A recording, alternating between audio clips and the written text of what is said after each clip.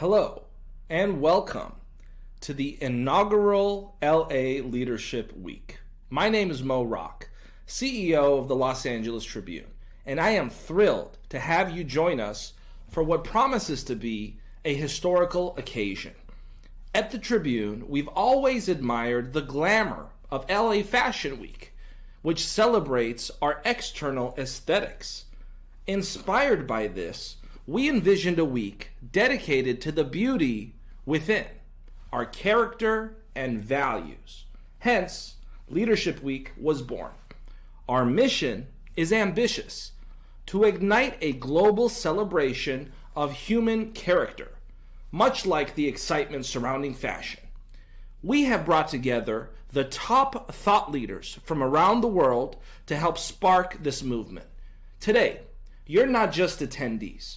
You're partners in reshaping media and challenging the status quo. Last year, our initiatives reached over 1 million people, inspiring acts of kindness and leadership worldwide. This week, we aim to double that impact. Character is power, as Booker T. Washington once said. Let's harness that power to not only change the conversation, but to change the world. Thank you for your commitment to making a difference. Together, we will make this world a better place.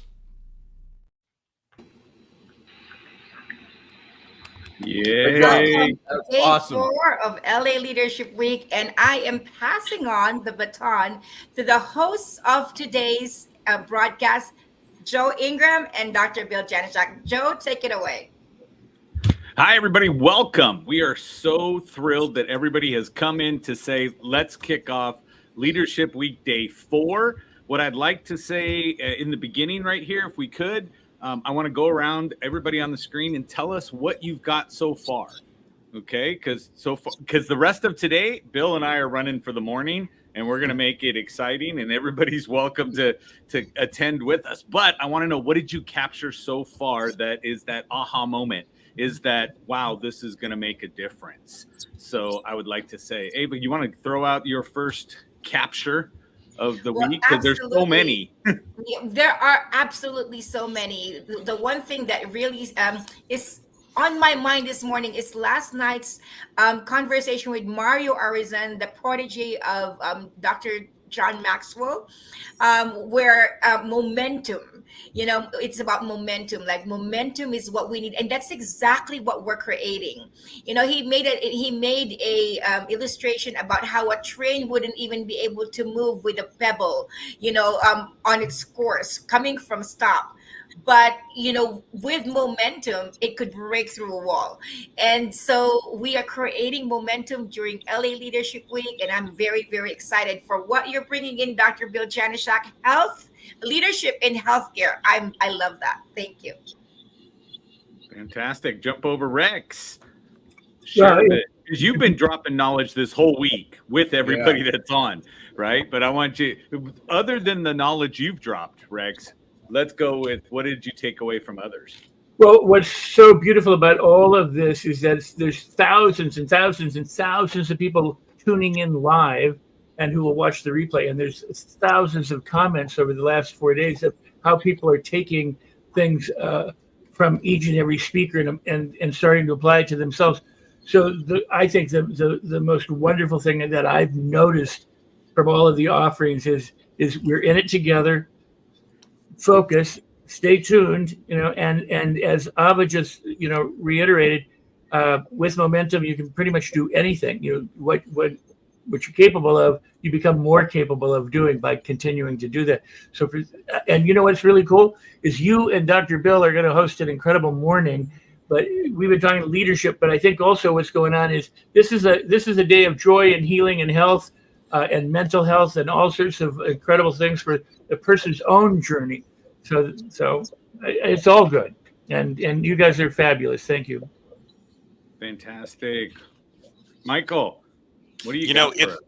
Yeah, it's great because it's day 4. But if you think of it this way, we've already captured just some of the names: Sharon Lecter, Joe Vitale, Ty Lopez.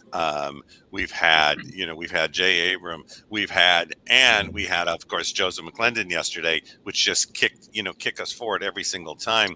And this is just day 4. So what I want everybody to know is to really pace yourself through the day, stay on the whole time, feed yourself, make sure things are happening that you need to, take the notes, synergize it all at night, take a look at what you learned, take one thing, move it forward. And this day is going to just rock with the rest of them. And I'm so glad to be part of this. And you two are just amazing. Can I interrupt and just add one more point? Because that was fabulous. Better than anyone I know. And that is, we do take a break later in the day, so be sure to come back after the break. Just because we take a break doesn't mean that you ought to. You ought to stay with us until the very close of the day and take care of your needs, and then be here tomorrow. So thank you all.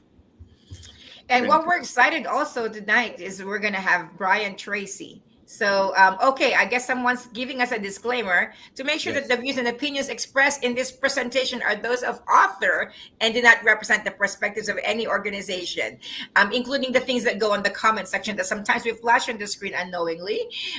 Know that that's a disclaimer of the Los Angeles Tribune. So thank you so much for our CEO, Mo Rock. Dagmar wanted to give you the floor, the lady in our midst. Well, thank you, Ava. Thank you, Mo, for creating this space for us to grow and expand. And I am so impressed with diversity of speakers over the last 4 days. In fact, I am trying to remember like a nugget from everyone that comes in and figuring out how to apply it in my life. So I loved when Sharon Lecter said, found something special about each person, because as a leader, that's really important. It really hit my home. When you lead a community, do we take time to figure out what's so special about contribution of each person in the organization? And then, of course, Dan Clark, the moment he said, hey, is the glass half full or half empty? But most importantly, is it refillable? And as leaders, we have to keep refilling our cup. This is what this summit provides an opportunity for us to do so. And of course, Bill Walsh, who's my business mentor, said the golden words: if you don't schedule your success, you will plan for failure. Well, this summit allows us to come together and figure out what is the success that I want to accomplish, and can I plan for that? And of course, Dama Doria really hit home when she said, what theory are you living from? What a powerful word. Like, what is the paradigm that we are operating on? And again, not to keep throwing it back at the Los Angeles Tribune, but this summit here today is to create a shift in a paradigm of leadership and to redefine the qualities that will take us to 2024 and beyond. So I could go on and go on, but as you can see, you have to stay tuned. And remember, as Mario Arizon said yesterday, when you think you're ready to quit, it's time to recommit. Oh my goodness, so much golden knowledge and wisdom in this event. Thank you so much, Dagmar. So Dr. Bill Janishak, Joe Ingram, we're going to hand it off to you. We are excited. We'll be supporting with our virtual audience. To our virtual audience, tell us where you're coming from. We've got people watching from all over the world. Share with us where you're coming from. You are in good hands with Joe Ingram. Joe Ingram is Mr. Genius, the genius of sales, and he's so good at acknowledging audience and like really navigating this. Wow, we've got Jackie from Italy. So tell us where you're coming from, and we're going to leave you with Dr. Bill Janishak, Dr. Joe Ingram. Dr. Joe Ingram, you're not a doctor. I'm a doctor now. Doctor, he is. I love it. There you go. It into existence. Let's go. To all our other hosts, let's go. Great. Have an amazing day. We'll be supporting. Thank you. Appreciate everybody for being in here. So this is the Dr. Bill Janishak show as we go through. I'm here as the support piece. So you are the eye candy, my friend. We are the eye candy going. But you know what? Let me jump in real quick and explain exactly why you're here. So Joe is a number 2 podcast, top 2% podcasting with the War Games. my buddy, my partner in crime, and one of the best influences and trainers, and more importantly, a translator.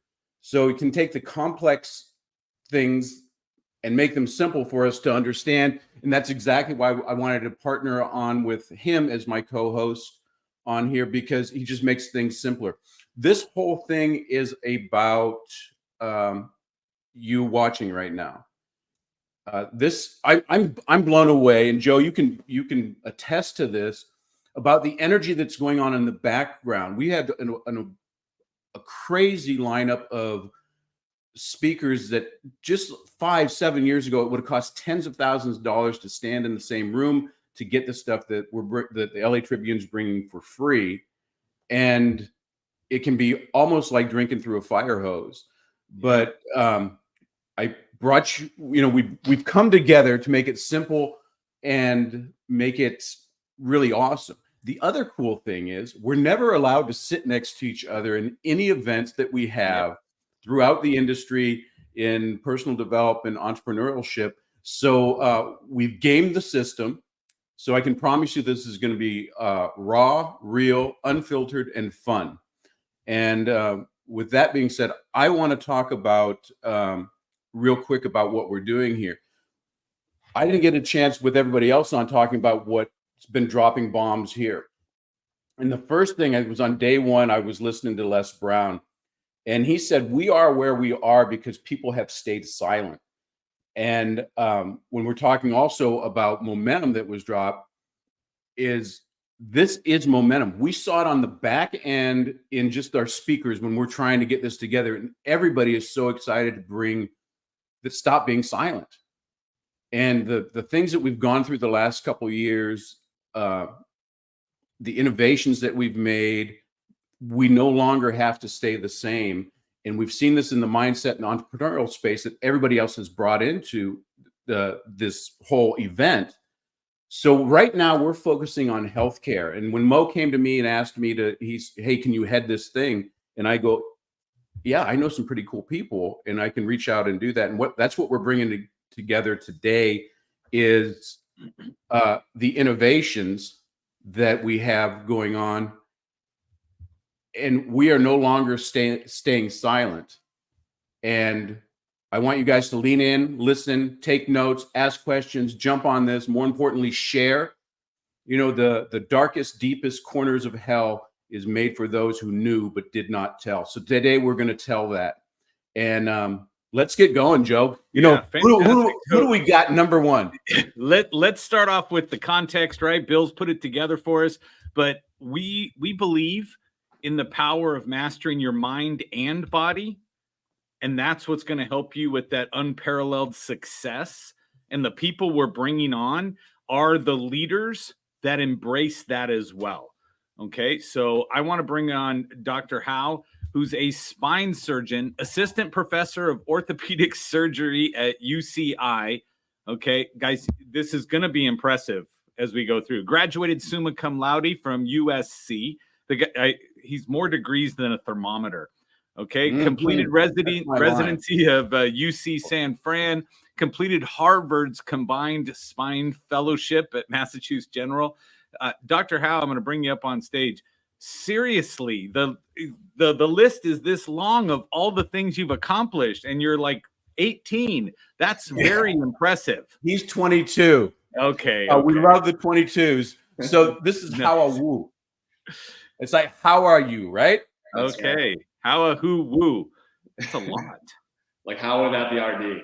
Thank you so much, Joe. And thank I'm going to call you doctor. That's easier. You can call me just call him sir, and you give him the or sir. Yeah, that'll work. So we wanted you to kick off this show, not only because of your background, but it's actually more of your heart. So nobody goes into the medical profession, healing professions, anything just because they fall into it. There's a purpose behind that. And your academics, we can, like Joe said, you got more degrees than a thermometer. You've been all around the world.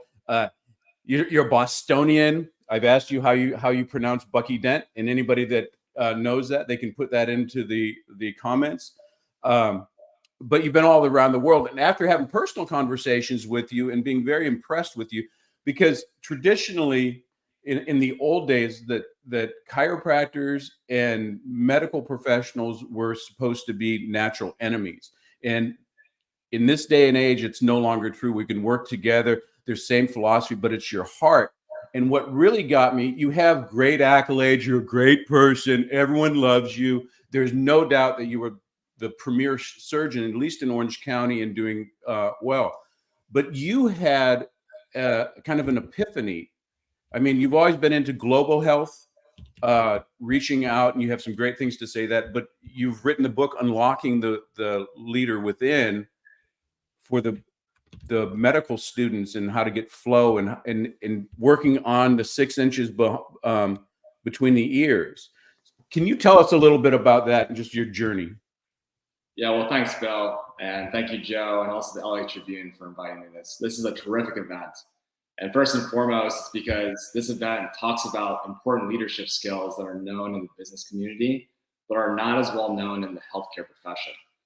So my purpose of being on here, and also for writing that book that you mentioned, Bill, is to share important leadership principles that I believe can improve the lives of both our patients and our healthcare providers. And really the light bulb moment that went on for me was when I was a resident at UCSF. One thing that I realized when taking care of patients, it wasn't about how much I knew. It was about how I was able to build relationships with my patients, my nurses, even people who are, radiation technologists, all the people who work at a hospital system to deliver the best and most effective care. So leadership skills was a big component of it. And these were things that we were not taught in medical school. So this is something that I'm hoping to continue to share both to my trainees, to my mentees, and also to my colleagues. So when was your epiphany? Because you've been studying, you went through everything that medical students go through, the hazing, the overstudying, the stress. Share with everybody that time when you go, oh, I need to bring this forward. This is this whole thing is about leadership. What made you go, somebody needs to step up? Oh crap, it's me. Well, it's not so much about just me stepping up. I think it's just healthcare folks in general. Doesn't matter if you're a nurse or, a chiropractor or surgeon or primary care provider, you're always in a position where you want to help and do what's right for the patient. And where I learned my kind of aha moments, actually, I was involved with a competition called Clinical Key Global Challenge, which is a competition that invited the best medical students from around the world to London. And we actually grouped this 12 exceptional medical students in teams and had them solve clinical scenarios together. And one thing that we realized is that these are students from all over the world, from the US, India, Europe, South America. They knew their intellectual piece very well. They knew the mechanisms of actions of drugs. They knew, what to do with a patient with chest pain. What they hadn't been taught about was how do you work together to synthesize that knowledge to delivering the best care and to solving that clinical puzzle. So this is a competition I was involved with when I was back in 2019. And it was from that competition that really inspired me to continue looking for leadership and ways that we can use these skills to improve care. So, Joe, that sounds a lot like when we came up with the unpacking. It was the same thing. It was just there's a need, because there's tasks and there's details, and then there's bringing it with heart, because it's not just about knowledge. I mean, if everybody knew how to stay healthy, everybody knew how to be rich, everybody knew how to have great relationship, and just did it, we need a leader. We need someone to aspire to. So I know that the whole UCI, we're in Southern California, you're in Southern California. I know the whole company is really proud of you, and they're kind of looking at you. You guys have a great family, and it looks like UCI is also leading I don't just leading with that thought material, actually putting it into action, because I've seen your colleagues, all the neuros and the orthos and anesthesiologists and the nurses going on. Does it seem like it's something that's welcomed in by the practitioners as well as administration? I think it definitely is welcome. I think the problem is, are people taking the time out of their day to really focus on this leadership skills, like the principles that you guys have mentioned from day 1, 2, and 3, as part of delivering effective patient care? Like, we have deliverables from us as physicians, and Bill, you know this from taking care of your patients. When the way that we document and we care for patients, it's based on a lot of objective criteria, and people see skills. What we're talking about today, leadership skills, as subjective or sort of soft skills. But you know what? When's the last time you guys went to a doctor's office and felt like the doctor's visit was very rushed? And how did that make you feel? That is actually what resonates with us as patients. And I'm always reminded that when I go to a doctor's office myself, and I'm not in the healthcare provider role, how we come across as the doc or the healthcare professional is actually almost as important as what we say and how we deliver that care. Yeah, absolutely. What do you think, Joe? What do you think about this dude? So far, I'm impressed as heck as a human being, but yeah, I haven't had any work on my spine. But when you look at it, here's what goes through my mind. So you, as the doctor, as the guy responsible for making people better, kind of what Bill does as well, you guys have a lot of pressure put on you, right? And so my question is, how do you deal with that kind of pressure? Because you don't have to be the CEO of a company to feel pressure, right? You guys ultimately have even more pressure coming at you, right? You have the deliverables, you have the stuff that's more subjective versus the objective as you go in. How do you handle this? How does your brain work? And how do you make sure, because going from one patient room to the next one, go from one emergency situation to a next emergency situation, how do you keep it cool? Right? Oh, that's a phenomenal question. And I'll be very honest with you, Joe. I'm still figuring that out. I mean, every day I can't, sit here and tell you I have all the answers. What I can tell you is this is what has worked for me so far. But I'll tell you, every day delivers a new challenge. So what I do is I identify the things in my day that help me recover and restore my energy. So I love, what this group was saying earlier about, it's not about looking at the cup of water half full or half empty. Is it refillable? So what is it about patient care that restores my energy? And for me, that's just talking to people. So when having a really long day, or I'm stressed about multiple things, I put all my focus and attention on the next person who I interact with. I just sit down and say, hi, how are you doing? I try to listen to my patients. And from that interaction, it really restores why I'm doing what I'm doing. It allows me to focus on one activity. And, Bill mentioned earlier about, burnout, and then this concept called flow state to allow people to flourish in situations of stress and really repetitive stress. Well, the stipulations for being able to flourish and to continue having a flow state of mind is to be mindful, to be doing something where you feel like you have some mastery of, and also to do something that matters. So to be able to slow down, think about what it is that restores your energy. And for me, it's just talking and helping people. I just try to take a step back and make sure that I'm doing that consistently throughout my day. That's fantastic. I think that's awesome. And as we close this up, when is your book coming out? Where's it published? And I know it's for basically the niche of the medical providers and stuff, but I know there's a lot of people watching right now that would be interested in following up with, like Joe said, just you're a great human being, you're a great technician, you're a great visionary in what you're doing, not only in this country, but world health. Where are they going to find you dropping gold?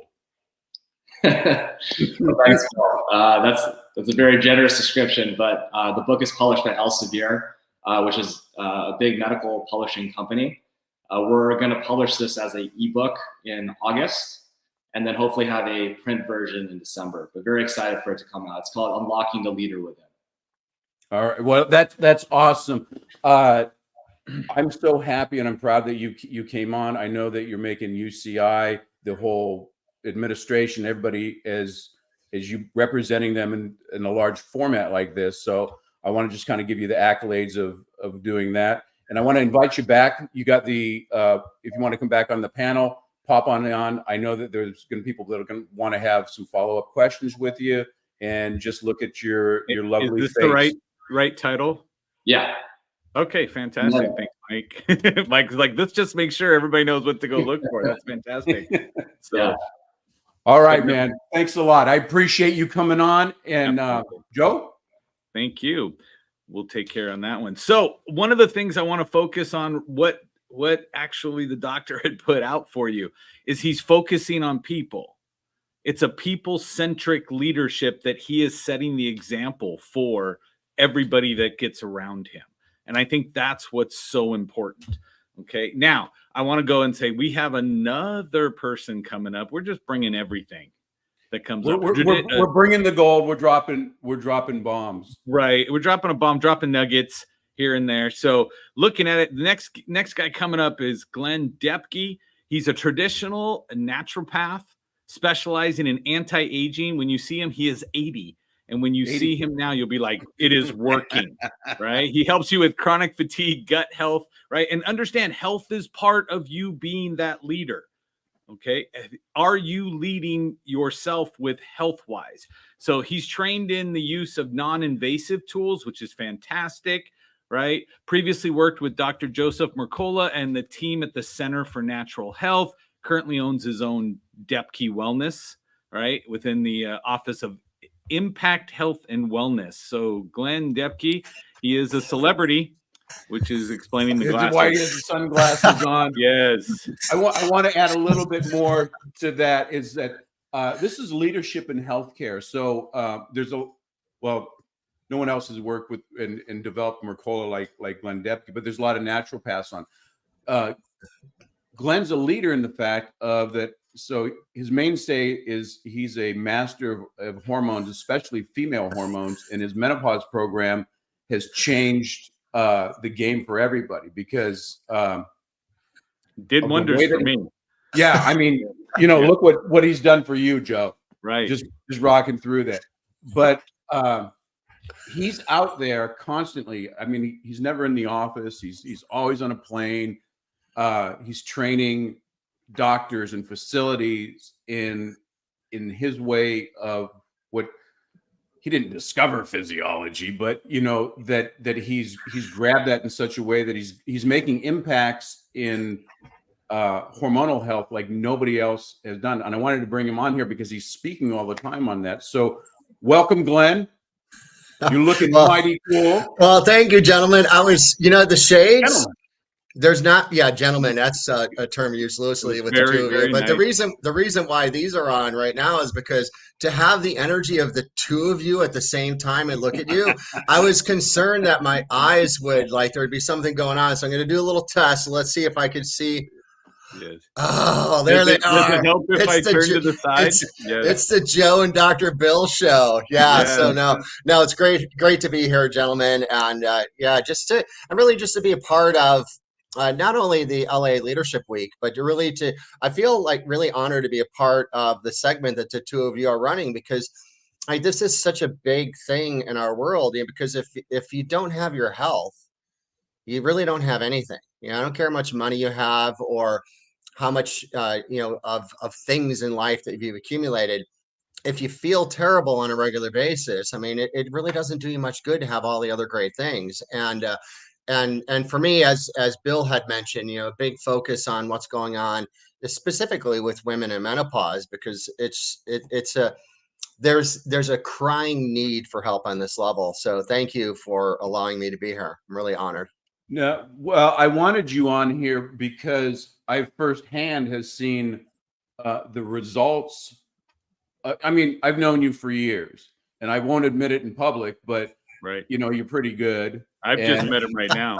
Yeah, that's what I'm sticking with. Yes, we can edit this out in post, but I've watched the stuff, and I've sat in, and I've been a small part of your menopause program, and every time I sit down and I listen, I learn something. I'm going, oh crap, that's right. I totally forgot about that.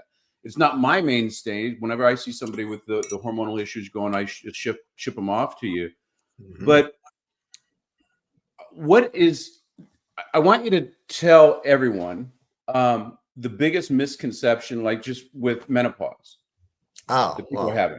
That's kind of a no-brainer in my world. Yeah, because and this is what. Is that what's that? Biggest one? It's man's fault. Yeah. Yeah.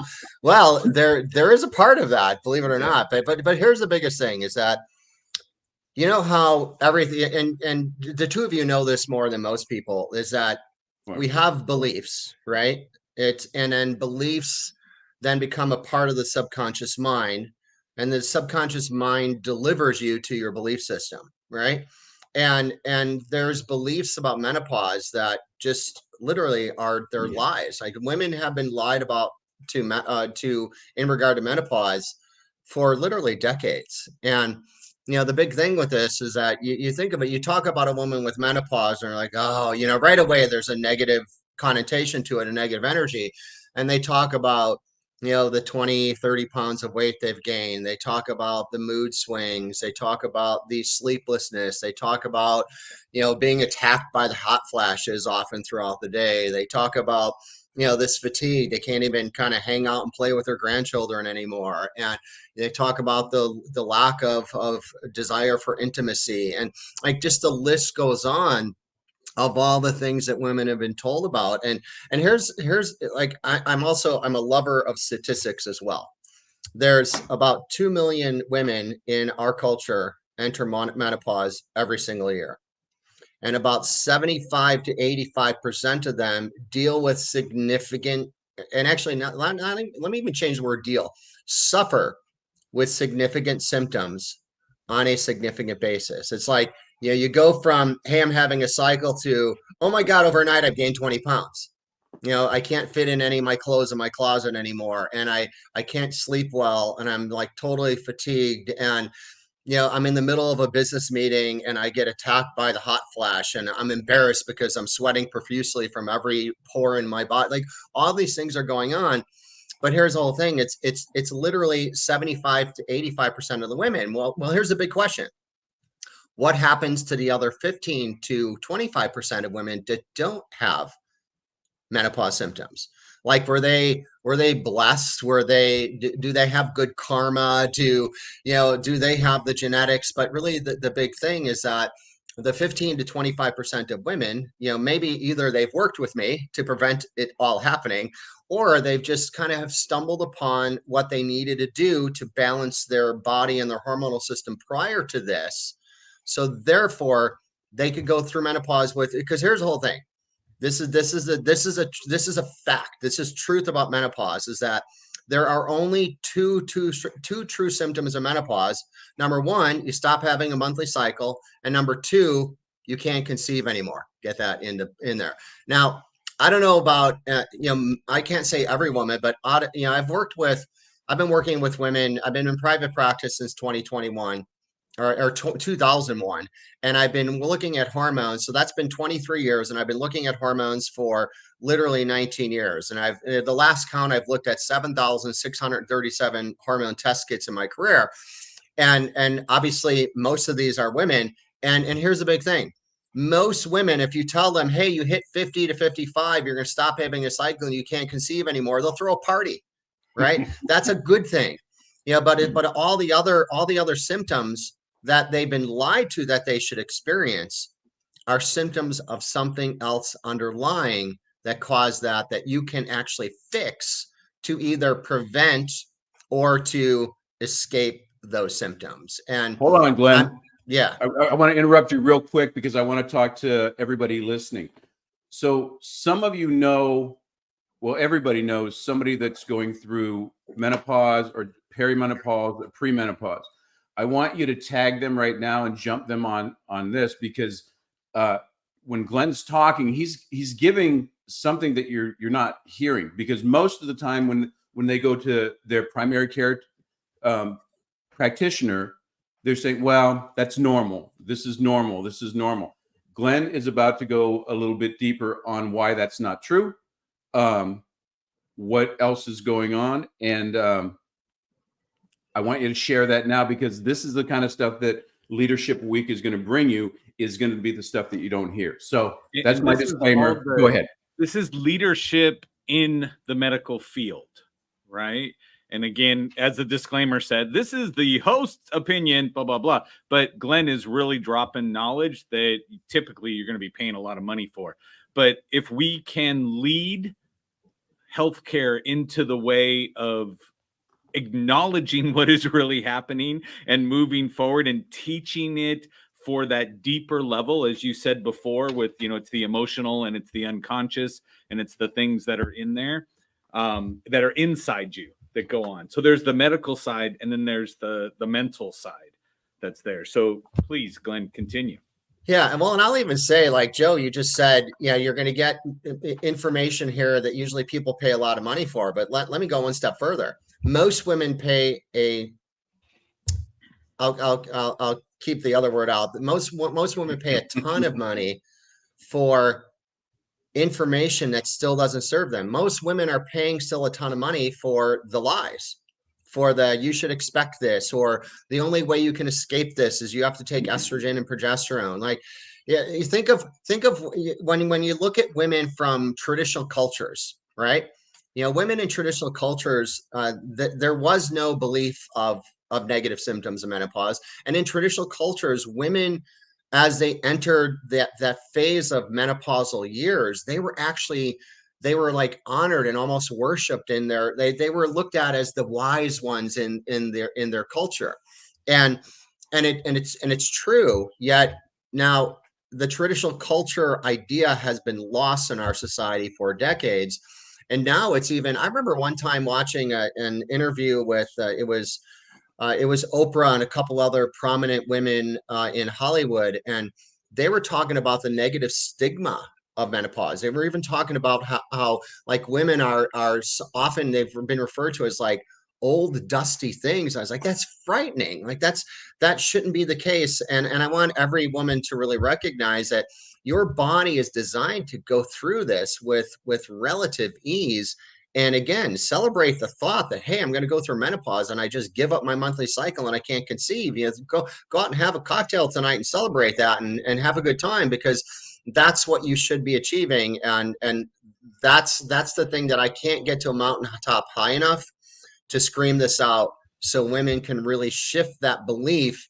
And in shifting that belief, then they'll gain, then you can learn the new things of what you can do to actually either, as I said, prevent this or escape those symptoms and get your natural progression of hormone health and hormone life back for you. Yeah. And can I also throw out for everybody that's listening, this is so important for everyone to understand. As Bill said, we all know someone who's either on their way, after it, or in it right now. So I would recommend sharing this out to people. But I also want to drop in that you should, scrolling across the bottom, says go and sign up at the LAleadershipweek.com. The reason why is we're doing after event talks, networking afterwards. And you also want to be able to get access to the recordings. So it's going to be important because, again, what Glen's already shared is amazing. And what's happening, we want to make sure that everybody gets access to this.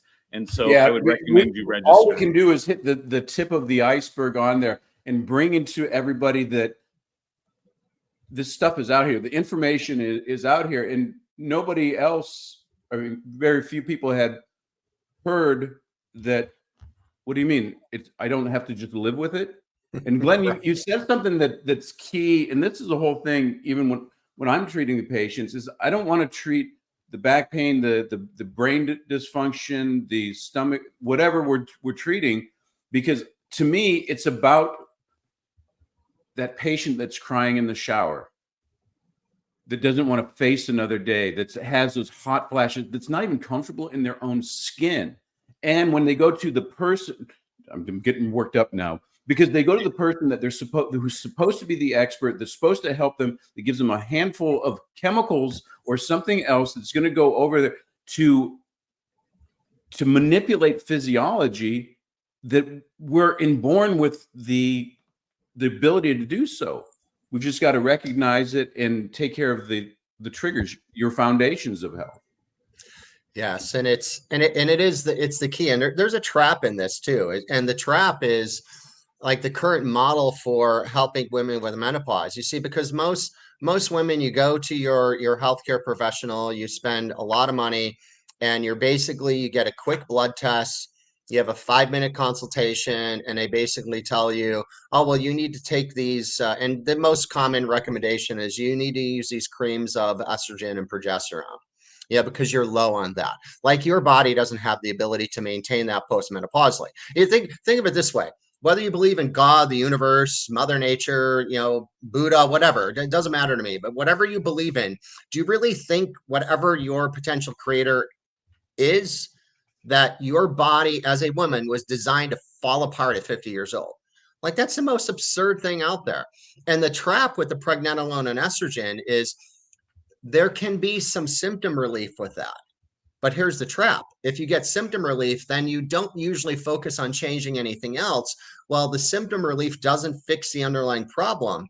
So what I do with women in my clinic is I help them uncover what the underlying problem is, so they can get back into their natural production of these hormones. Yeah, because your body has the ability to maintain perfect hormone function postmenopausally.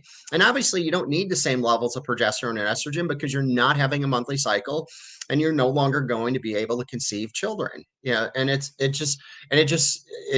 really frightening, the amount of women that, again, are suffering with this. 75 to 85% of those 2 million a year, really without any answers.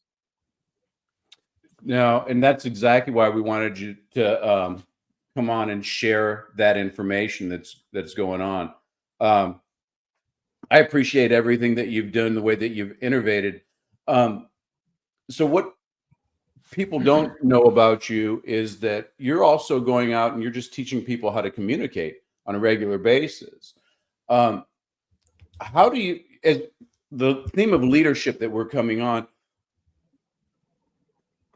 how did you go from like, I'm a practicing naturopath trying just to get my thing, to going out and sharing more, starting to lead in your field?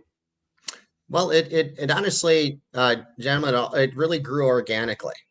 As a naturopath earlier in my career, it was really, I just wanted to help people, and that was it. And what I recognized, though, is that more and more women showed up in my office every day. And it really became more of a practice based on female clientele.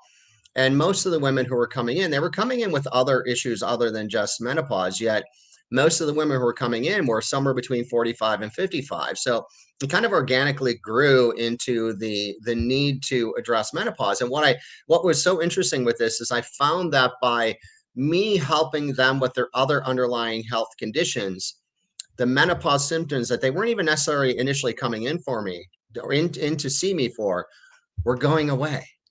Like they were magically escaping it. They were magically losing weight. They were magically fitting into their skinny jeans again, magically sleeping better, having better energy.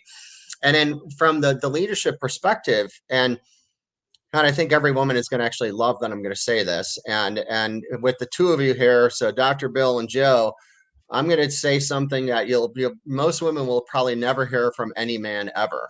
And Joe, get ready for the mute button. Yeah, exactly. And the simple fact is that gone. Oh, yeah, is that you know what, yes. Men, and you guys, I'm sure you'll agree with this. Men have it so easy. Like because I've been working with women for so long, and I see what women do. Like women typically are taking care of their children, they're taking care of their husband or their significant other, they're taking care of their home. Very often they're involved in their church or the community. Oh, and on top of that, they're most often working a full-time job too. Yeah, so to me, it's not an accident that by the time women enter menopause years, the systems that should be working to keep them in proper hormone balance are burnt out because they've spent the last 30 years overworked, overwhelmed, and overstressed. And here we are, we go to work and do minimal things as men, whereas women are really doing everything to honestly typically make our lives a little bit easier. And it's like that whole thing, I had to become a leader from that, because it's unfair for women. It's unfair what women have gone through for all the years. And what's more importantly, what's really more important with this is that the women who are going through all of this for the 3 decades, now, a lot of the women really enjoy this. They enjoy taking care of their kids. They enjoy taking care of their husband or significant other. They enjoy a lot of this, except it's still a significant challenge for them from a health perspective. And I literally, I had to take leadership over this. It wasn't even something in my world that I even had like it wasn't even an option, because when you know, there's certain things that when you know, you can't unknow. So I cannot watch women in our culture suffer needlessly when they don't have to. So as mentioned earlier, I really made it my passion then to get to every mountaintop higher, to scream this from the top of that mountain, because it's like I am the person who I'm taking it on to be the person leading the shift in the paradigm for women who have menopausal symptoms. And if you think about that, what does that really mean?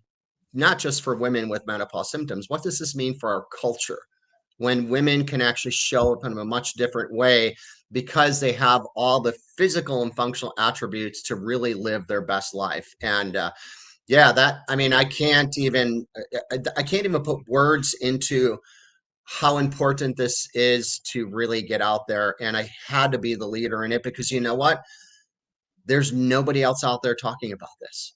Well, you know what? And I just commend you, because I know intimately the work that you do, and I see you day by day, and I see you flying in and flying out and doing this. And I've watched you through the years develop from always a great practitioner, that no doubt about that, but stepping up into that leadership role. And that's hardest, because when you're leading over there, you tend to be the one that takes the arrows too. It's always the lead Indian that gets the arrows. It's true. That's why I put you on point. Yeah. All right. Thanks for Joe's jokes coming back in here. But that's the key thing, is that we said earlier, it's almost like when you can't not. Right. And in the opening, when I said I was stealing from Les Brown from day one, was that we're in the place where we are today because of the people that have been silent. And I had mentioned before too, it says the darkest, deepest corners of hell is saved for those that knew but did not tell. And when you cannot not do it, I think that's when you become the leader. It's your hero's journey. Got that one in, Joe? Did you see that? Right? And talked about the hero's journey. So it's either I saw how you unpacked that. Oh my gosh, those embedded commands are coming back in. Yes.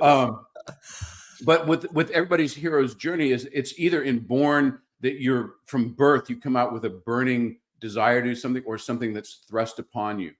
And we can be thrust from 1 to up to 22 different ways, over and over again, to come and get your outcome. But the great thing is that it's either in us or it's thrust upon us, and you take that action, and it's scary. So you've done a great job, and I want to thank you so much to taking time out of your busy schedule, because I know that you're on the road today, and you've kind of snuck into a way to visit with us. So I appreciate that. So Glenn was talking about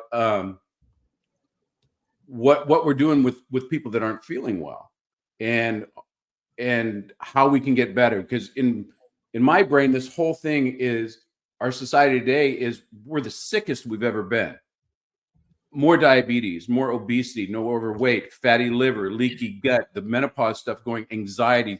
So despite our great, first world country, we have the sickest people ever. And at the very same time, with technology, research, nutrition and exercise and everything, we have the capabilities to living long, healthy into post 100 vital and going on. And our next guest is going to help us get on with that. So Glenn, I'm going to make all of the ladies that were in the comments today sad by saying thank you for stopping by, Glenn, to share with everybody. Everybody go out to Depki Wellness because you owe it to yourself, and share this out because what you're going to want to hear. Thank you, Glenn. Coming up next. Carl. Thanks. Be good. So what you want to know next is who's coming up, because Bill started, but a holistic nutritionist, physician, mentor, biohacking expert. I think Bill doesn't like biohacking as a word, but expert, best-selling author, TEDx speaker, involved in optimal health practices, anti-aging, that seems to be a trend with Bill, and regenerative medicine, sports performance, nutrition, all of these things. CEO of Genomics and the creator of the IZOD model. Let me go ahead and bring up Dr. Mike Van Thelen. Doctor, welcome. Hey, Mike. How are you, Mike? Hey, Bill and Joe. Glad to be here. Well, it's great to have you here. We're talking about, this leadership in healthcare. I know that you've been tuning in throughout the last few days and everything else. And I've watched everything that you've done. And me and Mike, we do a podcast together once a month as a group thing on different subjects. And every time we're discussing something, you always get to go first. So I don't have to do anything because I'm going, yeah, that sounds like a good idea. Exactly what Mike said. Yeah. I'm like, all right, I'm out of here. And it's so great because I've watched you just not only here, but internationally, talking about, leading the field in the biohacking. And I want to be clear on what Joe said, because it says a lot. I don't like the word biohacking because it undermines your expertise and it sounds like we're tricking the system when you take your expertise going off. So it's not that I don't love what you do and what the whole industry is doing. It's just I want you to have more respect. Tell us about how it came that you're leading the charge on this whole wellness and optimum health. Yeah, I mean, back to the term biohacking. I mean, there's so many different definitions in the first place. It's a very amorphous term with many definitions, right? So yeah, in one definition is it seems like taking a shortcut, and in health you cannot take a shortcut. There are no magic bullets.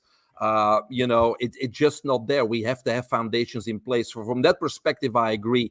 But my definition of biohacking is upgrading the body, the mind, and life. So from a health point of view, it means objectively reversing our biological age and becoming superhuman. And today that is actually possible, not just for the elite, but for the average person. If we implement these strategies and these tips on a daily basis, I believe we easily, as you said before, can become 100 years chronologically, but that's not important. What's important is the quality of life, our lifespan, our health span. So it's about being 100 years old, but be able to do what a 40, 50-year-old does, enjoying life, finding fulfillment, taking that hike, playing that golf, and enjoying your family. So that's really what biohacking is about. And it may not be the right term, but it just evolves, right? So it used to be anti-aging, then it became regenerative medicine, became the buzzword, and now it's biohacking, whatever the buzzword is.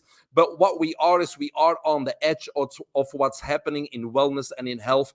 And regardless of the terminology, that's where we are, is on top of what's happening in this field, outside of the conventional medicine corner, of course, because we don't learn much there. Nothing changes there, but what we can do to optimize our body, our mind, and our life.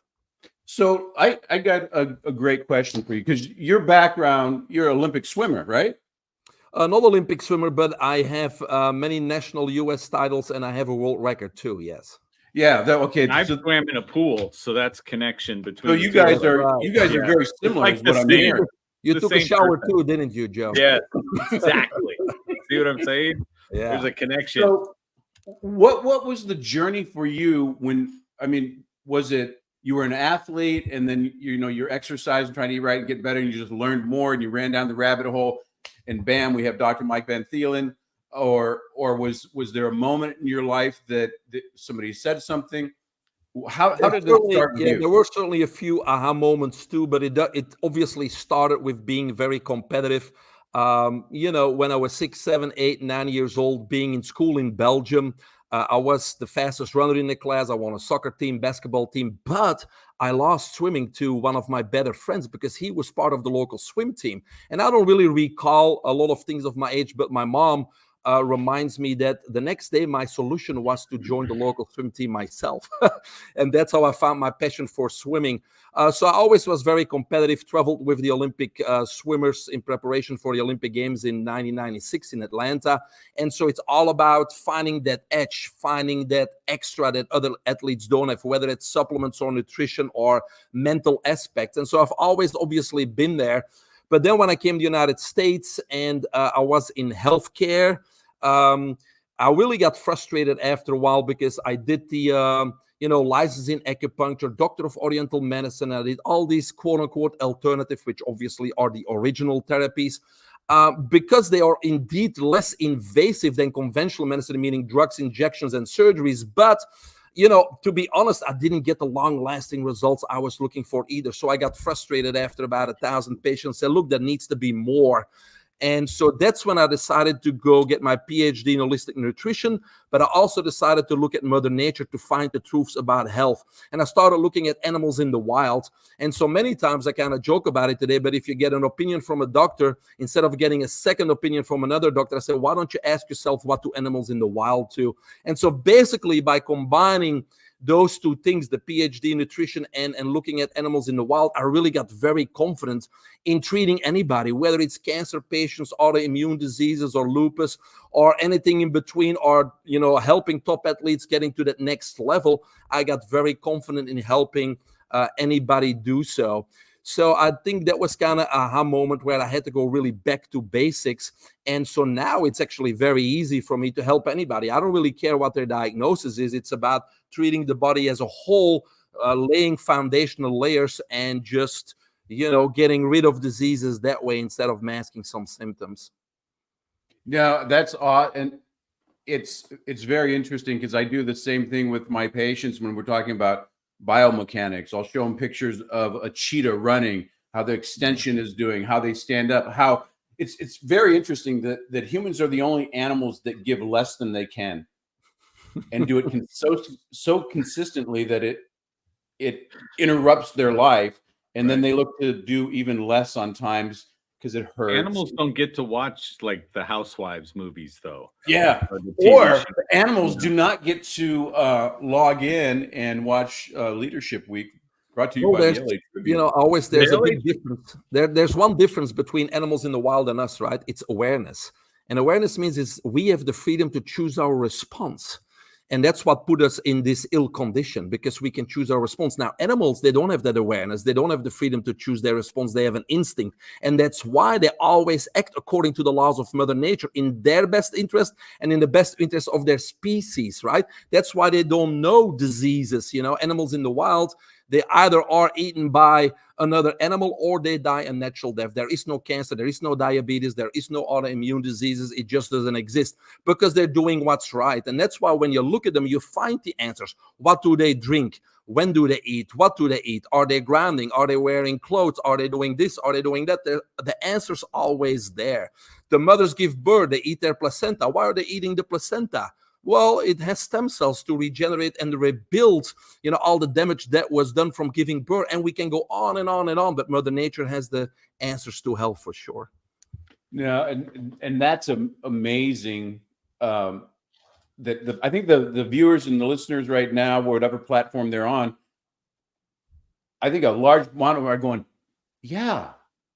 We forget that we are animals. And we think that the world was made for us, and not realizing that we're part of it, and we can learn very much from nature. What grows in what season? How do we manifest through life? How do we breed? How do we eat? I mean, time and time again. So with that being said, tell us a little bit about the IZOD method.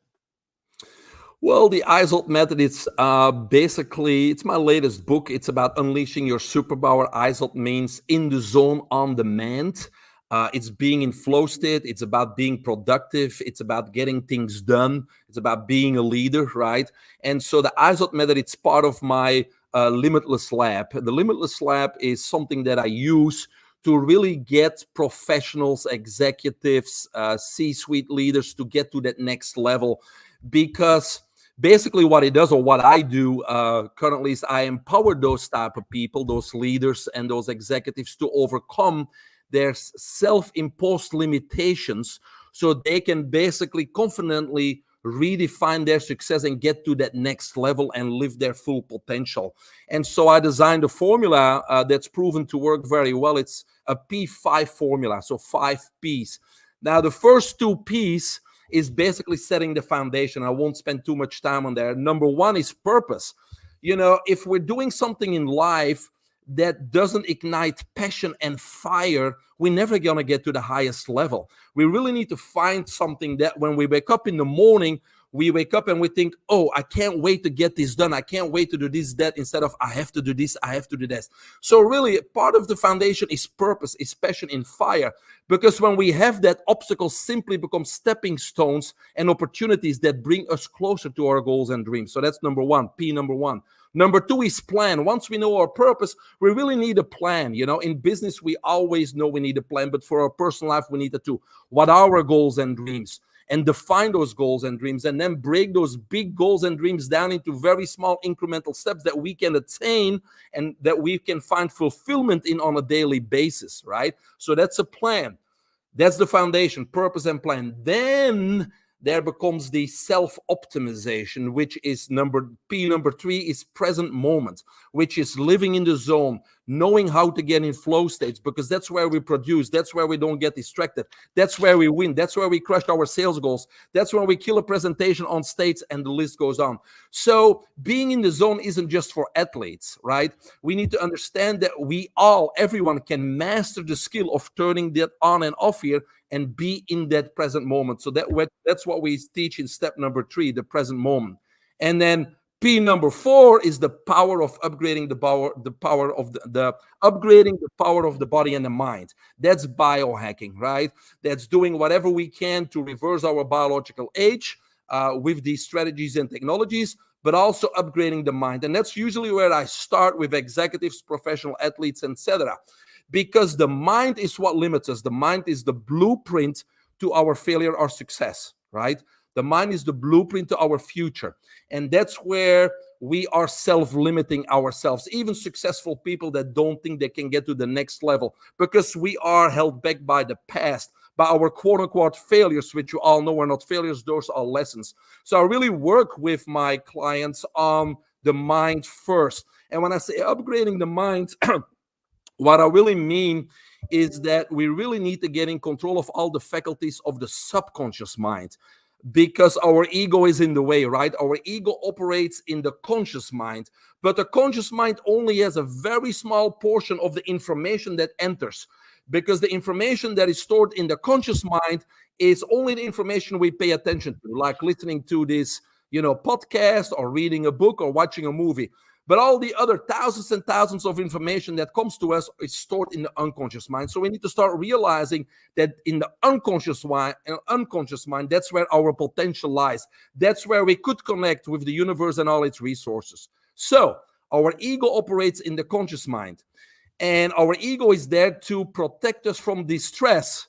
But it's only based on information in the conscious mind, which is very limited. So we need to teach people how to get in control or manage the faculties of the unconscious mind and put that ego aside, because that's where we can unleash our superpower. That's where we can unleash all our potential and really focus and be pulled forward by the future versus held back by the past. And so that's an important part when we talk about getting to that next level, whether you're an executive, whether you're a leader, whether you were a top athlete, whether you're a performer, a musician. We need to get rid of those self-limiting beliefs and really upgrade that mind, upgrade that body. And that's what I do. I don't know necessarily about business or people's business or whatever they do in life, but the way I can get them to that next level is self-optimization. It's upgrading that body, upgrading that mind. And then P number 5 is simple. We take all the elements of those first 4 Ps, purpose, plan, present moment, or living in the zone, and the power of biohacking, and we mold those in a custom power routine, a 5, 10, 15-minute routine that is very customized, that people implement on a daily basis so they can get to that next level. And that's the P5 formula. That's the Limitless Lab. And that's how I help people get to the next level. Wow. Again, I was going to say the biggest P you're missing is passion. You know what I'm saying? Passion is the first. It's purpose. You're not, because you're so mellow and so calm. That's right. Right. That's what I want. I wanted everybody to recognize. If you looked at all the speakers that we have, this is the healthcare leadership, or leadership in healthcare. If you watch the people that are leading the thing, Dr. Wu, Glenn, we got Mike here doing the same thing. Look at the people that are leading it, and look at their energy that they're coming, their passion. Okay, so nobody here, well, maybe Dr. Wu is like 20 years old, but everybody else is living a passion. And I always say it starts with your meat suit, because this thing carries the spirit. That's the 22nd time you said that today. Yes. Well, you know what? It's a carnivore repetition. People will remember the meat suit if that's true. Right? Yeah. It's the same thing. But everybody listening, listen to what Dr. Mike. This is exactly why I just wait behind him and I go, what he said. That's exactly it. Well, you talk about the meat suit, and this is what I believe, right? Is that our spirit, the spirit chooses our body, chooses our meat for a very specific purpose in life, right? And so our mind is there to try to make sense of it and allow us to live that purpose. But the problem there is our ego again, right? We don't allow that to happen. So we really need to put that ego aside, so the spirit inside of this body, which has been chosen for a very specific goal, can carry out that goal and unleash that potential, unleash that superpower. And that's really what all of us need to do. You know what? I've never heard that perspective before, that the spirit chooses the meat suit. And as of now, Joe, you're witness. That is my comment. And this conversation never happened. You typed it before. I was just reading your mind, Bill. Bill, I was just reading your mind. It's yours. There you go. There you go. Question for you, Mike. When you look at it, so I believe the ego, its job is to go out and it's portraying you, right? The ego is trying to say, this is who I am, this is how I define myself and go forward, where the spirit isn't worried about that. How does someone check the ego so that the actual spirit, your spirit, can come through in this situation? Yeah, again, first is knowledge, right? You need to kind of understand that you're limiting yourself by operating solely and basing your decisions solely on the information stored in your conscious mind, which is a very, very small portion. So first you need to understand there's much more potential in the unconscious mind. And then you need to practice mindfulness and those types of things. And it's different for everybody, but there's things like, obviously, visualization, manifestation, meditation, breath work, gratitude journaling, and certain things work for you and other things may not work for you. But you got to find a way to really, work on accessing that subconscious mind, which is a meditative state, and putting that ego aside so you have access to those resources and that potential that lays inside of you, and get that connection with the spirit, right? And living your full potential. So that's not going to happen overnight, but I think the acknowledging the fact that that's where it is, and then implementing the skills and the strategies to access it and access your full potential, that's the practice of it. That's awesome, dude. Mike, thanks for coming in. Thank you, Mike. I want everybody to make sure that you guys join us for the after parties. You can sign up for that at the LA Tribune. And these are the people that you want to get to know. So thanks a lot, Mike, for coming in. Thank you, Mike. Thank you. Nice meeting you. It was a pleasure. All right, you too. Bye. So we've had Dr. Wu kind of talking about the need for leadership in all aspects of healthcare. Glenn's talking about his change with the hormone levels and what he's doing naturally. He's leading that case. Dr. Van Thelen, Mike has come on, and he was just giving you the 5 P's of powerful things, how to optimize your health. Our next guest is coming in and is changing the way you're thinking about a whole profession and how they're innovating. And Joe, can you bring us up? Yeah, let's go ahead. I'm going to introduce real quick Dr. Bahar Esmailpour, she's focusing on the connection between overall health and oral health, which, again, as Bill said, that's a spotlight into an area no one was looking before. And I think that's fantastic. She's trained in various subjects relating to the connection between oral habits, breathing, posture, overall health, and just an overall wonderful individual, certified personal trainer with a focus on posture correction, which goes right into where Bill sits in the chiropractic and functional medicine thing. Dr. Esmailpour, welcome. Well, thank you so much, ma'am? guys. Doing really good. Colorado's finally bringing sunshine, sending everybody some. Nice. Okay, so I'm gonna prepare everybody. So Joe, hold on to your hat and hold on to everything that you got going, because we are about to bring one of the most powerful vortexes of pure energy and passion that I've ever seen. It's talking to Bahar is like drinking through a fire hose when you're absolutely thirsty. I know that you're going to be dropping bombs left and right. She's an international speaker, soon to be an author coming up, but she's more than that. She's an innovator going on. I'm gonna give a lay perspective of Bahar's a dentist, and she kind of had an aha where she just kind of flipped the stuff. And more so than even her clinical stuff is how she's leading a profession.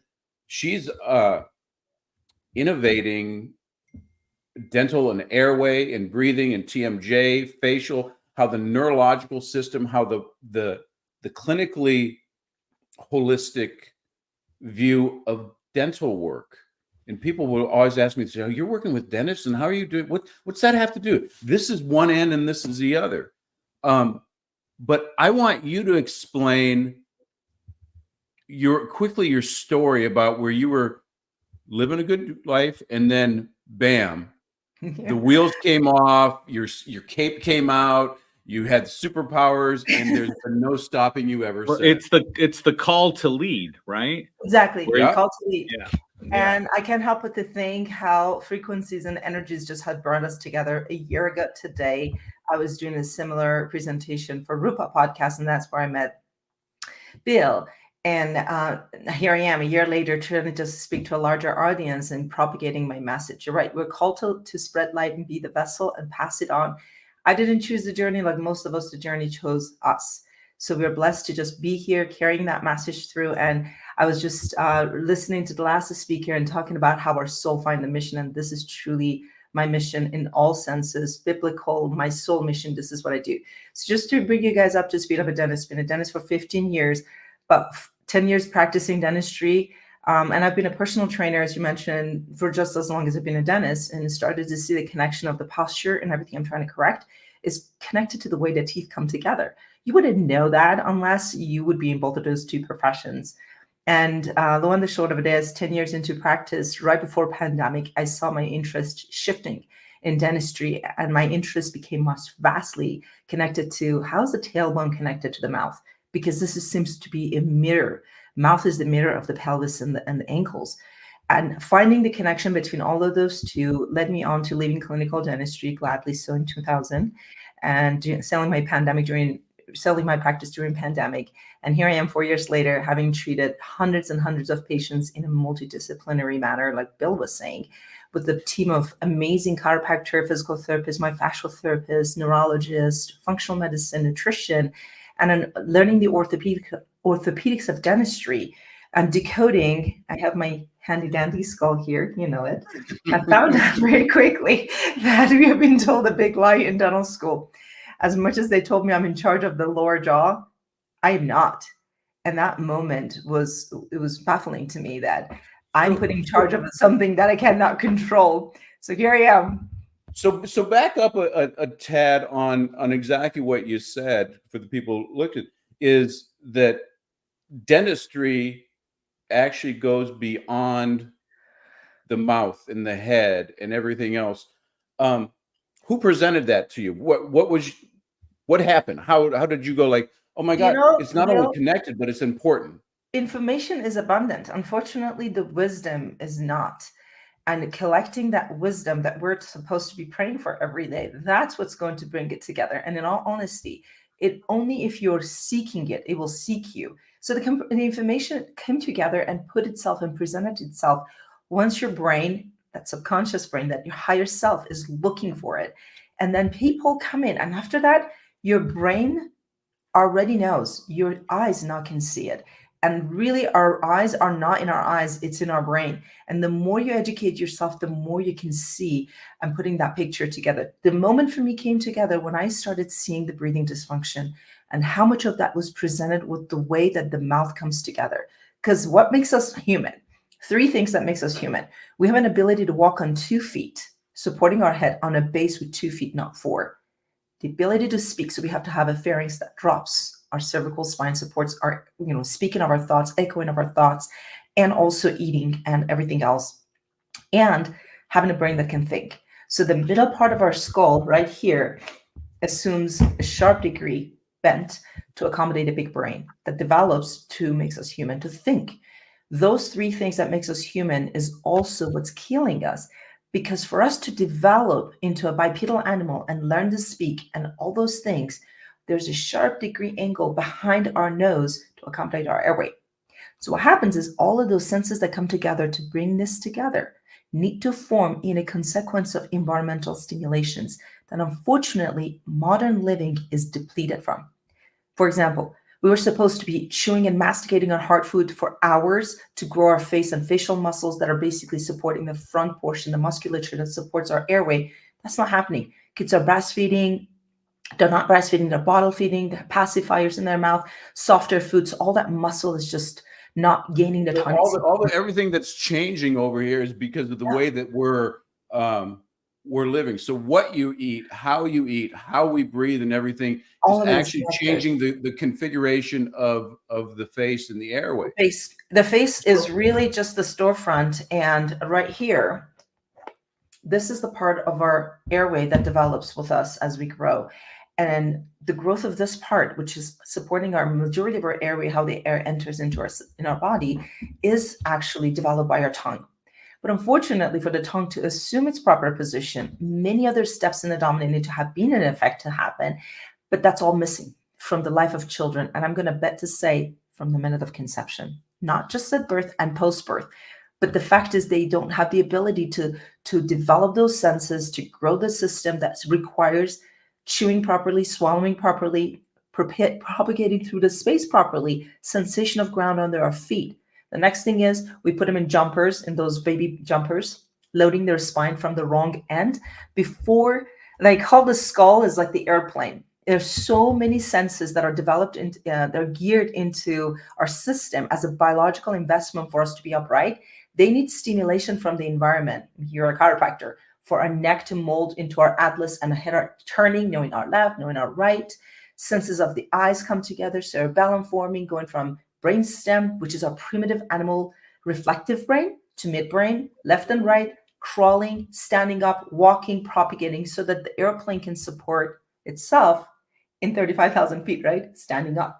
But unfortunately, we load the feet, signal the cortex, and bypass the midbrain. That's the problem. So the kids are not getting the proper stimulation from their mouth, from their face, and breathing, and the tongue posture before their feet fit the ground. But on top of that, we're putting them on an unnatural surface, loading their spine from the wrong end. Now they have to figure out the 2 ends while nothing else in the middle working. So their bodies are locked up in space instead of being in the 3-dimension, being a human, which was meant to have all this degree of rotation in the head, see the horizon, scan the horizon, speak, breathe, talk, chew, and masticate. All those things are missing. So here we are. Well, that's exactly a good thing, because what I want to hear people to take away with this is, we just had Dr. Mike Van Thelen on, and he was talking about optimization, how we need to be more like animals, and he talked about what we eat, when we eat, being grounded and stuff like that. And you're saying exactly the same thing. And I didn't want to go too far down the rabbit hole with the anatomy and stuff like that for the people watch, because you're trying to make pictures in your head. But she has a skull with her. I'm worried. Right? She painted it all different colors to try to go, no, it's decorative. Totally real. Yeah. But when you're going down the rabbit hole and you start going, oh my gosh, the way that I'm born, the things that my mother ate and the way that she exercises made the womb that I was developed in, was the nutrients and the oxygen that came out when I was born, whether I was suckling on a breast versus a bottle, whether I was fed different things, how my gut biome, how I was breathed, how I was held, whether I was ambulating before I was supposed to, or it's all development. Because what I've seen is, because you looked at my daughter over there, and she's a mouth breather, and we looked at talk about a mouth breather, what they look like. So people out there have never heard of this stuff. They never read Breathe. They've never seen an airway doctor. Go to like 101. What are the people at home looking for that can be fixed that don't think that it can? And what are some of those results? 101 it is, Bill. And as much as I love the nuances and technicalities, really the gist of it is we were meant to breathe through our nose, not our mouth. Let's go back to Genesis. Genesis says, I believe it's 2:7, don't quote me, but I believe it's 2:7 says that God created man from dust of the ground, blew the breath of life into his nostrils, not his mouth, and the man became a living soul. So our nose was the route of breathing properly, because every health aspect of our living is connected to the way we breathe.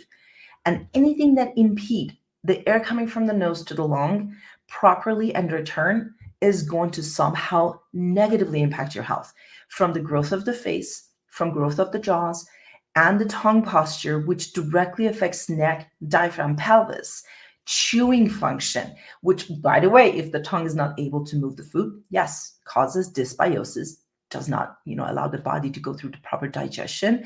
Nervous system goes into from a parasympathetic to a sympathetic overdrive, fight or flight, or better yet, overwhelmed state. Nothing is working. So children that are mouth breathing, and these are the signs. When they eat, you can hear them chew. When they breathe, you can hear them breathe. They're audibly breathing. They're snoring at night, or they're sleeping with their mouth propped open. They're grinding their teeth, and their tonsils are just kissing. And their mouth is not sealed when they're at rest. If you're looking at your child and their mouth is open, not sealed, that's mouth breathing. And that low grade of mouth breathing requires the tongue to have a low posture. The shoulder has to get rounded, push the head forward so they can continue doing that.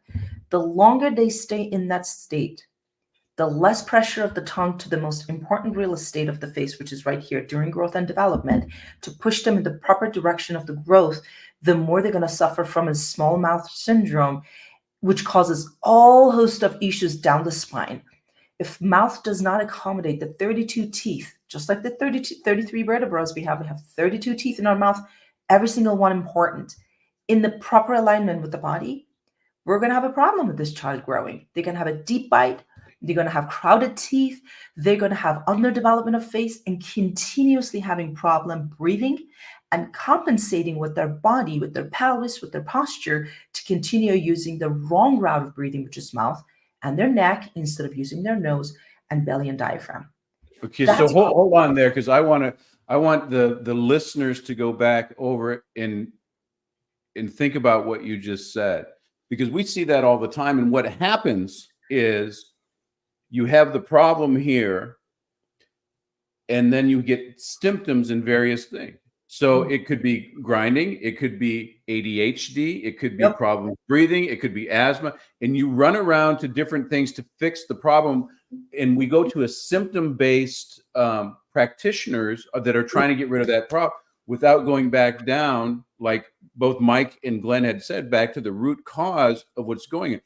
And this is why I wanted you on, because nobody is going to think the root cause is my mouth, the way that my face is. Well, that he was born that way. It's supposed to be. There's other kids that look like that.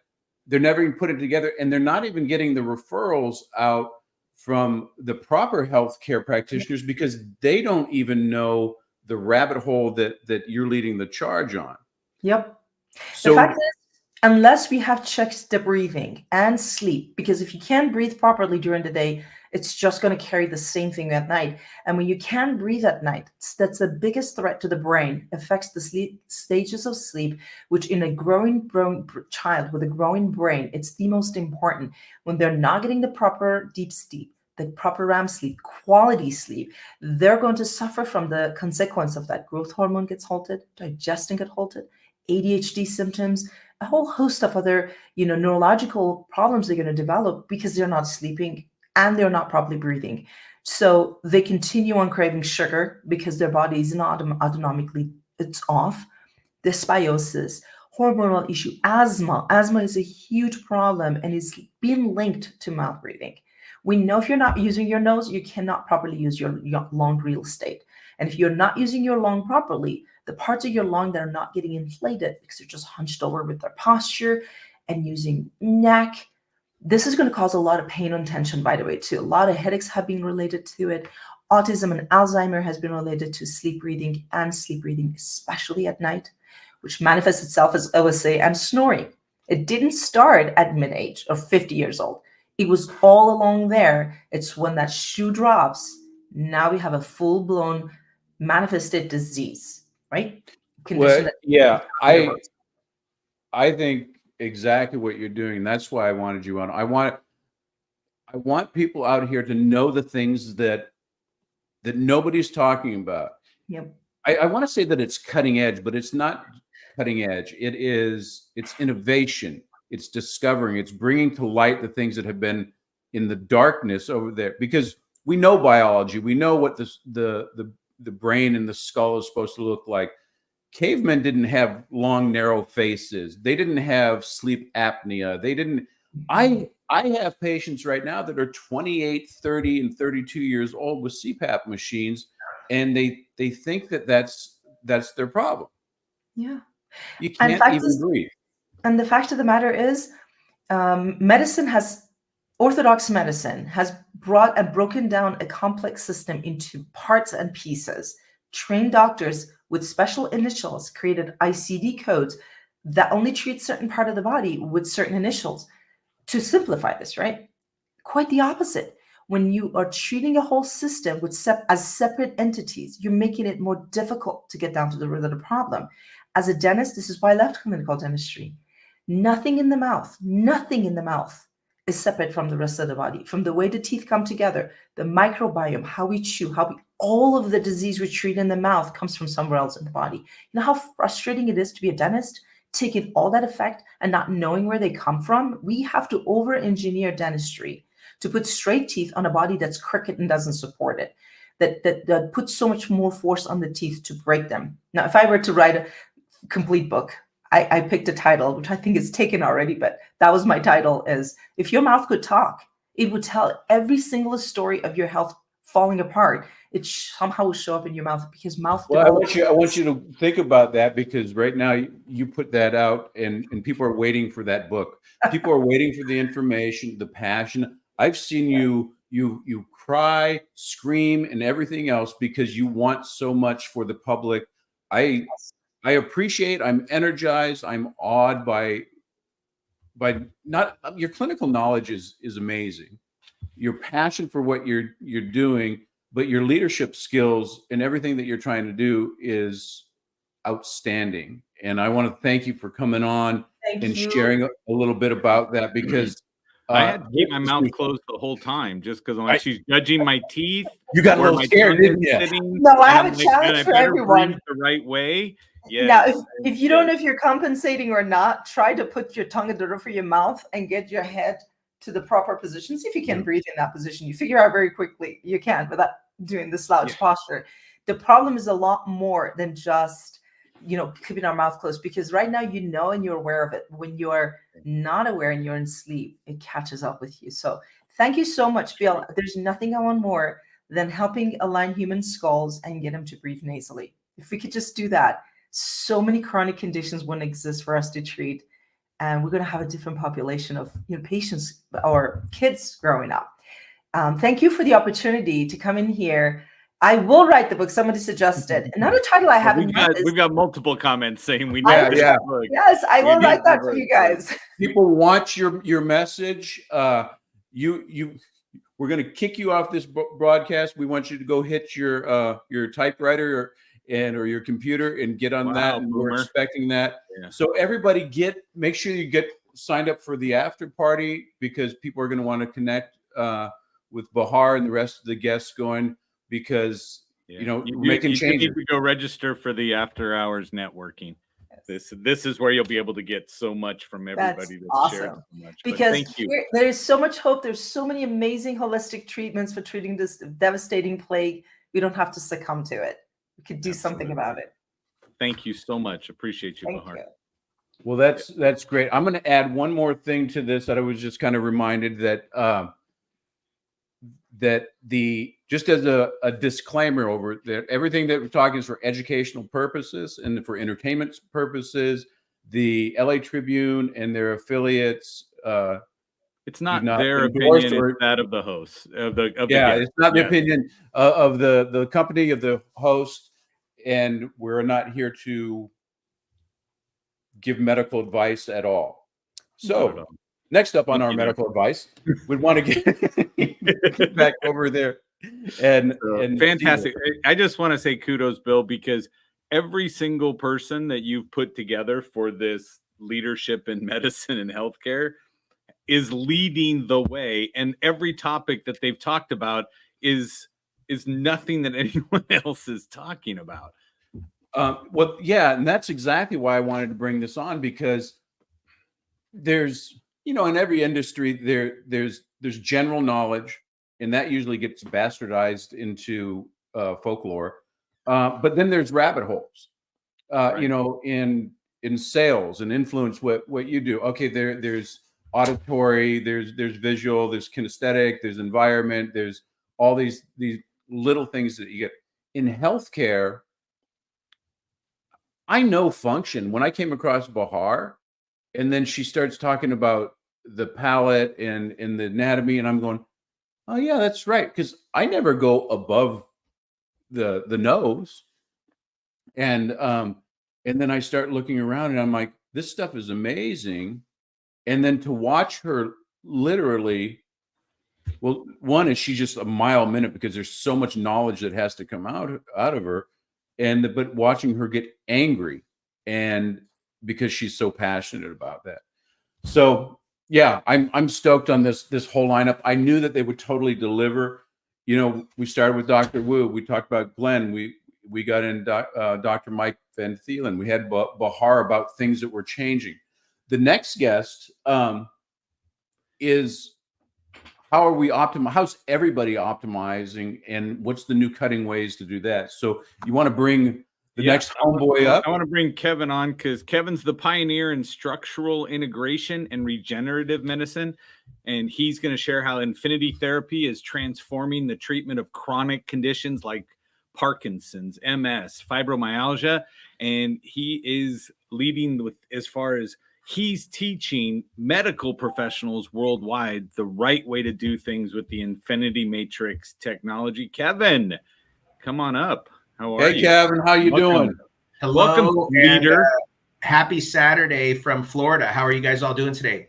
Oh, we're on the other side of the coast. We're doing our thing and loving life. We're having so much fun over here because we're bringing guest after guest that is just bringing it. This is healthcare, and as you know, we're doing leaderships in healthcare, and I had to get you on because of the stem cell work, the regeneration work that you're doing, and not only leading the charge, but explaining some things, because I think despite everything that seems to get out there, there's still some myths, truths, and it's illegal, you can't do this, it doesn't work, it does work, it does.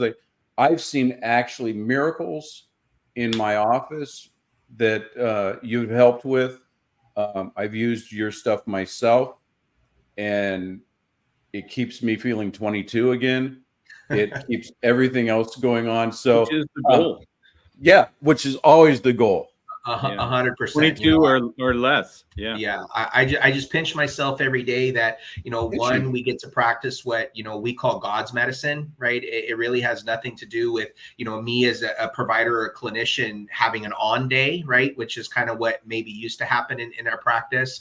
And two, man, I'm just really grateful for the two of you gentlemen, what you're doing, bringing together such an elite level of a team of healthcare providers sharing their passion today is really phenomenal. And Dr. Bill in particular, I kind of call you, I reference you almost like a stem cell. As we talk a little bit today, I'm going to tell the audience about, what regenerative therapy is. And then by the end, they're going to see why you are very similar to a stem cell. And we'll talk about that. Well, it should be interesting.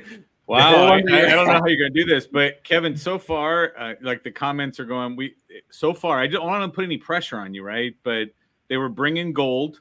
We've already done this. We've got a bunch of comments with that. This is so eye-opening.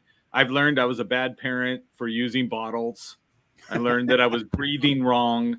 Okay. I learned that I'm not happy with my menopause from Glenn. Right. There's a whole bunch of stuff that has been dropped as far as cutting edge. This is where it is. And Bill believes you're going to carry right on with that. Awesome. So I want to know. Well, I want to first lead with, you are not your diagnosis, right? Allopathic care or quote unquote modern medicine, leads people into believing and taking ownership over, my rheumatism, my Parkinson's, my bad back, my bad knee, my lip, like all of these negative things. And the way at which a person identifies themselves with the diagnosis that they've been labeled with really is heartbreaking to me, right? So we have a saying at New Hope Regeneration that you're not your diagnosis, right? That the rest of your life can be the best of your life, and your body is designed and it's encoded in your DNA to heal, right? And to get better. And we just get to help people with that at the cellular level, which is really amazing. Cellular level is the place that you want to be. When I go out speaking and pontificating, I always talk about health. Well, I talk about disease. Disease starts at a cellular level. It takes a cell to create a tissue, and a tissue to create an organ, and a system of organs to create the body. Right. So disease starts from the cellular level. So does health. Yeah. 100%. And I want to be really clear as we move forward. As per correct legalese and definitions in the United States, we are not curing or treating any disease or condition. It's not what we do at New Hope Regeneration. All we're doing is we're helping increase your body's own natural ability to regenerate, restore, rebuild a tissue in its own body. And that's the Kevin, I got you. Oh, there you go. Thank you, Joe. And as we get on here that we're not curing, we are only supporting the body's natural systems to doing, because the only way that you can cure something is through drugs or surgery legally. That's right. So let's go on with that. The narrative is air high five. We're all on the same page with that. Very nice. We got it going. So with that being said, how do we cure and heal this with stem cells? Yeah, that's right. So here's the best way to understand what regenerative therapy is. So I'm going to give you an idea, and I think all of us can understand a healthy bank account versus a less healthy bank account. Essentially, a bank account gives us access to tools that allow us to do more or allow us to do less in life. The medical system today has really complicated things. And I think right now there's 139,000 different ICD-9 codes that can be billed to insurance or the medical doctors have to write a disease on, right? And I think it's odd that every year those numbers keep increasing, even though human beings are really not any different than what we've ever been since the beginning of our existence. And the reason for that is that they have to be able to say the tissue has broken down in X way, so I can give Y pharmaceutical, or I can prescribe Y surgical intervention, right? That's the nuts and bolts of what it is. But if we understand that every diagnosis can only be one or three things, essentially. One is cellular breakdown. you have either damaged a cell, right, from a mechanical issue. I fell, I hit my little toe on the coffee table, whatever kind of physical trauma is damaging a cell. The only other way a cell can be damaged is that if there's some kind of internal structural issue or a pathogen causing damage to the cell. So the cell breaks down in some capacity. So that's one thing. The next thing is that then facilitates an inflammatory response in our body, which is actually the healing mechanism, which is necessary for things to start repairing, right? Inflammation brings in more stem cells. It brings in, more, it takes out the destroyed or damaged tissue, the toxin buildup, the metabolic turnover. So that's the second thing that can be an issue. The body can be overinflamed or underinflamed, not enough fluid. And the third thing is your immune system can be out of whack. It can be haywire. Those are the only three things that can really be wrong with your body. And then what modern medicine has done is said, well, there's 139,000 different things that can be wrong, and that's not true. So if we come to the mechanism of what a regenerative cell does or what a stem cell does, a stem cell essentially communicates to your tissues to tell your tissues to start doing their job appropriately. Right? Our cells have stopped repairing the right way. The stem cells come in, they dock up to that cell, a muscle cell, a bone cell, a ligament, a tendon, a lymph node, a lung, a heart, a liver. It doesn't matter what the tissue is. A stem cell comes over, it touches that damaged tissue, and it tells it to start doing its job again. So one of the sacred cows that need to get put out to proverbial pasture is that when you get stem cell therapy, those stem cells are now becoming your new tissue. That's not what's happening at all. All those new stem cells are doing is they're telling your tissues, hey, can you please start doing your job again? And then your body, right, starts repairing at a more appropriate rate. So you start catching up with that health challenge, whether it is a shoulder issue, whether it's a muscle issue, a liver issue, a kidney issue. So that's the first thing. The second thing is that stem cells are highly inflammatory corrective, meaning if your body is overinflamed, it helps bring your inflammatory levels back to a more healthy function, right? I want a certain amount of fluid coming into a joint. I don't want it to be too much fluid, right? I have water in my house at every given time. I want water in the pipes, but I don't want water in the cabinets, right? Like we cannot, like that's very clear. Like that's a pretty, a very base level of understanding. And then the third thing is I can have an immune system that is overactive or underactive, right? And then the medical community has to try to give you the magic pharmaceutical to try to adjust your immune system to the optimal level, but it's really hard for them to really figure that out. And this is the beauty of stem cells, is that they are immunomodulatory, meaning they're going to regulate your immune system and bring it back to a more normal level of function. So this is the magic of stem cells. They are the only cell in the body that can communicate with every other cell in your body. The heart can't tell lung tissue to repair. Lung tissue can't tell kidney tissue to repair. Kidney tissue can't tell your ligament to repair. A stem cell can communicate with every tissue and say, can you please get back to work and do what you're supposed to be doing? That in a nutshell is what stem cells are. Well, that's amazing. And when I first met you, I met you through Glen Deppi, because Glen Deppi had worked with somebody that you had worked with a body worker. You're a body worker yourself before you took on the leadership role of changing the world with stem cells.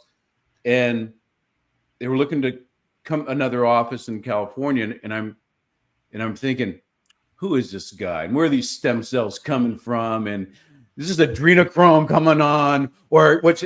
And after several meetings, getting some questions, getting to know more about the stem cells, but more importantly, I'm like, okay, this is, I've heard about stem cells, I know what they are, but I didn't know the applications of them. All I knew that was Kobe could go to Germany and get them and then come back healed up and kicking ass and taking names like nobody's business. Right. So after talking about you, I said, okay, well, anything that happens or I refer to that I stand behind, I have to do.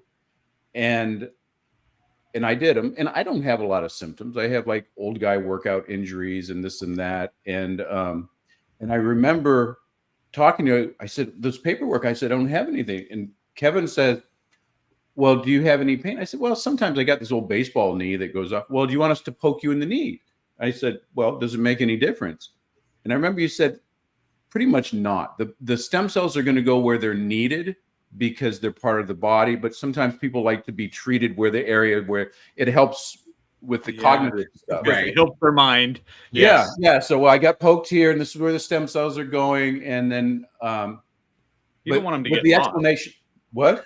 You don't want the stem cells to get lost. No, right? no, You no. don't even know there's other stuff wrong that they're going to go fix. Well, that's Joe. That's the beauty of the stem cells. They're a lot like our significant others or our spouses who never get lost, and they tell us exactly where to go when we're supposedly lost. So they're magic like that. Wow. Wow. Okay. So next up on divorce court, we're coming up. But so one of the things that I'll get when I recommend people to go and call you is they're on the on deck circle of surgery, and they're warming up to swing. And I've lived a crappy life, and I've ignored the things to do for the last decade or two. Now I have to get a hip replacement or knee replacement or shoulder replacement. And I tell them, I said, stem cells do work for that, but it's not the magic drug. So explain to the world, how long does it take for for people to see general results? Yeah, that's a really, really great question. So this is the best way to understand how regenerative therapy works, is that if you came to me and said, my air conditioner is not working in my house, my car is broken down, I need to repaint the walls in my kid's bedroom because they, turned it into artwork with crayons. My mother-in-law has a dog that needs shots. Like, it doesn't matter the issue, right? When I ask someone, how can you solve all those issues? And they say, well, if my air conditioner is broke, I need a new air conditioner. I say, what do you need before the air conditioner? And they're like, I don't know. The truth is, you have to have the money to pay for the parts for the air conditioner. In our body, stem cells are the budget, right? So this is the beauty behind this, is that if you won Mega Millions today, Bill and Joe, and even if you had to split it because you both bought the magic winning ticket together, you have all these millions of dollars. Would it matter how long something was broken down in your house or your car for it to be able to get better now? Or could you just be able to write the check and say, fix this issue, right? Or address this issue? That's essentially what we're doing with regenerative therapy, is that we're flooding your body with millions of cells that are going to double every single day for the next 2 to 3 months. So it's like I win Mega Millions today, and then tomorrow that doubled, and the next day that doubled. And what that really turns into is now your body has the budget to start working on whatever project that you have going on, whether it's orthopedic, whether it's internal, whether it's lymphatic, whether it's nervous system. And this is where in America that doesn't line up, because in America medicine, I have to take X medication for X thing, and that's all that's available, right? So this is where they struggle with that. So what our clients see is that after they get therapy, most of our clients within, anywhere between 6 to 12 weeks are seeing such drastic improvements in whatever their health challenge is that they're actually blown away. We've done 300,000 therapies the last 8 years. We're genuinely one of the most experienced clinics in the world doing this, even though we're a little bit behind in the United States. Rest of the world has been doing regenerative therapy as common healthcare practices for 50 years. We now, since 2015, have been able to offer it here in the United States. So even though that we've only been doing it for 8 years, we now have become one of the leaders in the world offering this therapy because it's so simple. So that being said, after 300,000 therapies, 86% of our clients, their medical doctors have to start titrating them down off of meds or taking them off of medications because their bodies are making that much of an improvement in about a 3 to 4 month window. We have clients who haven't been able to walk on a joint because it's been so painful for decades, and within maybe a few weeks to a few months, they're doing activities that their medical team told them they're never ever going to get to do again. So really the coolest thing about what we have to offer is that it doesn't matter what's going on, right? Just like in your house, it doesn't matter what's broken. If you won Mega Millions, you wouldn't even stress that it can get fixed because you now have the budget to sort it out. That's the best explanation that I've heard, because there's so many misconceptions and the like. One of the things, can you explain like the regenerative cells that you use? Where are they coming from, and why are they not adrenochrome or from pets or something? Yes, that's a really good question. We'll get flagged now. Thank you, Bill. The cells that we're using are donated from healthy mothers, healthy babies after the baby has been delivered to full term. The umbilical cord is the most rich place in all of nature from a concentration perspective on stem cells. You can go into a clinic, Bill and Joe, and collect your own stem cells and re-administer those cells into your body. The challenge is it's finding them, right? We know they hide out in the bone marrow or in the adipose tissue of your body, the fat cells, but it's really hard to get a high concentration enough of your old stem cells, which are real, and not that you guys are old, but a more mature, refined body, right? Not 22. Compared to 22. The functional level of a stem cell that's coming from the umbilical cord. It's when it's at its most potent in all of our human life. And so within the United States, they're coming from healthy mothers, healthy babies only. In fact, New Hope Regeneration, we actually reject 95% of all of the available donations that are possible for us to receive because our standards are so high. As a result of that, our clients often see changes with one round of therapy, meaning they come into our office one time and have marked and measurable results in ways that are just blowing them away. One of the other things that happens too is that we'll pair this with other necessary allopathic practices. We might have a client who genuinely does need a hip replacement or a knee replacement, or let's say they had some kind of an internal issue. We have clients that had leaky heart valves that were operated on, but we're still leaking, and now after regenerative therapy, that's no longer happening.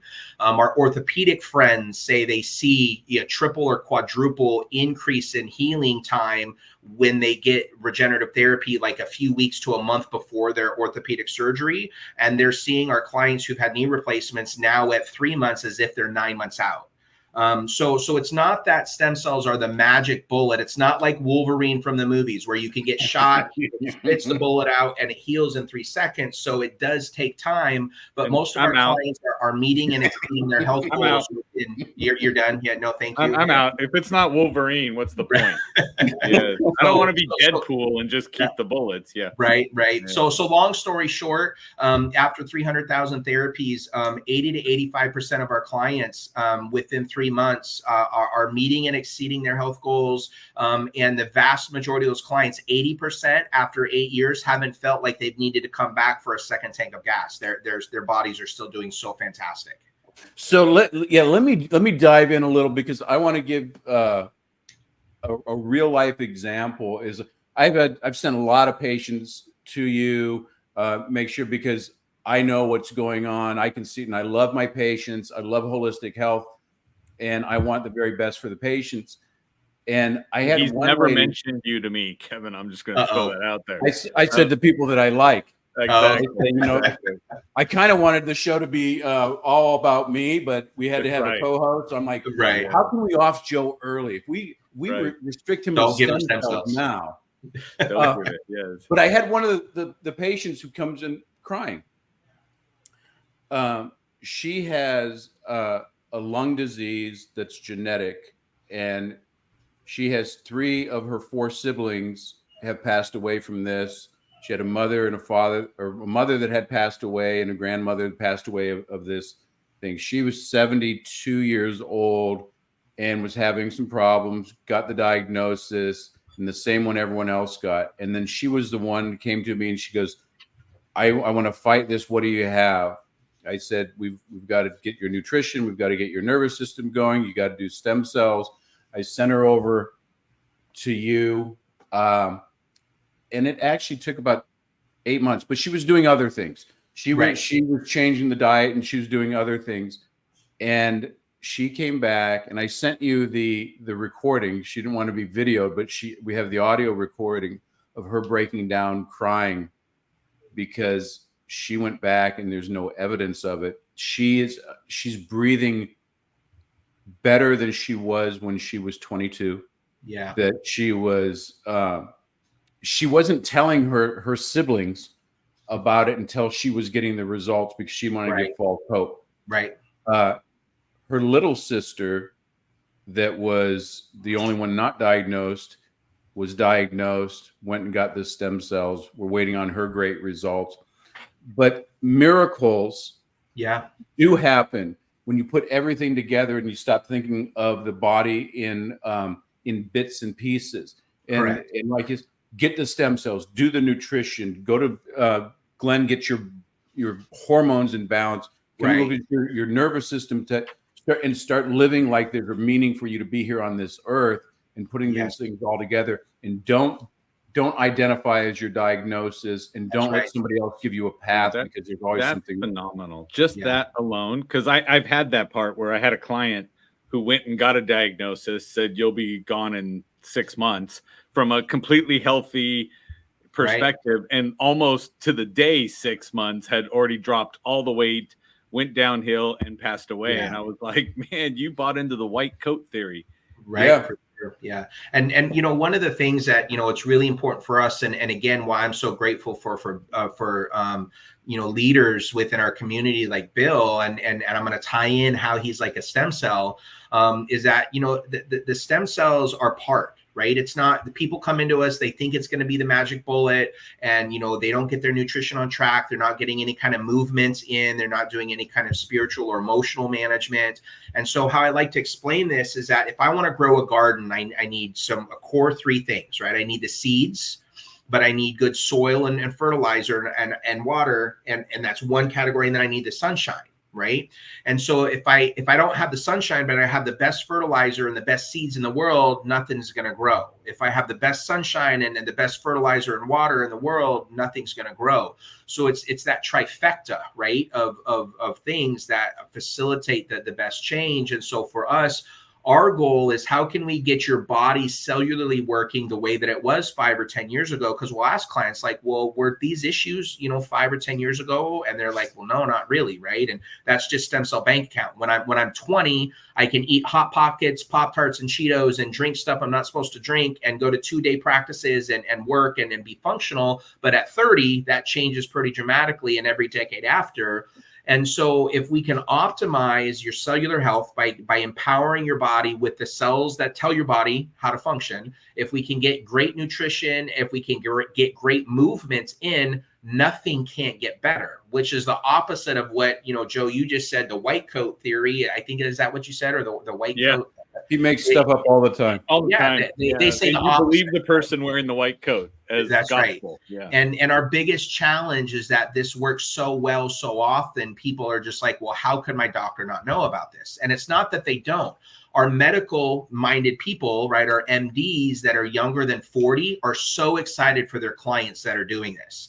If they're talking to their doctors that are 45 to 50, they're the ones saying, oh, it's unproven, it's snake oil, it's not real, it's not, and none of that is true, right? And because if that wasn't true, how do we have a $30 billion a year industry in the stem cell in the umbilical cord banking industry? Meaning, if our wives were having children today, right, they would be offered the opportunity, hey, do you want to cryo freeze your umbilical cord to save the stem cells in case someone in your family gets what?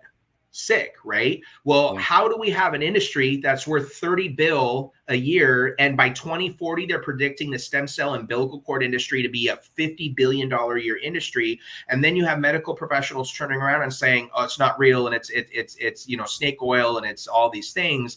So our biggest challenge, and I think it's the best opportunity in the world, is we just get to educate people. You have to have ears to hear and eyes to see. And if you're willing to do that, and you're coachable and teachable, and you have hope for more, anything is possible. So hot pocket therapy is what I heard. Hot pocket, yes. Hot pocket therapy. Kevin can get us back to eating Hot Pockets again. That's right. Like, yes. So everybody listening in, look at what Kevin and all the other guests are saying. They're dropping gold. They're giving you a perspective that you may have never heard before, or something that you've heard before, and there's a better nuance. Every single one of these awesome practitioners is bringing something to the table that the LA Tribune and Joe and I wanted you to listen for. if it's for you, great. If it's not, but everybody out there right now knows somebody in a situation like that is going through menopause, that is going through med school and is stressed out. They need to see Dr. Wu. Somebody who wants to optimize their competitive spirit. Somebody that's a mouth breather. Now with Kevin's stuff, these cells are allowing your body to go in the direction that you want to go. Whether you're overcoming disease or you're trying to be the optimum health, right? Well, yeah, the optimum next level, the best version of yourself. But at this point, I'm kind of like it's kind of mundane. It's almost like be 22 again. Yeah, what exactly? I mean that's the whole point. But the good one, Joe. The proper, but to be the best thing that you can be and actually be the best version of yourself. Seriously, not just on a meme that you're going to post on to get a couple likes. Right. If you're really serious about focusing in and go, that apparently a spirit chose our bodies to go out and go forth and multiply. Yeah, that's true. We have the technology to do so. Yeah, I want to say, just like we didn't used to have electricity and running water as commonplace throughout the world, even just 100 years ago, we didn't used to have the ability to increase your stem cell bank account. And now it's that simple. Now I walk around with a supercomputer with me all the time. I walk into any room in my house. I flip the light switch. I go into almost any building in the country. I travel a lot and I can turn on running water. We now today can increase your stem cell bank account to allow your body to accomplish things that it was accomplishing 5, 10, 15 years ago. And that's why you no longer have to be your diagnosis. All right. Perfect. Well, thanks a lot, Kevin. Thanks for dropping gold, dropping wisdom. Joe? Thank you very much. Kevin is fantastic. New Hope Regeneration. It's on the screen. Go visit him. So, all right. So right now what we're going to do is take a break just for a few minutes because I want you to hear from Mo Rock, the CEO of the Los Angeles Tribune. So I want to share with you guys this. We're going to come back with Anders Varner right after we finish this. So don't go anywhere. Pay attention. Watch this. Here we go.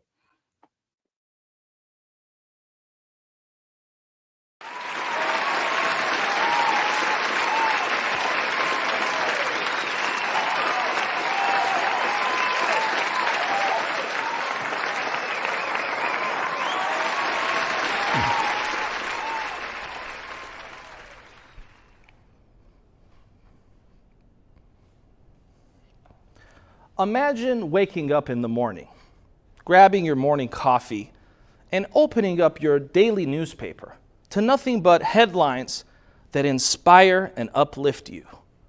Headlines like the Apollo 11 moon landing and how it inspired people in the 60s, or headlines like the Berlin Wall has collapsed, or even more recently, headlines like the miracle on the Hudson. What would that do to your day when you started off with just positive news?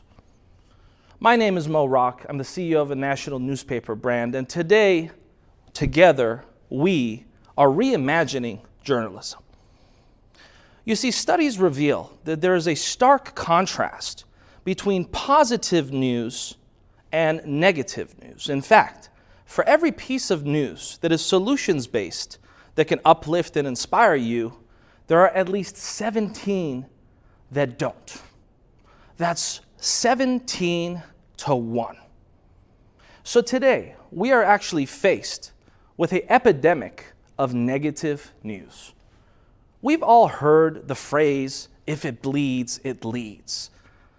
But why does this have to be the centerpiece of a lot of news production, journalism, and content creation of the world today? There are a lot of incredible journalists that are solutions-orientated, and I give a lot of credit to them for doing a great job. And here's the truth that you may not realize, is that everyone in this room is impacting our news. You see, every single time you like a post, every single time you leave a comment on a news article, and every single time you share something, you're not just liking, commenting, and resharing.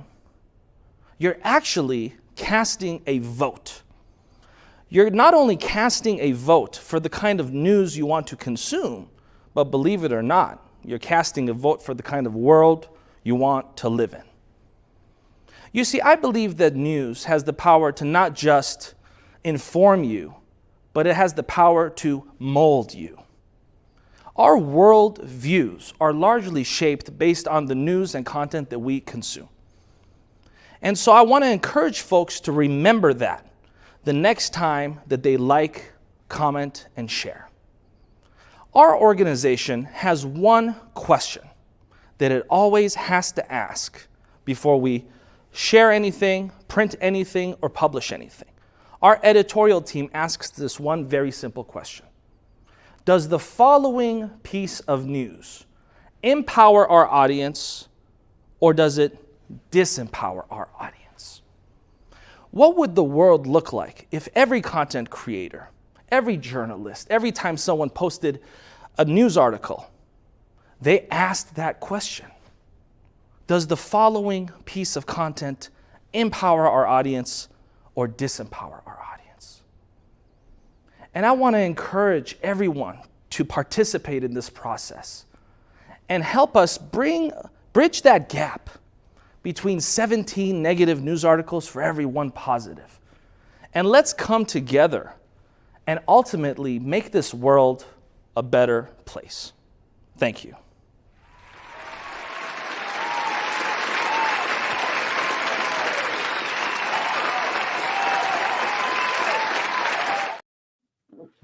That was amazing. That was inspiring by our almighty leader and how things are going. I want to take a moment over here and just remind the people that the information that we're expounding and sharing that will absolutely change your life if you take advantage of it is not medical advice.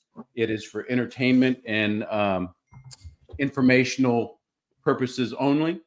And that's our disclaimer, so you can take that off. And, and the LA Tribune has neither confirms nor denies any of this wonderful existence that the speakers are talking about it. And it's just, how was it put before? How did you put it before? That it was the authors? Yes, it's the author or the guest's opinion on what they're doing. They're offering their viewpoint. Which doesn't necessarily match. So, and I want to kind of reiterate something as well, is so that as we're pounding down, it may appear that we're pounding down on the medical thing. I want to make something clear too.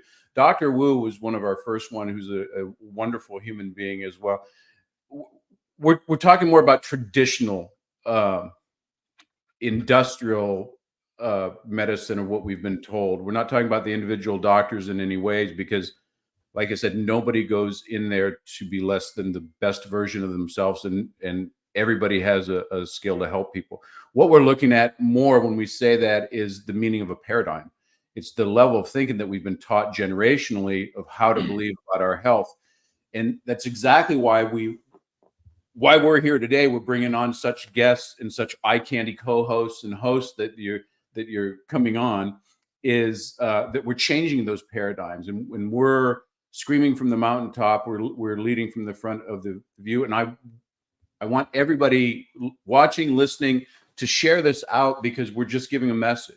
And there's changes, there's information, there's technologies, there's applications, and there's things that you don't know yet that you're about to, that's going to make things kick ass. So with that being said, and I'm going to keep recapping, as we had Dr. Wu talk, who's looking at the global health of the medical profession, changing the paradigm, looking at leadership. It's very interesting. He's taking more of the personal development and an entrepreneurial spirit and changing that in the medical profession. We brought on Glen Deppi that goes into a deep dive about a different way to look at menopause and curing things that women are actually suffering, and some of their husbands are suffering because of it too. We had back over there Mike Van Thelen, who's talking about optimum health and how things are going to happen. We had Bahar talking about things that you'd never think of. Why in the hell would I go get my teeth cleaned and drilled out? And what's that have to do with my snoring, my heart disease, my diabetes, and my ADHD? Bringing that to life, that's real in chart. What else are we going to do with those things after that? We bring in Kevin Lucas. Is that we have technologies now. We can fill our bank accounts with health and making that happen.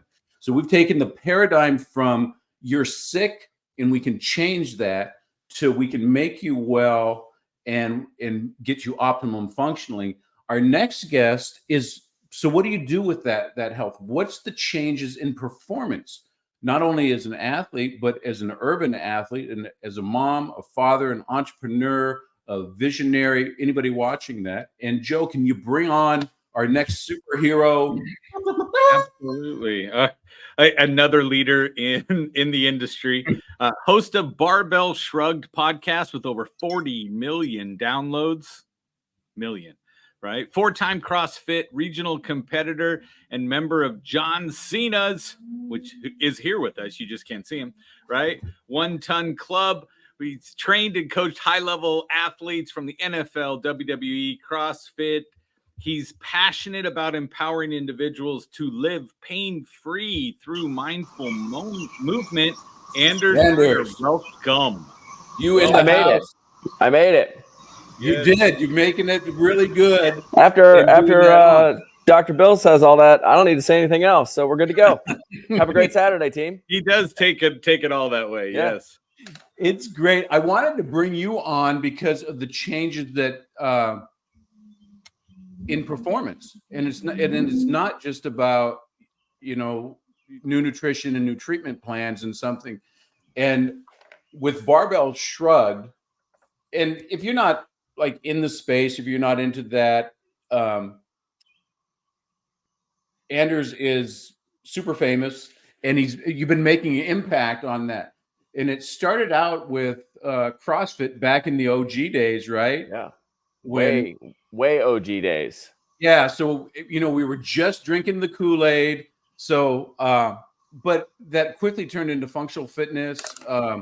The technologies that we have both in movement, the exercise, diet, nutrition, the other stuff. How did you come to be? Because you were a leader in the OG, the CrossFit days going on. And then, just tell us about how you started on early on. Yeah. I mean, for me, really, this whole process started when I was like 13 years old. No, I knew absolutely nothing. That was like when I was about 5 years ago. Yeah, exactly. Right.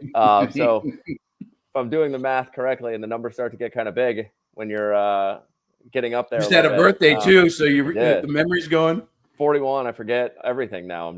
There's too many things. But yeah, 28 summer. So summer of me being 13 years old, I was leaving home to go play sports and went to boarding school and was going to be like 8-9 hours away from my house. So I kind of decided, well, I should probably learn how to lift weights since I'm going to be 14 and there's going to be 19-year-olds there and they're basically men and I'm a little boy. So I should figure this thing out and started lifting weights and then tried to be good at it and realized by the time I was a senior in high school that I was not big enough or fast enough or skilled enough to actually go play in college. But I really like this lifting weights thing. So, a lot of the sport performance side of things kind of went away, but then there's different achievements that you can have by lifting weights, especially when you get to college, which will blow through those years because those stories aren't that fun. But, there's always some sort of purpose of all of my friends, everybody I hung out with, we were always going to the gym. Like that was the thing that unified us. And the conversations we were having, like one of my best friends, actually the guy that I opened the gym with in 2010, I trained with him for a good, 5-6 years before we actually went into business together. And we were like the nerds in the early days on chat boards, just trying to find other people that lifted weights. Like it was so hard to find information, which is like the exact opposite of what it is today. But really just like that pursuit of being as skilled and knowledgeable in a subject that you love and find passion in, and how do we just try to play this game at the highest level, which then results in at some point you have to go all in. We quit our jobs, we opened a gym, essentially slept in the gym and had $0 and just made it work. 6 years later, we had 3 of them in San Diego, and then sold them in 2016. And then probably as many CrossFitters from the early days when it was just part of that process was just grind yourself into a hole until you hopefully will get out. And it's like a real survival of the fittest almost. I went into much more into like the rehab space, partnered with a physical therapist, because that was like the thing that I needed to understand. Like, I'm really good at beating the crap out of myself. I'm really good at playing this game really hard. And I know that I can work really hard, but now I need to like slow down and take care of my body and rebuild everything that wasn't so much broken, but it was really like how do I create at some point, fitness has to become well-rounded, and there has to become like a mindfulness to it. There has to be more of a mindset of the long game. And when you start doing that, the people that are just naturally attracted to you have kind of these like ailments of low back, knee, shoulder pain. So partnering with a physical therapist, learning how to use strength conditioning, not just as a tool for performance, but how do we do it for rehab? How do we do it to just create a healthier organism? And then the next phase of life comes and you have kids, and all of a sudden you're like, man, I can't just go be some person that just bangs weights and lifts heavy and broken. But how do I play this game really well and really treat my body well and care for it? And the idea of like longevity comes in, which immediately shifts that whole framework from performance to health. And well, what is health? How do we know we're being healthy? How do we actually figure out the tools to optimize our health? And then you have a conversation on longevity and you go, well, that's really boring. How do I know? Like, I only get to roll the dice once. I don't get to find out if the decisions that I'm making right now actually play out. And what did I get? Like 5 days from 100 to 105 days, or 100 years old and 5 extra days. Like, that game doesn't seem that fun. So you start to like create this kind of theory and mindset around longevity and performance where they are actually kind of meshed together, and understanding that it isn't just one path, like the best training program in the world or the best diet in the world, but where does like sleep come into this? Where does the mindset piece come into this? How does training fit into it? What are the recovery techniques that we want to be looking on? What are the right supplements, not just protein powder and creatine that kind of everybody knows about, but like, what do we need to be doing, and how do all those pieces come together? And it could go as far as, you guys are in SoCal, kind of getting outside, using the sunlight as like a mechanism for being healthy, fresh air. Like, all of these things really come into the idea of optimizing your health, playing the game for longevity, because you want to be able to live the best quality life that you can. But in order for us to be able to really get the most out of that lifespan, we also need to be able to have performance metrics. We also have to be able to go play the game at a high level. And that's really where I'm at right now. I want to be able to look at each year and say, I'm performing at my best and I'm taking care of my body for the long term. And there's a lot of pieces that go into that. And that's what we get to go solve and kind of like where things are at. So, and a lot of people think about that journey. I don't think they've had the longevity that you have. But rather than just kind of being the meathead that opens up one gym and then screams that, we can make you better, which I think we all start out at that point because we work out for ourselves, right? And that's how we learn. But you've taken it on to, a national brand, a global. I don't know how well reached like Barbell Shrugged is out of this country, but I would imagine that you have a good amount of followers. We're huge in Australia. Yeah. So yeah. I've never been there, but people listen to our show there a lot. Maybe we should make that a trip. Right? You could have a Barbell Shrug tour along the Gold Coast or something like that. As long as we get to surf, I'm in. Yeah. But where did you decide to go? Like, okay, well, rather than be the guy on the corner in Pacific Beach, I got to speak more. I have to have a voice that you're doing. How did that come to be? At some point, you got to go and believe that your voice is worthy of being listened to. the John Cena thing is like a life-changing thing. Like some guy shows up that just happens to be really famous. And 4 years later, you have a good friendship. And, but what really goes on in that is like, that's like a cool tagline that my like name is on his garage door for this 1 ton challenge, which is very, very cool. And what is the 1 ton challenge for those who don't know? So, the 1 ton challenge, I had no idea that this was like a thing for the first, call it like 3 years of training with him. And then one day he was like, yo, you want to come to my house in Tampa and lift weights? And we're going to do this thing called the 1 ton challenge. And I was like, well, it sounds like we're lifting weights and sounds like a challenge. So I should probably say yes to this, and we'll just find out what happens from there. But the goal being that there's 6 lifts: snatch, clean, jerk, squat, deadlift, and bench. And you get to do a 1 rep max and all 6 of those inside 48 hours at his gym, which is also the hardest part about really getting on the board there and getting your name on his garage door. And hopped on a jet, flew to Tampa, and 48 hours later, I had snatched 232 pounds, clean 318, jerked 315 or something like that, benched 285, squatted 4 1/4. I had 2,008 pounds later, and I nailed my name written on his board. So, so rookie numbers is what you were saying. Yeah, what's good? Yeah. So lots of lifting in my life. No tattoos, no tattoos. A t-shirt. But most importantly, is like tramp stamp. Yeah, all right.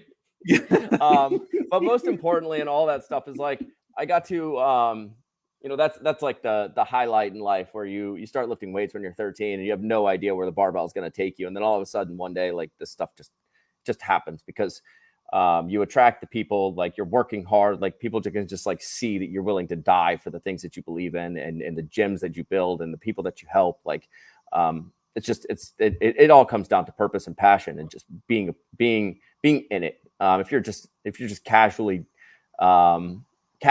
going about things, it doesn't attract those people. But the thing that comes out of all of that more than anything is like, I got to see the work.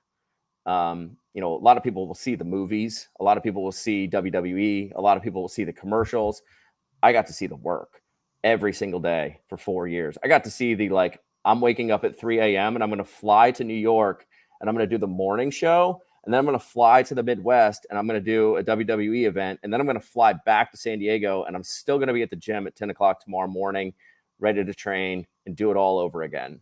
I got to see how well he took care of his body, knowing that was like the thing that made it all work. And when you see the work, that's what changes you. Like, you have to look at all of these people, everybody that, if we were to even move further away from him, I've always thought of myself as a trainer that, like, when I started training people, there was zero chance that I was ever able to actually afford my own services. Like, I didn't have an extra $75, much less $75 an hour, much less a package of 12 to buy in a month. So anytime somebody paid me to train them, especially early on, and even more so now, because we're doing like much larger packages and working with incredibly awesome people. But when somebody has an extra $1,000 a month to pay you, that person isn't just a client. That's a mentor, because in order for them to afford me, they know something about their job and the business world and life and how to structure it that I need to learn about, because I can't afford myself. So everybody that I meet, everybody that I look at, there's a mindset that I'm supposed to learn something from this person. And if they're engaging in me and they want me to work with them, then I absolutely have a reason that I need to be learning from them. And he's probably like one of the most successful people that I've been able to like really dive deep into. But all of these things happen. And when you look at these moments as if they're real opportunities to grow, sooner or later, you feel like you have to take action. Like your purpose is bigger than I'm supposed to own gyms. And that's really where the show came into place. And that's why you kind of have the confidence to go out and put your voice out there and hope that it matters to people and hope that people enjoy listening to it and can learn. And kind of always operated from the idea that at first we're educators. And from that education, we're supposed to inspire people to take action. And then it should be fun, because if it's not fun, no one's sticking with it. So if we can do those three things and do them consistently over a very long period of time, everything's going to work out. Well, you know what? I appreciate what you do on all aspects, your story, your growth, your leadership in what you're doing, because in a large aspect, it's people like you and people that are doing the things that you're doing. You're the first place people will go when they have a health challenge. They don't think, oh, I'm going to run to a naturopath, I'm going to go to the chiropractor, because we're still thinking largely in I have a symptom that I want to get rid of. When somebody says, you know what, it's time for me to get strong or get fit, or I don't like how I look in the mirror, or there's something, it's the entry level to wellness and self-actualization. So you and the people just like you, it's a lower barrier entry. Walk into the gym. Yeah. Start working out. Get interested in that. Pay a high-level professional like yourself to learn how to do it right. Get better at that. Learn how to suffer. Learn how to that it's going to hurt. Then see the results, and then grow from that. Get more confidence. Go on, and you catch on fire. And then when they're still following someone like you, that's throwing around a ton with John Cena that has a worldwide podcast that's talking exactly on that. That has partnered with Andy Galpin to reach even more people on another level, that you keep growing and growing and growing and growing. And it's the sausage theory in corporate is a sausage theory. If one person gets pulled up, the rest of the sausages just follow, because the ships rise with the tide. All ships rise. So as you continue to be a better leader, you're getting more followers, but you're creating something that people haven't seen before or experiencing. Yeah. I mean, all of this stuff comes from, in general, getting it wrong. Yeah. Or like learning better ways, right? There's an enormous number of people that go to the gym, and you may walk into a Lifetime or 24-hour fitness or wherever you work out, and you'll see the person that's there that shows up every day, but they still don't get the results.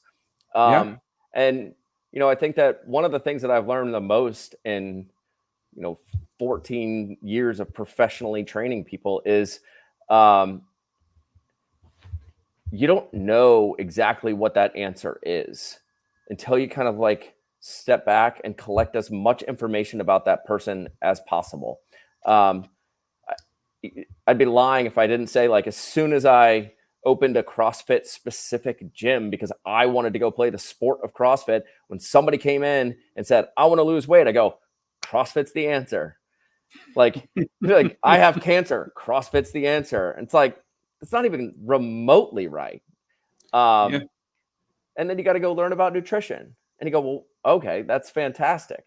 But then you realize, well, nutrition's a great part of it. Training's a great part of it, but we're not doing anything if we don't sleep well at night. And then, now we got to go learn about sleep. Well, this sucks, because now I feel like I don't know anything again. And then they come in and they go, well, what supplements do I take? And you go, well, protein's great, but and then a million questions show up of, well, what about this? And what about that? And you go, well, I guess I don't know that much about supplementation either, because now I got another world that I got to go learn about. And then, you start looking into the world of, if you walk into a yoga studio and you go, well, all these people are so mellow. There's something to that. They live in this downregulated state, and they're not even lifting anything heavy. They don't have it, but they're all relatively healthy people. Like, how did we do this? You go, oh man, now I need to learn about behavioral health. Well, that's unfortunate, because I just wanted to be a meathead 5 years ago, But along the way, you fail in each of these things. And now you got to go learn about nutrition and supplementation and sleep. And then you go, well, now I got these 5 big bullet points that I have to learn all this information about. And then I got to go look at their lifestyle and actually figure out, where do I start? Because they might be working 16 hours a day trying to start a company, and they can't take all this stuff on. And on top of that, their stress levels are probably so high that the idea of coming into a CrossFit gym or into any really intense training program is going to do nothing but beat the crap out of them even more and cause more damage than what they're trying to do, which is be more healthy. So now we've got all these problems, right? Like everything that you believe to be true at some point, if you play the game long enough, becomes some fallacy, and you realize you go, I just have to face the reality that I was trying as hard as I could, but I hit the roadblock, and now I got to go learn a new skill. And then I got to go learn another new skill, and then another new skill.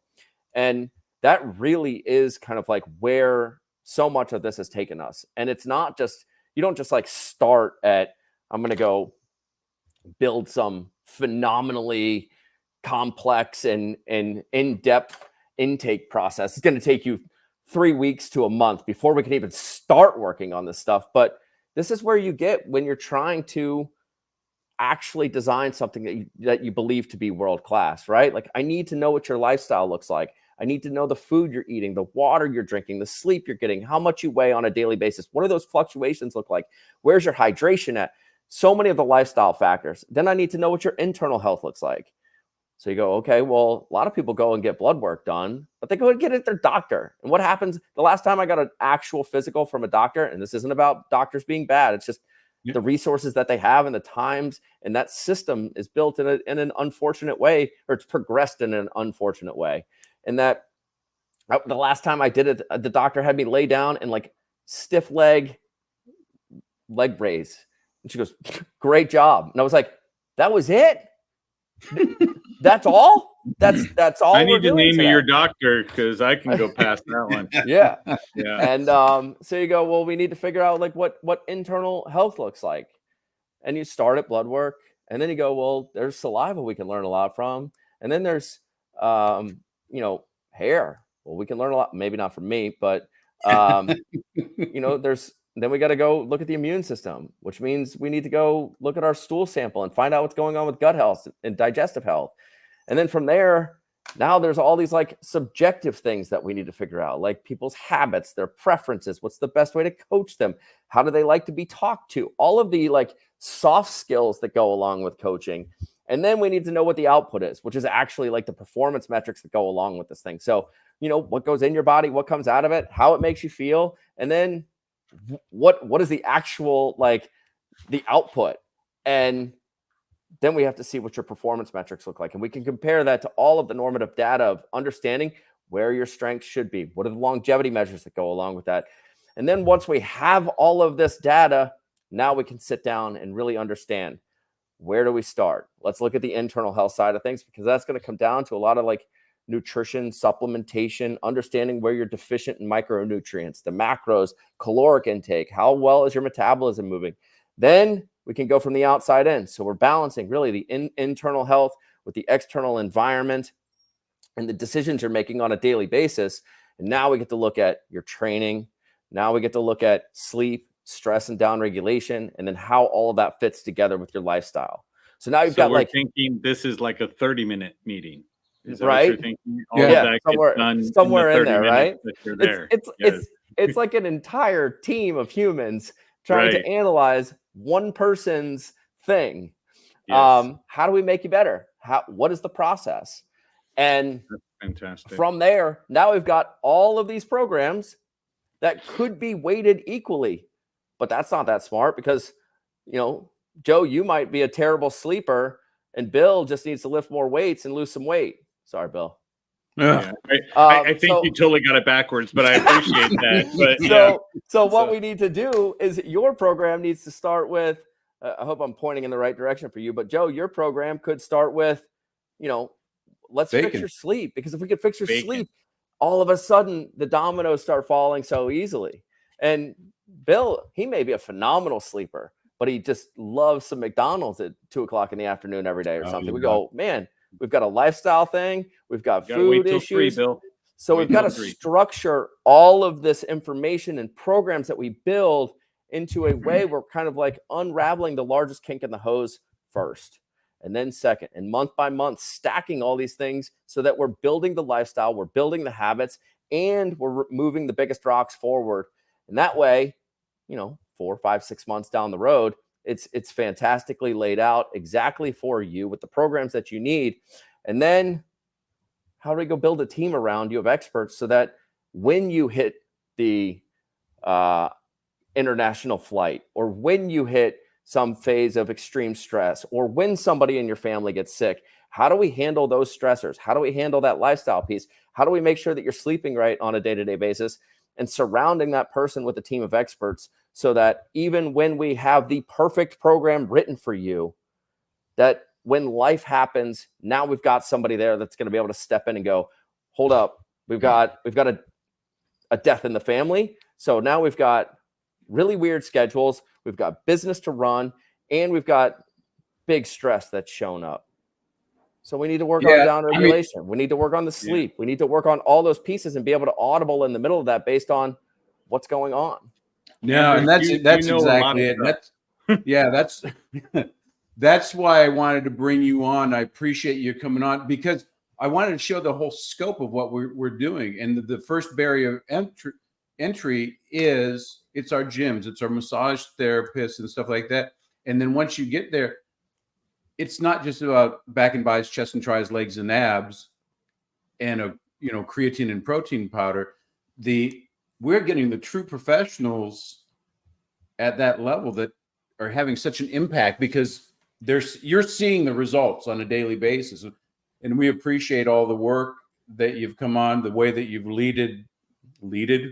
Is that a word? It is now. Yeah. It is now. Yeah. We did timestamp that leaded. That you've led the it's like a poisoning, isn't it? Oh, it's lead. The profession. It's leaded poisoning. It's too much leadership.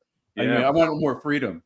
But thanks for coming in, and I want to invite everybody to make sure that you sign up so that you can get more information with Anders. Watch out for Barbell Shrug, Rapid Health Optimization, amazing stuff that's that you can get into. And they're changing the paradigm on how they're looking at blood work and just optimum health. So, Joe? Thank you.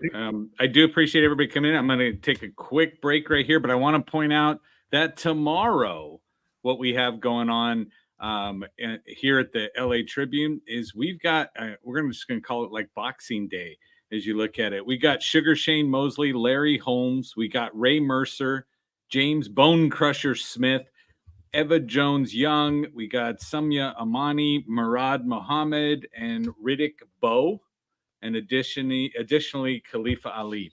So all of these people will be coming up. We've got a great panel coming up to talk with you, the everyday heroes that are leading in their own neighborhoods. So we'll be right back. Hello and welcome to the Los Angeles Tribune. Since 1886, our name has been a part of the world of journalism.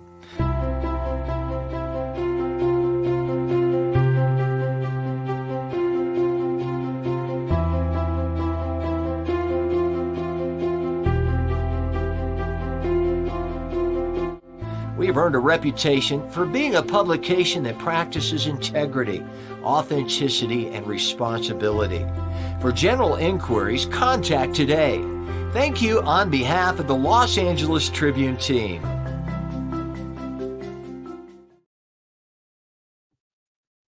And we're back. And we're back and happy and helpful and everything else going. I want to bring up at this point, and just rather than going from one speaker to speaker, because it's been amazing. I mean, the comments that are coming back out on here, the people that were coming in here, and more importantly, the information that's being disseminated and hopefully has hit well with a lot of people watching and listening, whether it's live or on replay, because it's important. These are all people, and we brought them on for specific reasons that are playing really at a high level. I mean, Anders, Barbell Shrugged, and Optimum Health Glen Deppi's around the world doing things with Mercola and teaching the masses. We've got everything else going, but that's not where leadership starts. That's kind of where it ends. And I want to go back over and recognize more of the people where it's starting with. I had said earlier that, you know, when we were talking about cancer and health, it starts at a cellular level.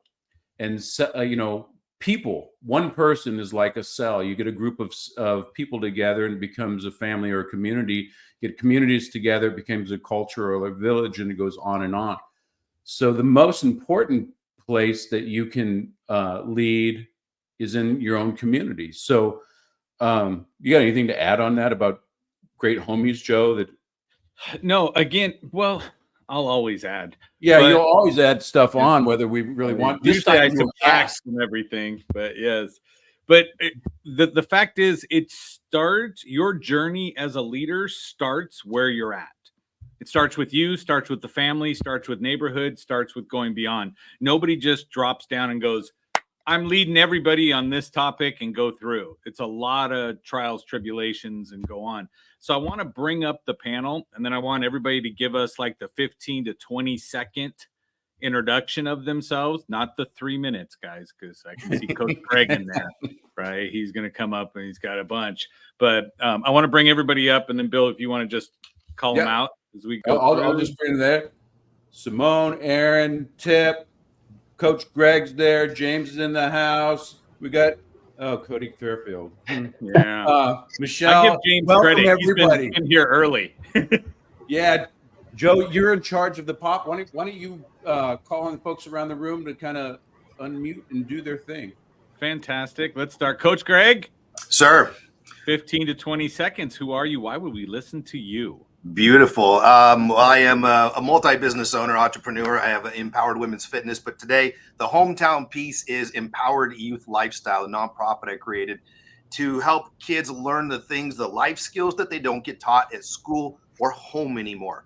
We're particularly focused on creating young men and women of character because it's missing in the world these days. That is our focus. Fantastic. I like that. I'm going to flip Simone. Hi, my name is Simone Lecomte, and I am also a multiple business owner here in Yorba Linda, California. I'm a board certified health coach, and I own Crave Health, where I help people with their overall holistic health. And I'm also the owner of the Smart Fit, which is an AI-powered longevity studio, also here in Yorba Linda. I like AI. I can spell it. Tip. Hello. I got, I think I see Iron Man and Captain America over there. Yeah, that would be us. That would be near Joe. So that would make me Spider-Man, right? I should be introducing myself as Spider-Man. You can be Spider-Woman. It's all right. Okay. So. Well, I am Tip. I am a mindset strategist, and I help people go through the rain, through the storm with a smile on their face. Awesome. Fantastic. James, I've seen you in the green room a couple times today. You were like, I'm going to be there. I'm going to be there. So I like the tenacity. He was engaged early on. It's good. Yep. My name is James. I own Float State in Corona, California, and it is sort of a wellness studio where we do float therapy, massage therapy, infrared sauna, cryotherapy, red light, and we also have a salt cave. So we just get to help people with all kinds of good stuff. And I've been there. Yeah. So, Aaron. Hi. Good afternoon, everyone. Erin Kolshin. I'm an architect and a sustainability specialist by trade, and I'm also the founder and director of Building Humanity. We work on connecting professional volunteers and companies to offer pro bono services, which brings sustainability and professional architectural, engineering, construction services to communities who might not otherwise have access to those around the world. Awesome. That's fantastic. Awesome. Based on Bill's text, don't bring Cody up. Got it. Michelle. Michelle, let's hear about you. I didn't press mute. I didn't press it. Yes. You're still muted. There you go. There. Okay, so I am the CEO and co-founder of Treeline Advocacy. I am a mother, and I advocate for families that have children with special needs. Fantastic. Very cool. That Joe. ties right in. Cody Fairfield.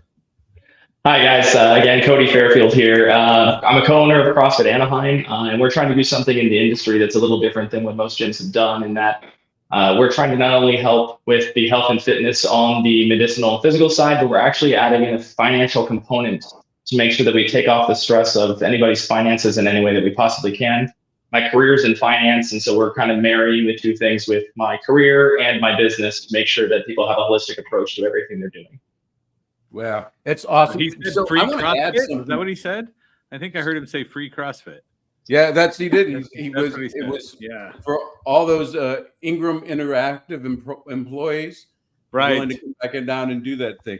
I wanted that was kind of vanilla, guys, in just a sense that I know most of you guys have done this. Simone is health coach, unbelievable stuff. The AI stuff that she's bringing on is it's more than just like a workout place.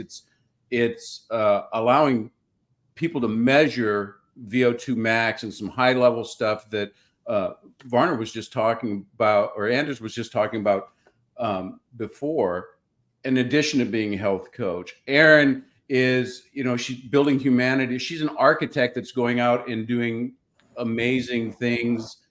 And she's doing that free. She's going all over Tanzania and over there building homes. Tip is unbelievable with the mindset stuff that is going on and impacting the lives of many people over. She's opened her YouTube channel that's exploded over there because of telling her mission and her purpose. Coach Greg he's like an old school coach, dude. So does he has the gym, he has the stuff, he has the book, but it's like the old school coach who was the mentor at the same time they were the coach, and the one that would take like Wally and the Beav over to the side and show them how to be a man, and impacting the kids, because they're little snowflakes are running wild here and there, and they don't have the direction. Yep. So that's different. James, the Float State it is a wellness center, but it's so much more for that. It's my personal third place. Everybody needs work, home, and then a third place where you can go over. And this whole time we've talking about regulating and deregulating. Cody he's done well. He's had the CrossFit. But it's not even about CrossFit, because he's creating the bigger brand on functional fitness to bring fitness and giving more health to and part of it bringing finances in, because that's a biggest stressor. So he's changing the game. Michelle is over, and she's the voice for special needs family that are struggling. We talked earlier about when you're really struggling, you're crying in the shower. When no one's looking, you're crying in the shower because you're so freaking frustrated. So every one of you on the panel, you're leaders, and I wanted to highlight you and just kind of going in. How are you leading, and how did this start out? Greg, tell me how this started out. I'm going to jump in real quick, because every one of these things we've been talking about is that it's a calling you had to answer. Okay. And so I want to frame it in the way that, something happened. This is where I'm at, and I had to step up, right? For Aaron to go all over the place with something, there's an internal switch that gets flipped. Exactly. Right? And to look at it. So Coach Greg with the whistle. Right? I get that for you if you want, Joe. Yes. Thank you. I'll kind of keep this short. I actually have an 18-year corporate automotive career. I left that in 2007 to pursue wellness. That was the passion. That was one of those things that I said, if I don't do it now and I get to the end, I'm going to regret never trying this. I get a job any day, but how does this going to go? I never look back. In that wellness process, I'm seeing different kids and how they change. My wife's a preschool teacher. She says these kids these days they're different. They don't have the manners. They don't have the respect. They don't have the behavior, but it comes from their parents. And these parents, so it's every generation. I always call myself old school. My son is 14 years old. He calls me vintage. I said, son, there's a difference between old school and vintage. But vintage is worth more than a classic. So that's a good thing. Right. Yeah. That is right. Well, I see these kids and they don't hold doors. They're in their own little worlds. They're missing out on the human element of relationships. and, you know, just basic love and things that are missing in this world, which has created a lot of turmoil out there. So there's this, can I tell a short story? Yeah. Okay. This please don't tell a long one. No. Okay. I'll try it. Okay. So the nonprofit started, I went back and got an MBA in 2018 at the ripe young age of 50. So much fun. But while I was there, I started Empowered Youth Lifestyle, just seeing that these kids don't have the skills. It started with the fitness and bullying and leadership and public speaking, a real big element. We went to Vegas and I was out by myself midnight. I coming back in. There's 4 guys waiting for an elevator with me. The door opens. One lady's waiting to get off the elevator. These guys are about 25 to 30 years old, give or take. Lady can't get off the elevator because 3 of them charge the door. Second it opens, they're right in her face. She's kind of trying to get off the elevator. And to me, it was like I was instantly not happy because it's like bullied this lady. There's no respect, no courtesy, no manners. And that's just bugging me more and more. It sits inside of my person because it's just missing. That's what we as humans, we thrive on those things. We're better people, better society, all those things. 3 of these guys get on. The 4th guy's walk. So the lady said, "Oh my gosh, is this casino floor?" I said, "Yes, ma'am. I apologize for these knuckleheads," which also didn't make me happy. So now I'm in coach and dad mode. So the lady comes off. I said, "Have a lovely evening. I'm so sorry for that." The 4th guy gets on. He's on his cell phone, taking one slow step at a time.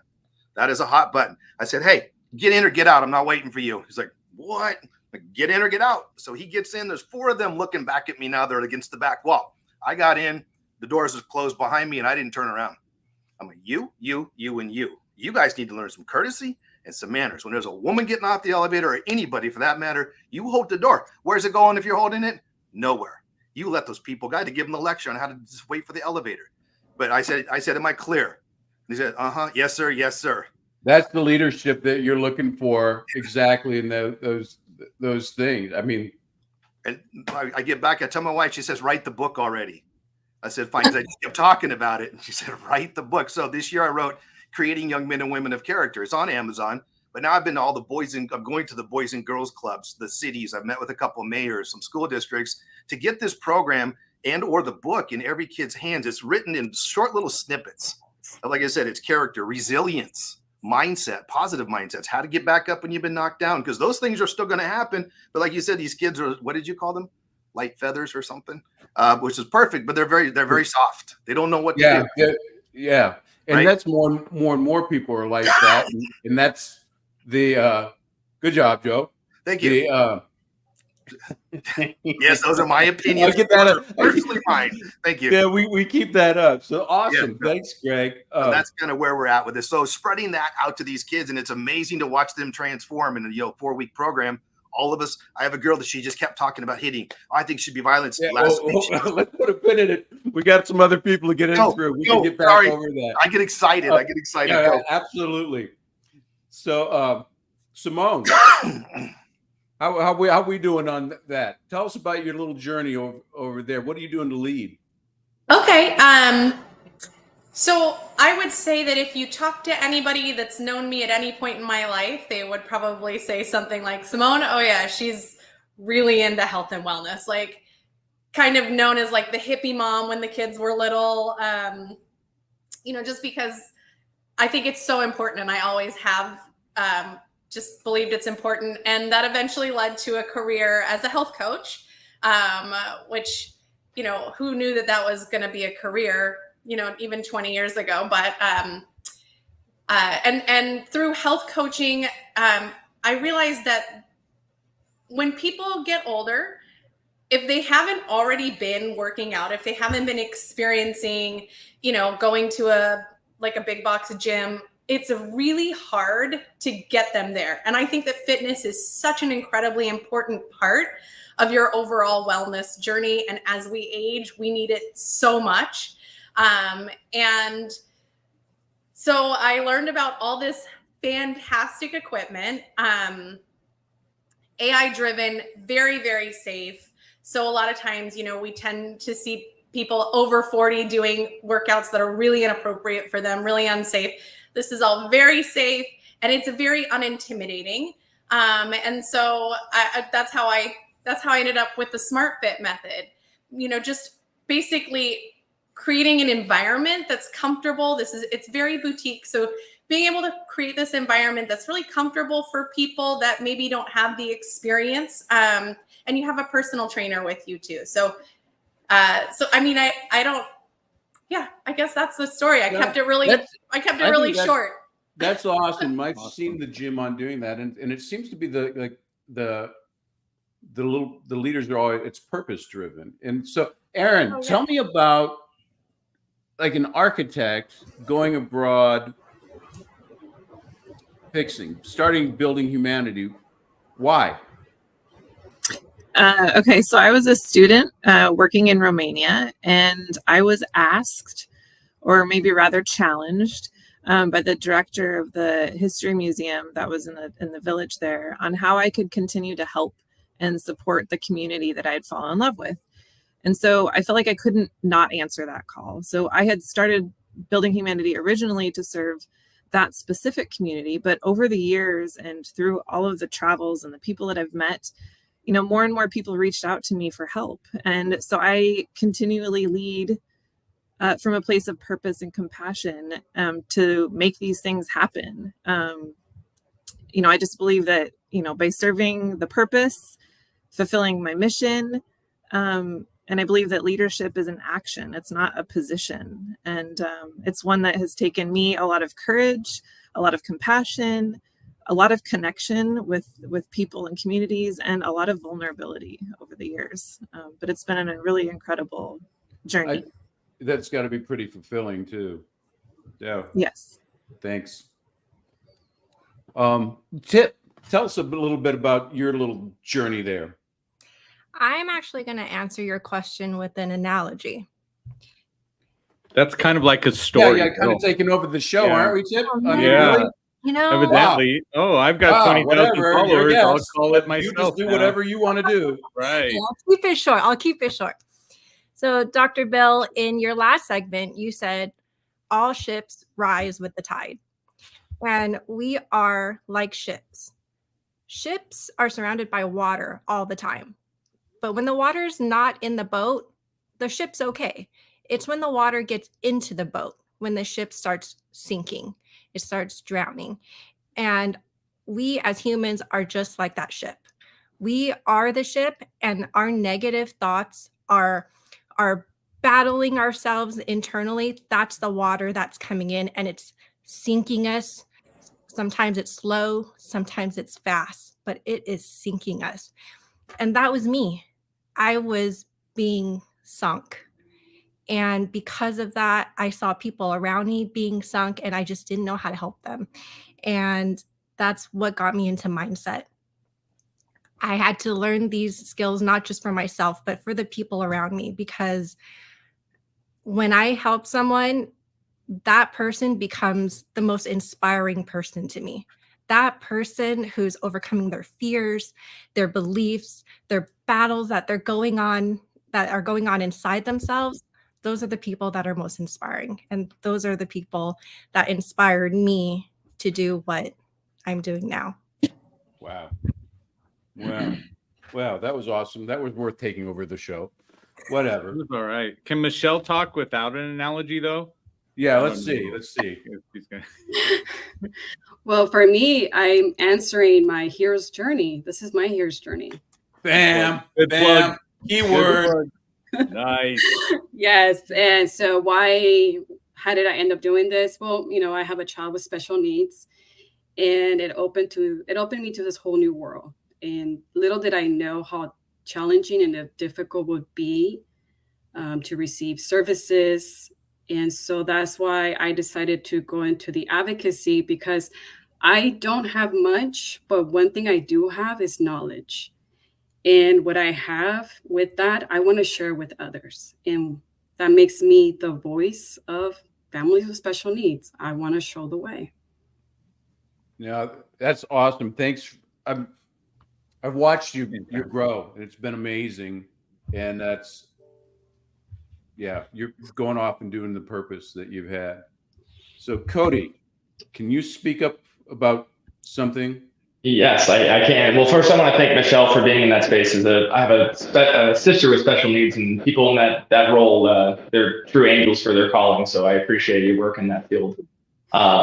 as I've been listening to everybody kind of tell their story, the thing that really has impacted me is the connections to community, the connections to resources, mindset, as well as overall health. And my biggest mission has always been to leave an impact in every part of those areas for anybody that I could.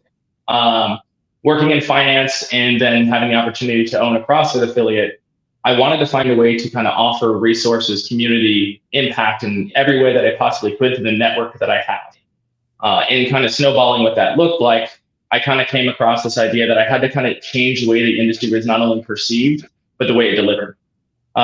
So we kind of started messing around. I started working with my career company called Policy Engineer and said, what if we were able to offer these services on a wider scale to our gym locally first, and then expand that out to citywide from that point forward? And they were all in. And so CrossFit Anaheim is going to be changing the way that we look at health, from the physical, the medicinal, and then adding that financial aspect, which is going to change mindsets, which is going to make people feel more comfortable and secure. People who come in with different barriers to entry, we're going to have multiple tools, networks to kind of break that down, improving the way that they go out and impact their community, and then allowing us to bring something to the city of Anaheim, and hopefully broader than that, that gives those same resources internally, externally as well. So that kind of fulfills each piece of those missions for me, and it's something that I'm super excited to really get going with. That's amazing. So wrap this portion up over here, James. Tell us about what you've done. You've created an amazing environment. What was the genesis with that? Well, remember, Tip had the water coming in the boat. What are you supposed to do? You're supposed to float, and that gets us back to. So that was a setup the whole time. Yes, it was a total setup to get to James with the float tanks. Yeah. So yeah, Float State. Really, it's another opportunity right now to be useful to the community, to our staff, just people that come in there. But I used to do commercial construction, building high rises and stuff. And I went through a lot of anxiety and stress, and, medicating that with some medications, but also drinking a lot. Things got to where it was not the ideal way to treat stuff like that and handle things. And a buddy of mine was telling me, you got to go float for a couple of years. And I finally did. And I was getting into a practice of mindfulness and meditation, and it was awesome. The second and third time really were life-changing things for me. And I started sending people and taking people, and it was helping people with everything from stress and trouble sleeping to back pain and chronic pain and all of that good stuff. So one of the things that got me out of that anxiety and depression mindset was really just looking for ways to be useful to others. So when I started to realize I might be able to make a business out of that and offer it and make it more accessible to people, Float State was born. And since then, it's evolved into many other things that, again, have a very nice, safe, comfortable place for people to relax and heal and unwind with all different types of things. So it's really the most rewarding thing I've ever done to see the relief that people get from all kinds of stuff. So that's really interesting to me, because what I've seen is that when you were doing construction, you were living that life. Construction work is a kind of a grinding life, and you're going up. How did you change once you decided, hey, I'm going to go from this construction, drinking, stressed out guy to like full-blown hippie quantum dude that creates this thing that has a tree of life on the ground that's talking about being useful? How did you change?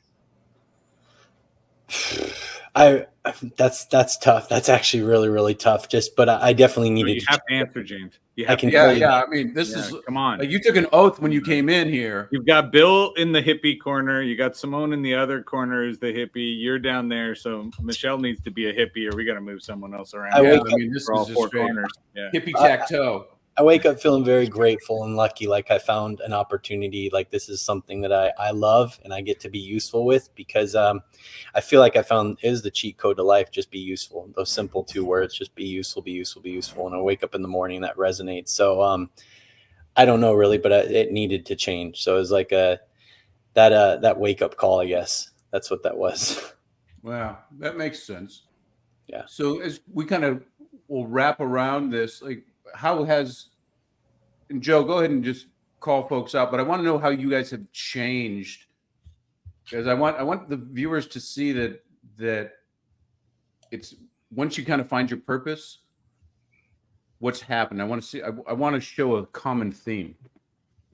So one thing I'm going to throw out to all you guys is thank you for taking the uncomfortable step, right, to go forward. And what each and every one of you has said in your own way was that you focused on taking away the pain you felt for other people, right? So when you experienced something, you said, let me go help other people not have to go through what I just witnessed or saw or am living through. And so that's what takes you to the point of being that leader. So I'm going to go ahead and start. So Tip, with yours, what's the difference before and after? Before and after, I used to wear a shirt with grumpy on it, and it used to say, I don't do perky. That's the kind of person I was. I like it. Changed your shirt. I have one because I hate people, but yeah. So but you still have that shirt. Yeah, I do. Yeah. You know, but now, you know, I think I come off as this bright, cheery person, and inside, that's how I feel. I feel like I'm the bright, cheery person, and I'm not that grumpy anymore. Not that grumpy. Not that grumpy. No, it's still there. Yeah, I mean, speaking of Coach Greg, Greg, it shows for God's sakes. Coach Greg, before, after. I'd say before, just jobbing, going along, plugging along, but finding that purpose of helping people. I just commented on James, be useful. But everybody in this group has said, be useful, help somebody, make somebody else's life better. That's kind of the goal. That's what Coach does. I say education, motivation, and tough love. But that's all in the effort to make somebody else's life better. So always focusing on somebody else. Actually, that just comes back to me as that energy that fills me back up to go do more. Great. Cody, before, after. Well, so really the pain point for me was I have two 2-year-old girls, and kind of figuring out how I leave my impact for them more so than finances or everything else. But like, how do I show what it is to leave impact on community and things for them? And so since they've been here, kind of really trying to formulate that idea, knowing what network and tools I have at my disposal and trying to make the most with those. The biggest change for me has been now every step or every goal that I start looking toward, there's intention, there's purpose, and there's something beyond myself that I want to create something that is repeatable. So when people buy into that vision, they can also go start doing those same things. So I think to sum it up, inspiration is really the part for me that's changed, and being able to create inspiration in other people. Nice. Aaron, you have to follow that. Come on. Oh boy. I'd say it goes kind of, along the same thing. I have a handful of kids as well, and thinking about what I'm leaving for them and how I'm showing them how they should interact and lead the world. So I'd say something for me is, confidence, which is still something I work on every day. The more I know, the more I realize I don't know anything. There's so much to learn. It's a constant learning game. And to just really, learning to connect with people as a result of like authenticity, inspiring, and being inspired to just take action wherever that action needs to be. Fantastic. Simone. Well, I don't know if this is something I should admit, but here I am. Don't do it. Don't do it. Everyone's watching. Oh gosh. Okay. So I would say in my early 20s and maybe even my late 20s, call it my 20s, I imagined opening a business, starting a business, and obtaining a lot of wealth. And that would be like the thing that really paid off, was just like money. And that was what I was looking for. And finding this field, it's so much more rewarding. What I'm doing now. And luckily I'm not looking for wealth anymore, since I'm in fitness and health. So yeah, just the change from wanting like monetary value out of the job and really realizing that what I wanted was to help people and to see the change in people that they wanted to see, and actually getting that feeling. And I will say, Aaron mentioned confidence. Finding something that I'm really passionate about and really good at and love doing, there's a certain confidence that definitely comes with that. And that's a nice feeling too. Yeah. That's awesome. So I'm going to go ahead and pick on Michelle. Attaboy. So before I felt powerless, and now I feel powerful. That's the biggest difference, because now I know that I can make a difference, and I share. I'm not not only am I an advocate, but I also create content, and so I create content showing the truth of what it's like raising a child with special needs. So breaking away that stigma, showing people, that we can make a difference, bringing awareness, and that just makes me feel so powerful, and something that I have been lacking before. That's fantastic. So, and Joe, again, what about you? Me, I'm just wonderful all the time. You know what? I've heard that. I read your blog, and you constantly are talking about you are wonderful, but you thought you were wonderful before your leadership journey, right? Correct. Yes. Everyone did. So one of the things is I want everybody that's watching that you see that everybody has a purpose and everybody has something going. And then when you follow that, it kind of transcends. Everybody seems to be happier afterwards. Sometimes we're looking for happiness, and there's people right now that they're wanting to do something. They have a purpose. They want to be a coach. They want to be a mindset person. They're shifting something. Michelle, I followed your journey since the beginning. And is when you kind of dive in, everything changes. If you, the Jonah principle, if you guys are familiar with that, is that, God gave Jonah a principle. He says, go over here and tell these guys to stop doing it. And he's all like, bro, because those are big guys and they're causing a lot of stuff and I don't want to go there. So he bailed. And then that's when God had him swallowed up by a whale, and he's sitting in the belly of the whale.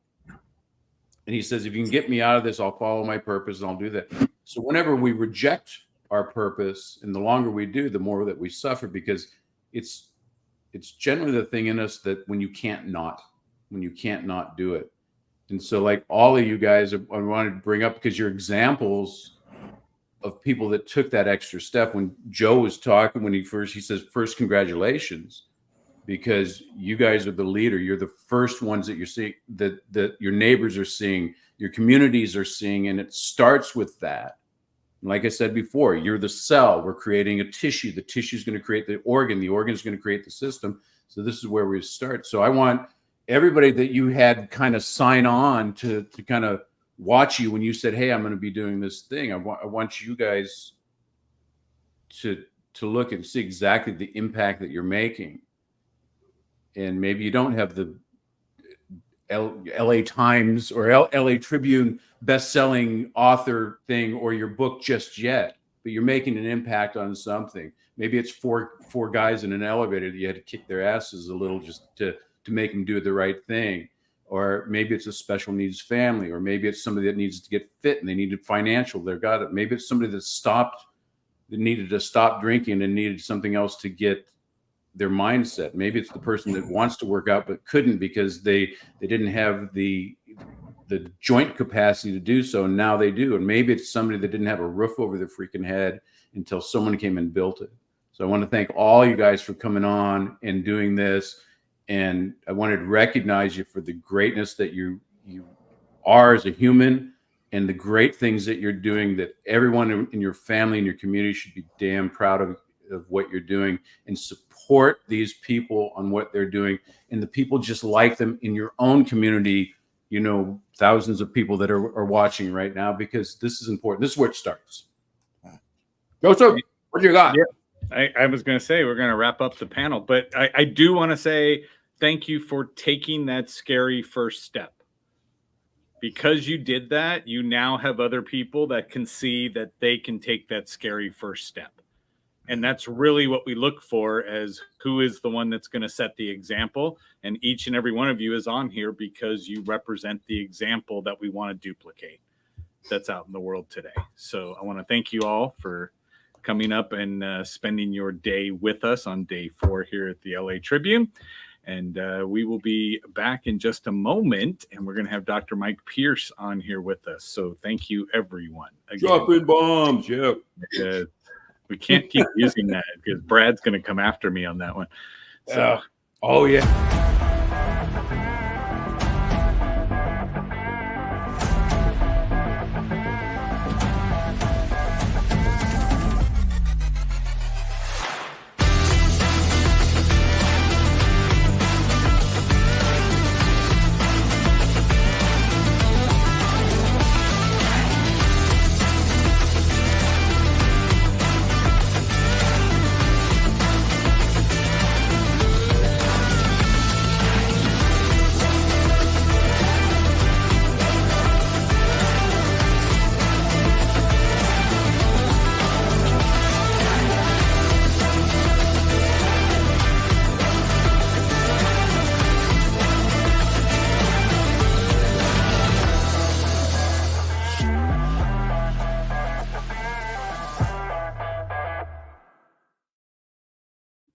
That's wow, amazing. We're back.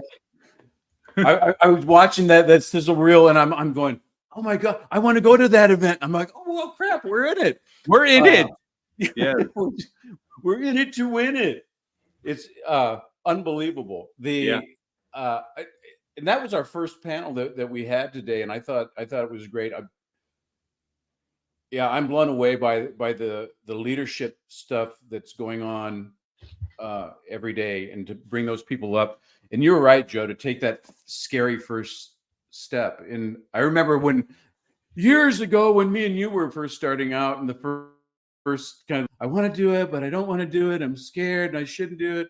And look at how wonderful we are now. Right. Guys, sometimes it's thrust upon you. I know. Where it's not that I made a decision. It wasn't that I made a decision. It was like, no, 22 things hit me at once, and I had no choice but to. They're always going on. So this next section that we came on, I wanted to show, like again, I was showing, we had Dr. Wu talking about how the medical paradigm has to shift. And we had Glen Deppi talking about a new way to look at, a deeper way to look at hormones and menopause. That was letting go. Mike Van Thelen was talking about optimizing yourself. We brought Bahar on that was talking about doing I don't know how to breathe. With airway, things that you would never think about the dentist industry doing. And then Kevin Lucas was talking about stem cells and the technologies and the way the body, we're learning more. We had Anders Varner coming on and talking about your day-to-day performance, about the things that you can do, and the way that they're looking at blood tests and optimization. We had the test going on, but what was coming up was when I was talking to a lot of people off screen was the mental health. One of the biggest things that I've seen in my practice, everybody's anxious, and it seems from about 4 years ago, I don't know what happened then, but from 4 years ago, 5 years ago, anxiety and depression, and it's almost like there's there's a big change, and this is becoming like the number one thing that I'm seeing, and it's increased tenfold of what it was before. So our next guest, we're going to start to talk about mental health, because it's the mind and the body that drives the actions, that drives the results that we're trying to get. And if you want to be a leader, you got to have a good mindset. So bring on the dude, homie. All right, I'm going to bring on Dr. Michael Pierce, who has referred to me as the before picture of mental health. He is a doctor of chiropractic with a board certification in neurology, former medical director of a 100-bed destination wellness retreat center. He teaches neurology candidates and lectures on various health topics. His YouTube channel is The Human Condition. It's just an all-around great person. And let's bring him up. Michael Pierce. Come on, Mike. Hey, dude. Thank you. I want to go off to that we're international, way international. Is it you're calling from Doobie Doobie or Whoopie Whoopie? You were Dubai, but it's, where are you at? Abu Dhabi. Well, The storms in Dubai chased me to Abu Dhabi. So Nice. It's after midnight in Abu Dhabi. Fantastic. And you look ready bright and tomorrow. chipper. Yes. Burning the midnight oil and doing a good job. So I like to refer to Dr. Pierce as Mycopedia whenever I have a question or a clarification or on a really difficult case, either neurological, metabolic, or whatever. He dives deep into the rabbit hole.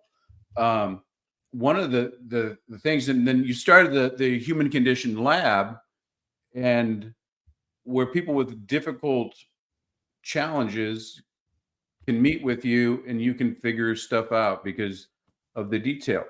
But one of the thrusts and one of the things that you're doing that a lot of people with functional neurology and QEEGs, and those are just the studies of how the brain works and measurement of those. What have you been seeing in the mental health field? What's coming up in mental health? It's probably the most exciting part of the work that I've ever done. The neatest thing about this mental health idea is we tried all these ideas out on groups that have no placebo effect, babies and infants, animals, and being able to correct mental health types of disorders in animals and children is really exciting because there just is no placebo effect. And then being able to look at adults and people that that really are susceptible to placebo effect, being able to measure lab things, laboratory changes in the brain, being able to measure electrical changes in the brain and show that there's really something there. You know, I mean, when you go to a doctor of almost anything, your kidney doctor, your heart doctor, your liver doctor, your bone doctor, they measure the organ. But you know what? When you go to a mental health doctor, they ask you a list of questions and they tick off some boxes in a checklist and then they give you a medication. And those medications have been tested for about 8 weeks. 8 weeks. Sounds like science to me. Wow. So you have a different way of treating, right? So let me go right back over here for you, Michael, there. Yes, the views and opinions expressed in this presentation are those of the author and do not represent the perspectives of any organization. And while I say that, you guys want to make sure you sign up at the Los Angeles Tribune so that you can get the replays and the after-hour networking at LALeadershipWeek.com. So please go over there because you're going to want to, you know, cyberstalk Michael in a second because he's going to give you even more nuggets and some value here. Well, so yeah. So whenever we point out a problem and we're going to say, okay, so this is what they're doing and this was the best that they had. So what's the solution, bro? A doctor, well, the bro. Solution. I want to keep it formal. The solution is to go back to root causes. It's to really go back to what is the root cause of what's going on. And that's going to be chemical and electrical. That's going to be foundational. It's going to be looking at evidence and looking at patterns and figuring out basically were people sick for the entire history of the world. And I think we've been convinced, I think we've been brainwashed. The idea that maybe we weren't sick the whole time. That maybe the Stone Age wasn't such a bad time for mental health. If you survived past childhood, of course, you know, there was some infant mortality, but after that, life was pretty good. You know, mental health and brain health and cancer and heart disease, these things weren't a big deal after age 1. But the statistics got messed up because there was so much infant mortality. So if a person made it past age 1 and didn't die in a war, there was a lot of really good things about life for most of the Stone Age. And so I think the idea is to really look back at what can we test for, what can we measure, what do we eat, what's going on in our bodies, what can we talk about that you can do. And there's a lot you can do. You can change your organs, you can change your brain, you can change how you feel, and you can do it fairly quickly. And there's lots of people that have done it. So ask your doctor, how many people have you fixed this in? And if they say none, vote with your feet. So now you're bringing that to general health. So that sounds like a lot, not to be picky on you, but we've heard that is so earlier today, that we're getting back to root cause. We're getting back to foundational health.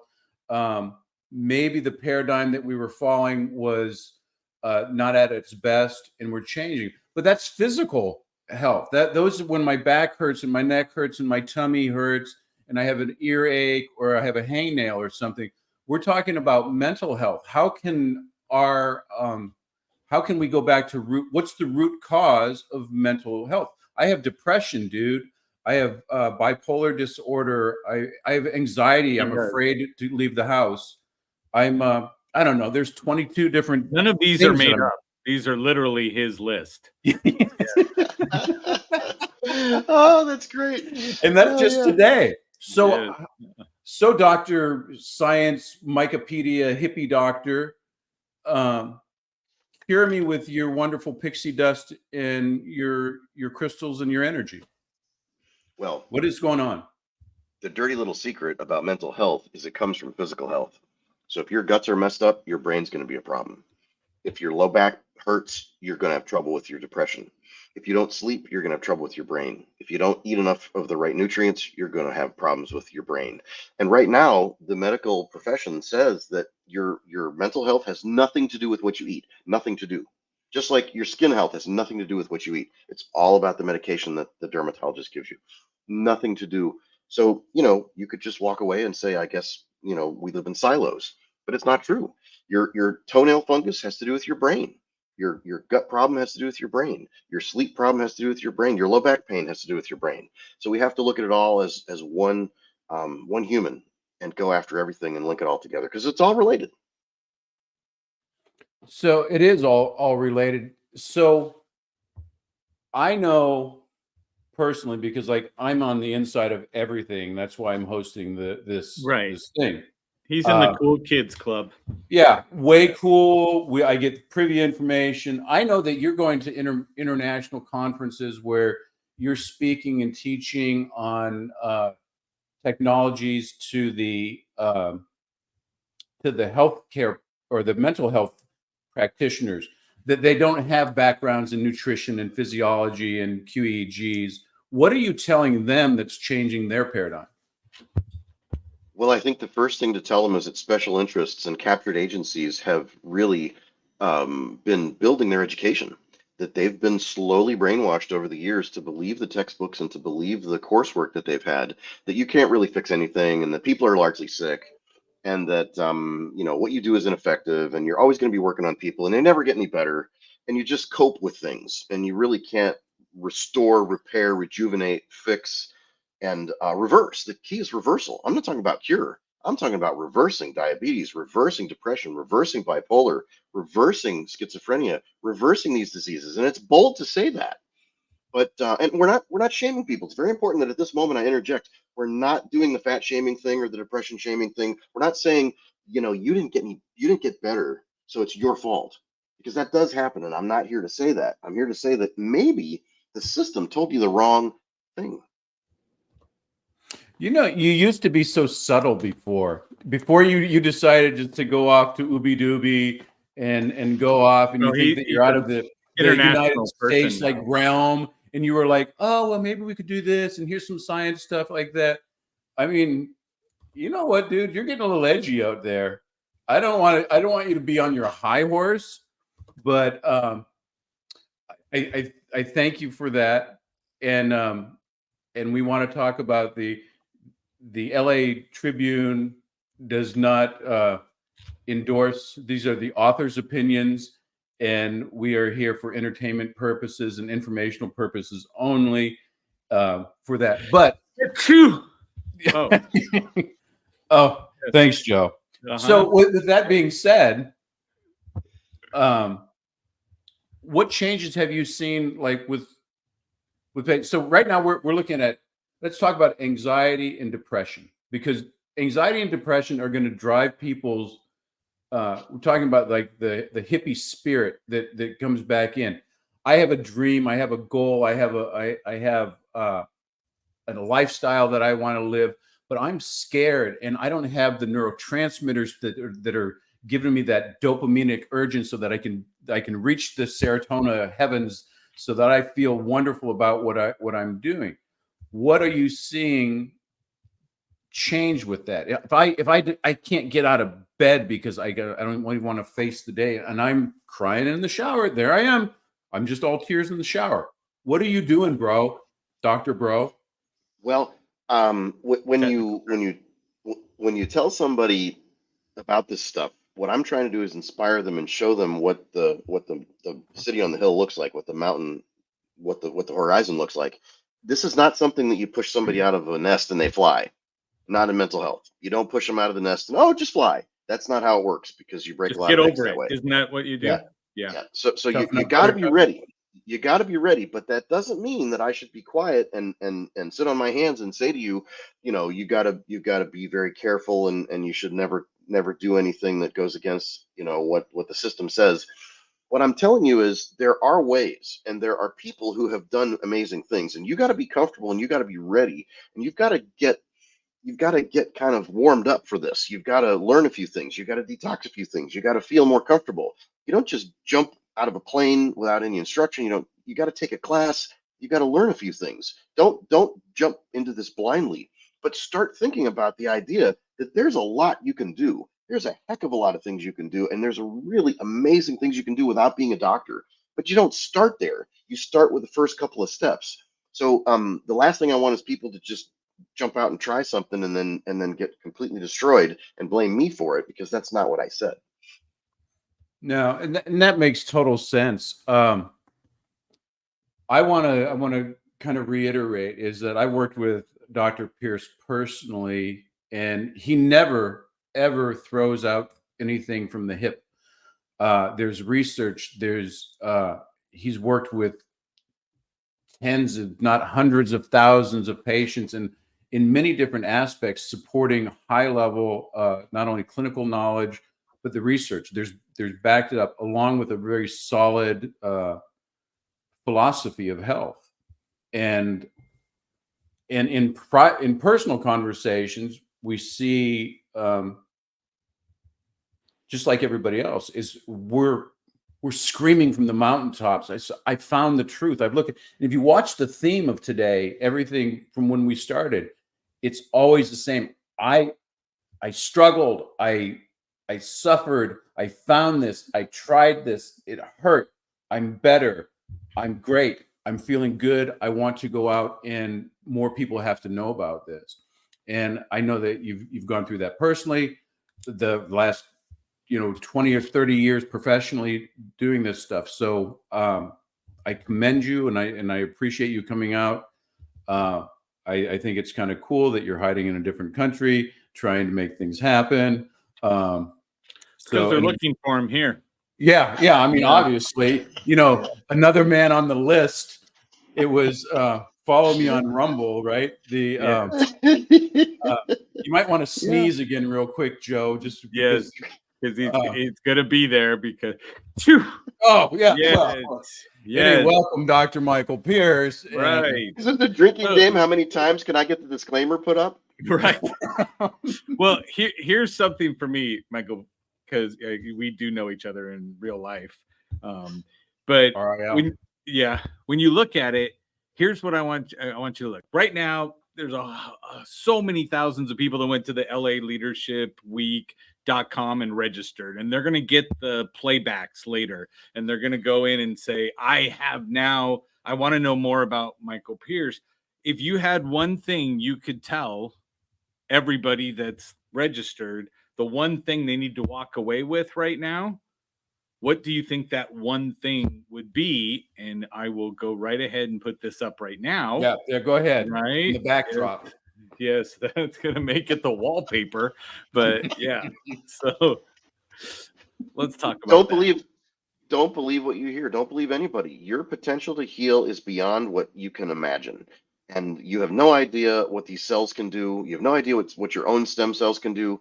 The effect of more protein and more fat and less carbohydrates and fasting on your own stem cells at any age is such that you can reverse all kinds of problems with all kinds of organs that you were told you can't heal. Years ago, we said you can't heal type 2 diabetes, and now it's completely reversible.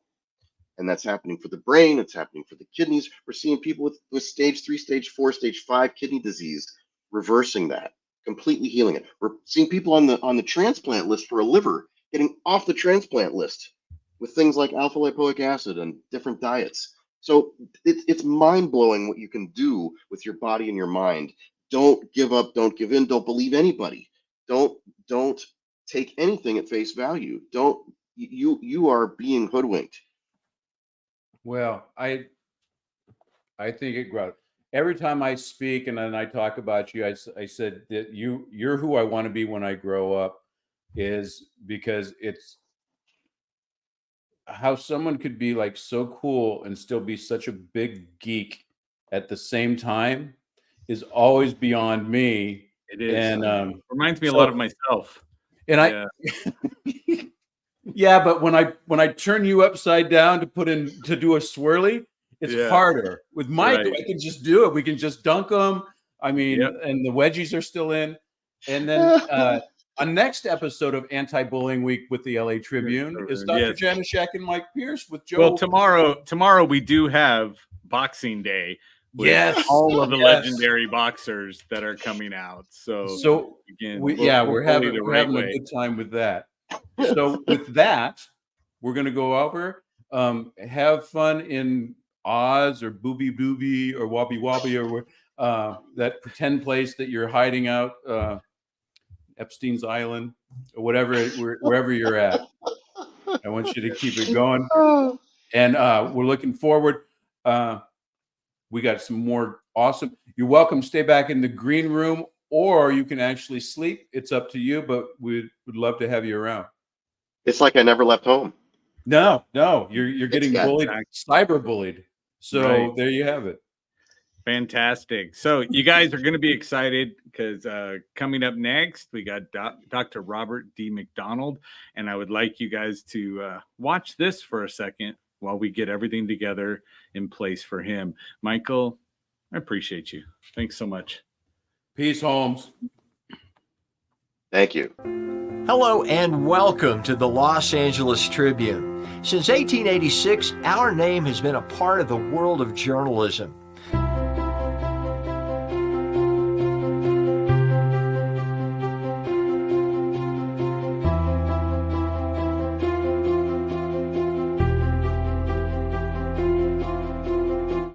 We've earned a reputation for being a publication that practices integrity, authenticity, and responsibility. For general inquiries, contact today. Thank you on behalf of the Los Angeles Tribune team.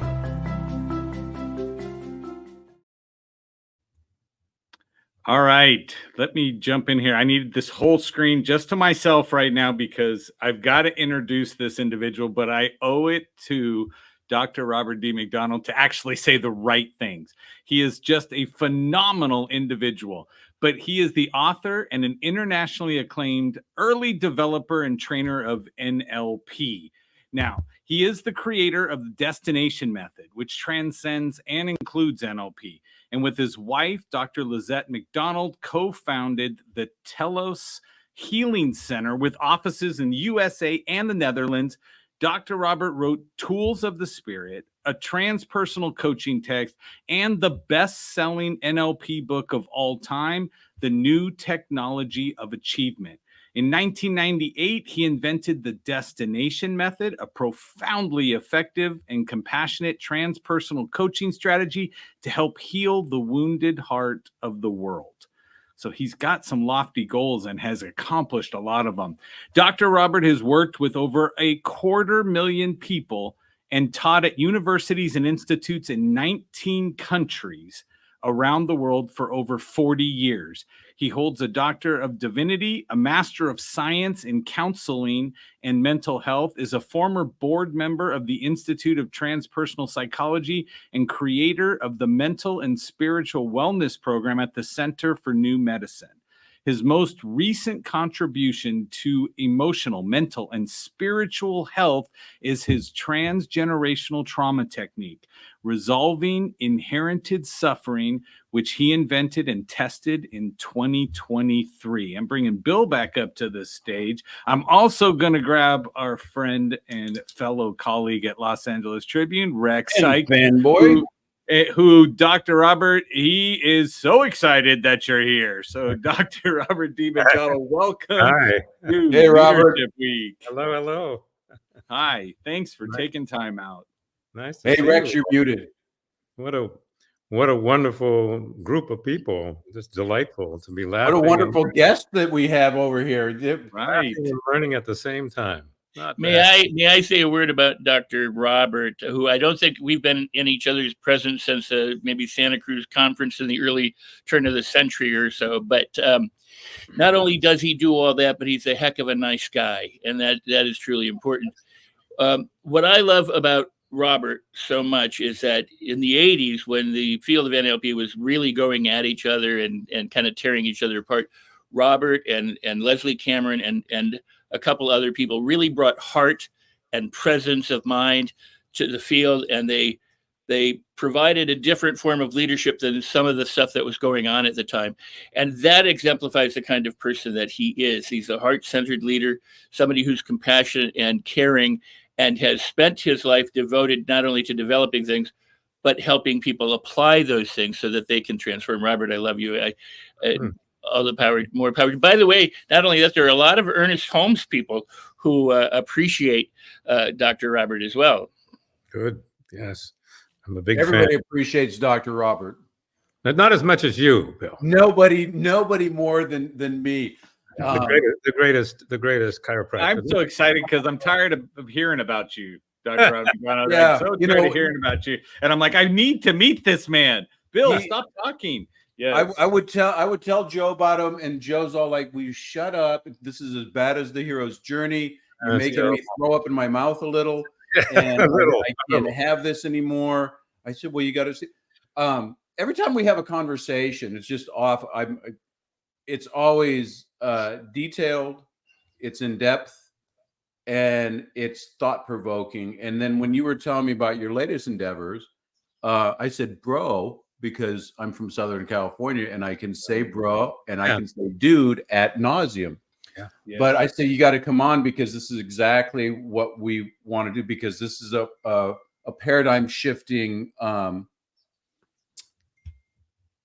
thing that you're doing. But you've been doing that for 40 years. A little bit more.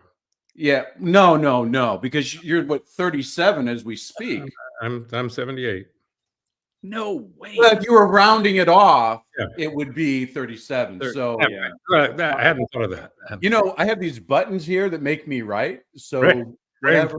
Out he goes.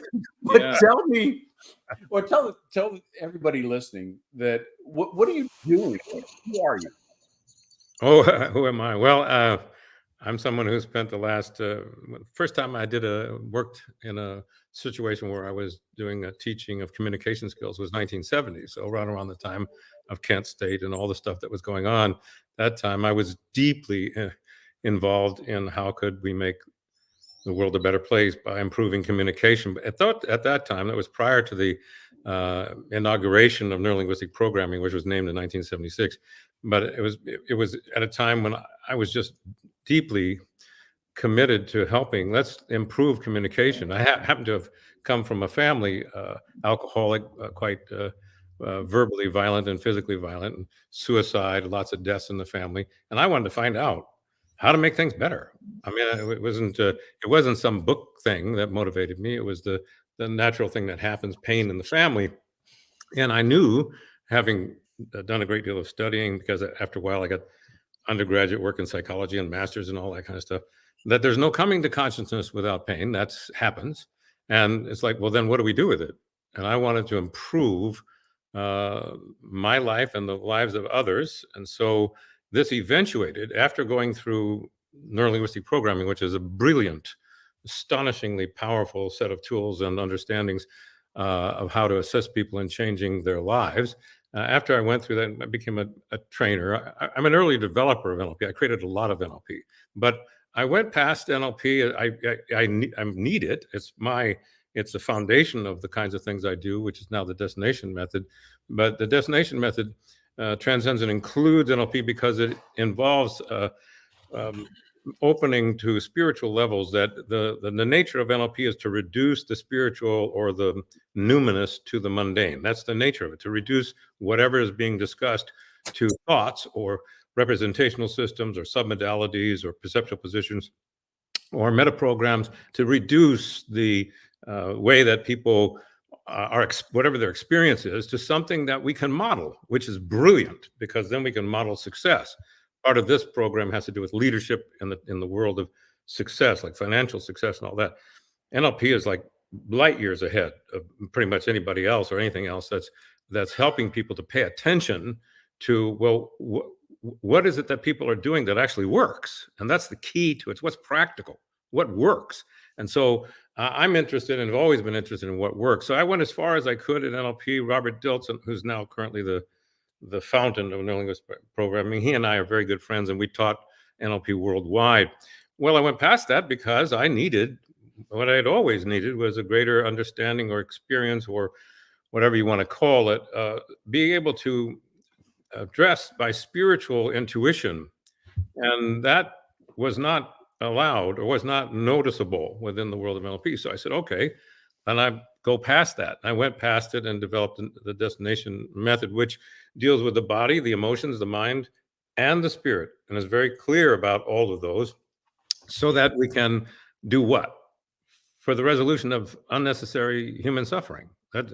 That's really what it's about. And so all I'm about is what is it that works to resolve unnecessary human suffering? I say unnecessary because there is some suffering that can't be changed currently. Nobody knows how to do it, and nobody knows the positive function of it yet. But once we know how to solve an issue, once we go, okay, this, for example, painful memory, if we look online, we'll find out that there's astonishing amount of unwitting ignorance about the nature of a painful memory. Like they call it trauma, they call it post-traumatic stress disorder, and so on. And what will happen is they'll say, well, we can't change that, or it takes a long time, or it takes medication, or you have to change the brain, or you have to do this and that. You just can't sit down and talk with somebody and help them in one session to resolve a painful memory. Well, neurolinguistic programming has demonstrated for years that can be done. And then what I wanted to do is go beyond that into, well, why? Because in NLP, the word why is not supported. What's the meaning of it behind all of that? And so I came up with the destination method, which works at the body, the emotions, the mind, and spirit. And any issue that we address, I'm interested in the resolution of that suffering. Unnecessary suffering is suffering that we know how to solve, and we found the positive function of it. If we don't know how to solve it, then we don't. But, what's the positive function of the suffering that I went through as a child? If I don't find that positive function, then what will happen is people tend to become imprisoned in the past as opposed to freed from the past, which requires forgiveness. Well, forgiveness is actually a spiritual experience. It's not psychological. The intelligent, rational people never forgive anybody for anything because it's not rational to do that. But it's not irrational either. It's transrational. It's greater than reason, and that requires someone having an experience to link to what I'm talking about. Because what I'm talking about now can sound like just plain bullshit. But if we go inside, and it probably is according to Bill, but if we go inside, I have to find out, what can I do to let go of the demand that the past be different than it was, which is the operational definition of forgiveness that I came up with many, many years ago. If as long as I demand that the past be different than it was, well, then I'm imprisoned in the past. True. I can't get past it. So it's not simply acceptance of the past, which is akin to mercy. It's not just acceptance. It's beyond mercy. It's forgiveness. So we let go of the demand that the past be different than it was, and then I can do this astonishing thing, which is to see, sing, and dance the praises of my past. Everything, without exception. And that is not rational, because rationality is always going to deal with duality. So there's a whole thing about duality and non-duality, and duality is the necessary function of the mind. The mind can't be a mind and be non-dual. It can't do that. The mind is going left and right, up and down, forward and back, male and female. It's constantly comparing. So as long as there's a mind involved, there's duality. Well, so Robert, talk about duality a little bit more. Are you talking about that because if you have a yin, you have to have a yang because there's a balance? No, I'm saying that there's no possibility of thinking up without thinking down. It's not possible to think unless you compare. Comparison is thinking. If you don't compare, you're not thinking. So that which is beyond that state of thoughtlessness that many, like in the Vipassana meditation, people who are going very deep into essentially thoughtlessness. That's why it can't be taught. It can't be directly taught. Anything I say about the infinite must be right because it's infinite. And it also must be wrong because it's infinite. So, and when I tried to say something about the infinite, I reduced the infinite to the finite. So then we start, and then I got two infinites, which is impossible. So the mind is the great conundrum. It's the source of the great conundrum. The solution to that, of course, is not to toss out the mind, just like it's not to toss out the body. Gentleman before was talking about medicine. Absolutely. What are we going to do? Toss out medicine? I want penicillin. What? It's like we don't toss out the body and toss out the emotions and toss out the mind and go just to spirituality or just to the mind or just to the body. To go just to the body is to ignore the fact that if I think about eating a lemon, I'll salivate. The thoughts create physical reality, physical measurable reality.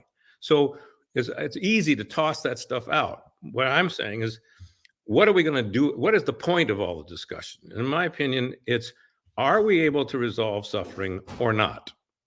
I don't give a damn how it's done. Are we able to do it? Well, I do care ultimately how it's done. One of the things that I objected to in NLP was the lack of moral structure, where they would say the only thing to do is to be effective. Well, the most effective way to make sure that all your clients no longer are upset is kill them. If they're dead, they won't be upset anymore. So why not do that? And the answer to what Bill has tried that. Bill, yeah, I mean, it was a shot. We had on my back. Yeah, it was a theory, but you know, still well, some bugs to work out. Dr. Robert, what I appreciate what I hear you saying is you know, it's not just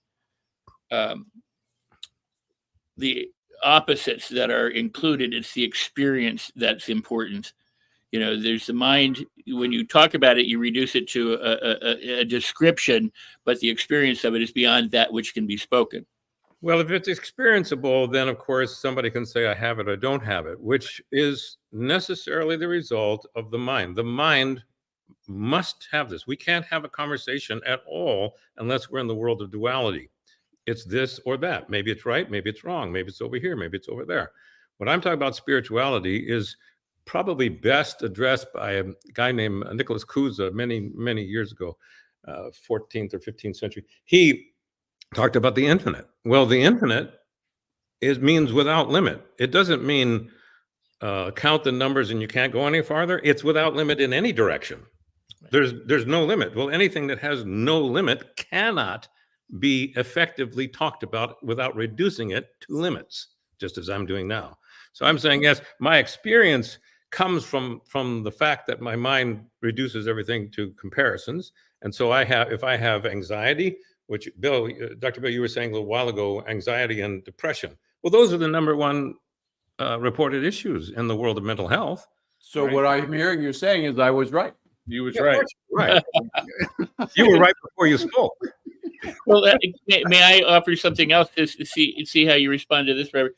You know, we always have this thing where they use the iceberg. You know, there's a tip and there's that's below it. You know, I mean, you could, you know, every battery has a polar negative pole and a positive pole, and birds have two wings and all that. I would liken it to, there's the iceberg, there's the tip, and there's what's underneath, which everyone says is the subconscious, but there's everything else besides the iceberg, including the iceberg. And people somehow tend to miss that while they focus on the iceberg. It's like, you know, the surface of the waves on the ocean is where the boat navigates the ups and downs, but beneath the surface, deep beneath the surface is very different, or way up in the sky is very different. There's everything else besides that kind of rational mind that we deal with that people don't normally entertain. I think that that's a description of something important that leads us, like maybe in Ernest Holmes' world, it's like there's no spot where God is not. So anything that there's no way for me not to be the world is blessed by God, blesses the world by means of me. So there is no separation. But that statement requires a comparison with somebody saying that's not so. So the very discussion we're having is in the world that requires argumentation and debate. And the place that I'm talking about doesn't have any of that. Right. And how do they get to that place? I mean, that's the idea, that freedom, the destination. Well, my interest is, I'm quite aware that there's no way to get there. Yeah. Because if there's a way to get there, then there's a way to get farther away. I can't get closer to God, because that presumes that there's a distance. That you're separated. So, yeah. There's no way to get closer to God nor farther away. The whole concept of hell is absence of God, but there's no way for that to happen if there's agreement with every single spiritual tradition on earth. Every religion agrees to the definition of God, infinite. I have a problem of hell, and I have a definition of hell. Yeah. And that's not getting through this interview without going in deeper, because we're going to wrap up in a little while, but I don't want to leave at all. We have forever. Well, I sat there and between your knowledge base and your wisdom base, and then just the crap that you put out sometimes, put those all together, we could go on and on and forever. But it's always wisdom. But I'm not going to allow you to leave or click off this until you share with everyone here, even Rex, what you have coming up in July. Yeah.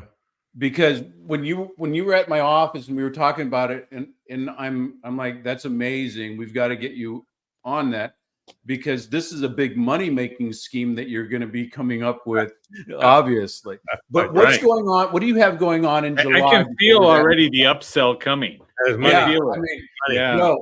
The bump. 10% on the upsell. Yeah. Well, what's happened is that over all these years of my doing all this work, I've worked with well over 250,000 people, and many thousands and thousands of people who've come to me with painful memories over minor things and major things, from rape until wars. Today, I was talking to a man I hadn't spoken to for about 8 years, and he was in Iraq under Blackwater, and came with profound trauma from that. And I worked with him years ago, a couple of times, completely resolved that his life is dramatically different. I have many, many, many, many stories of women who've been gang raped, all that stuff, resolving that. What I noticed is there are a few people who know how to do that. Very few who know how to do it in the destination method way, which works. And what I mean by it works is that if I sit down with somebody and they do what I ask them to do, I'm absolutely convinced that by the time they leave my office, they no longer have the painful memory, which is another way of saying they no longer have trauma. They no longer have that trauma, that memory. They might have everything else, but not that one.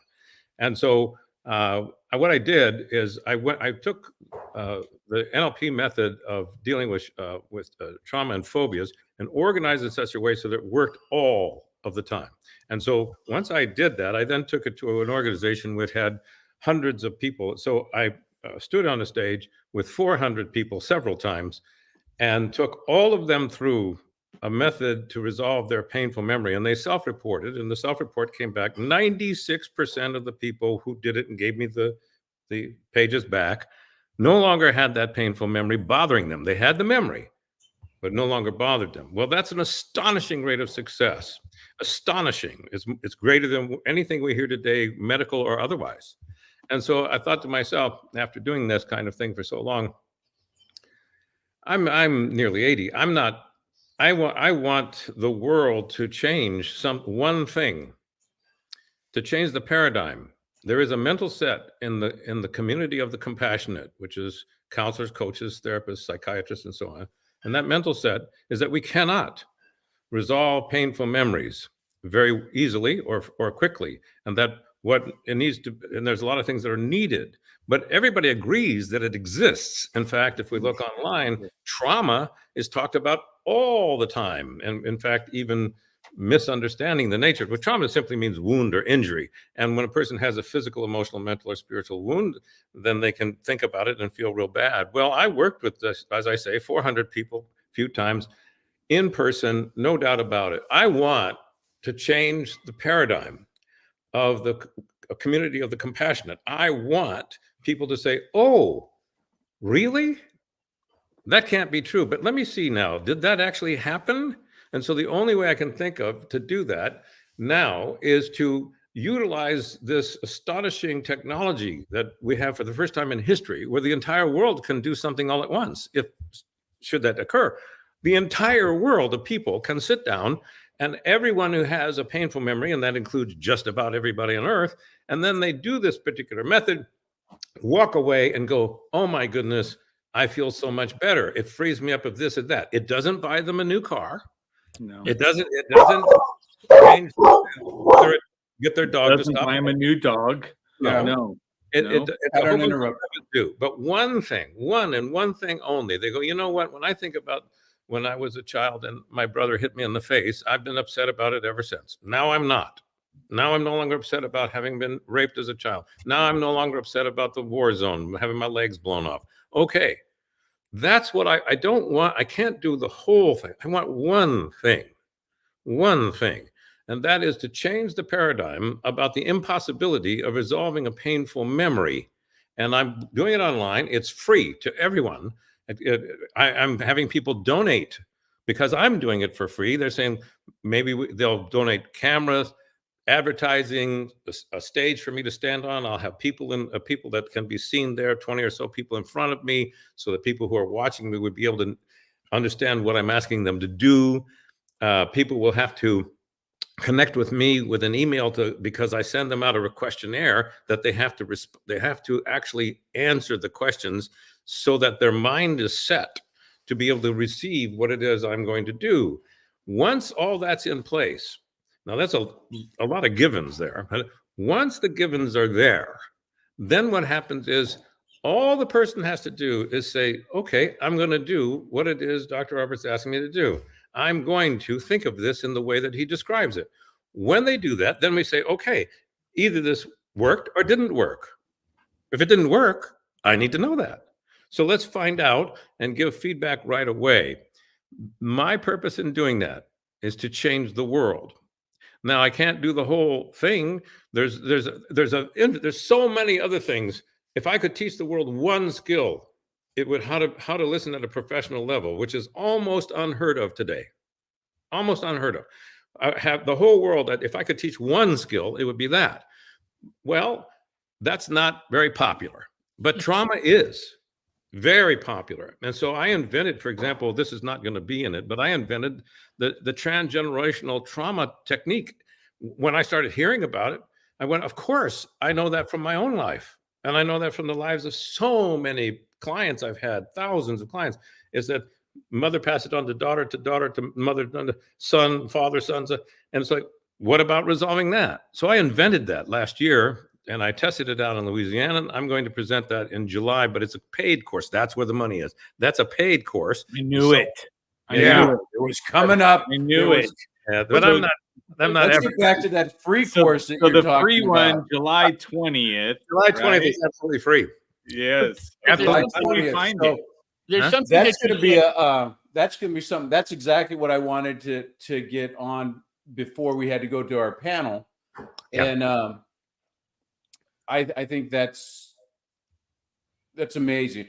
We've had conversations time and time again. I've seen you do your work in my office. You've been doing those classes. I've referred people to you over the years that have nothing but bad things, transformational stuff. Right. They have nothing improved. That's right. Yeah, nothing improved. There was no substance, and there was no depth. That always seems to be the Yelp reviews. Unbelievable stuff. And we want to open up the floor to the rest, because I want to get a panel thing. Because when I was first discussing this, and I said we have to do the mental health thing, and we brought in Mike, what he's seeing from a clinical aspect. We had to bring Dr. McDonald on because of the depth and experience from the mind component. And then I wanted to talk to some boots on the ground practitioners on their take on mental health and what's going on. So Joe, you want to bring up the other home people? And while you're doing that, may I say two things? One is we can put the information about Robert's event, somewhere that it's available, or the chat or something like, so that people have access to it.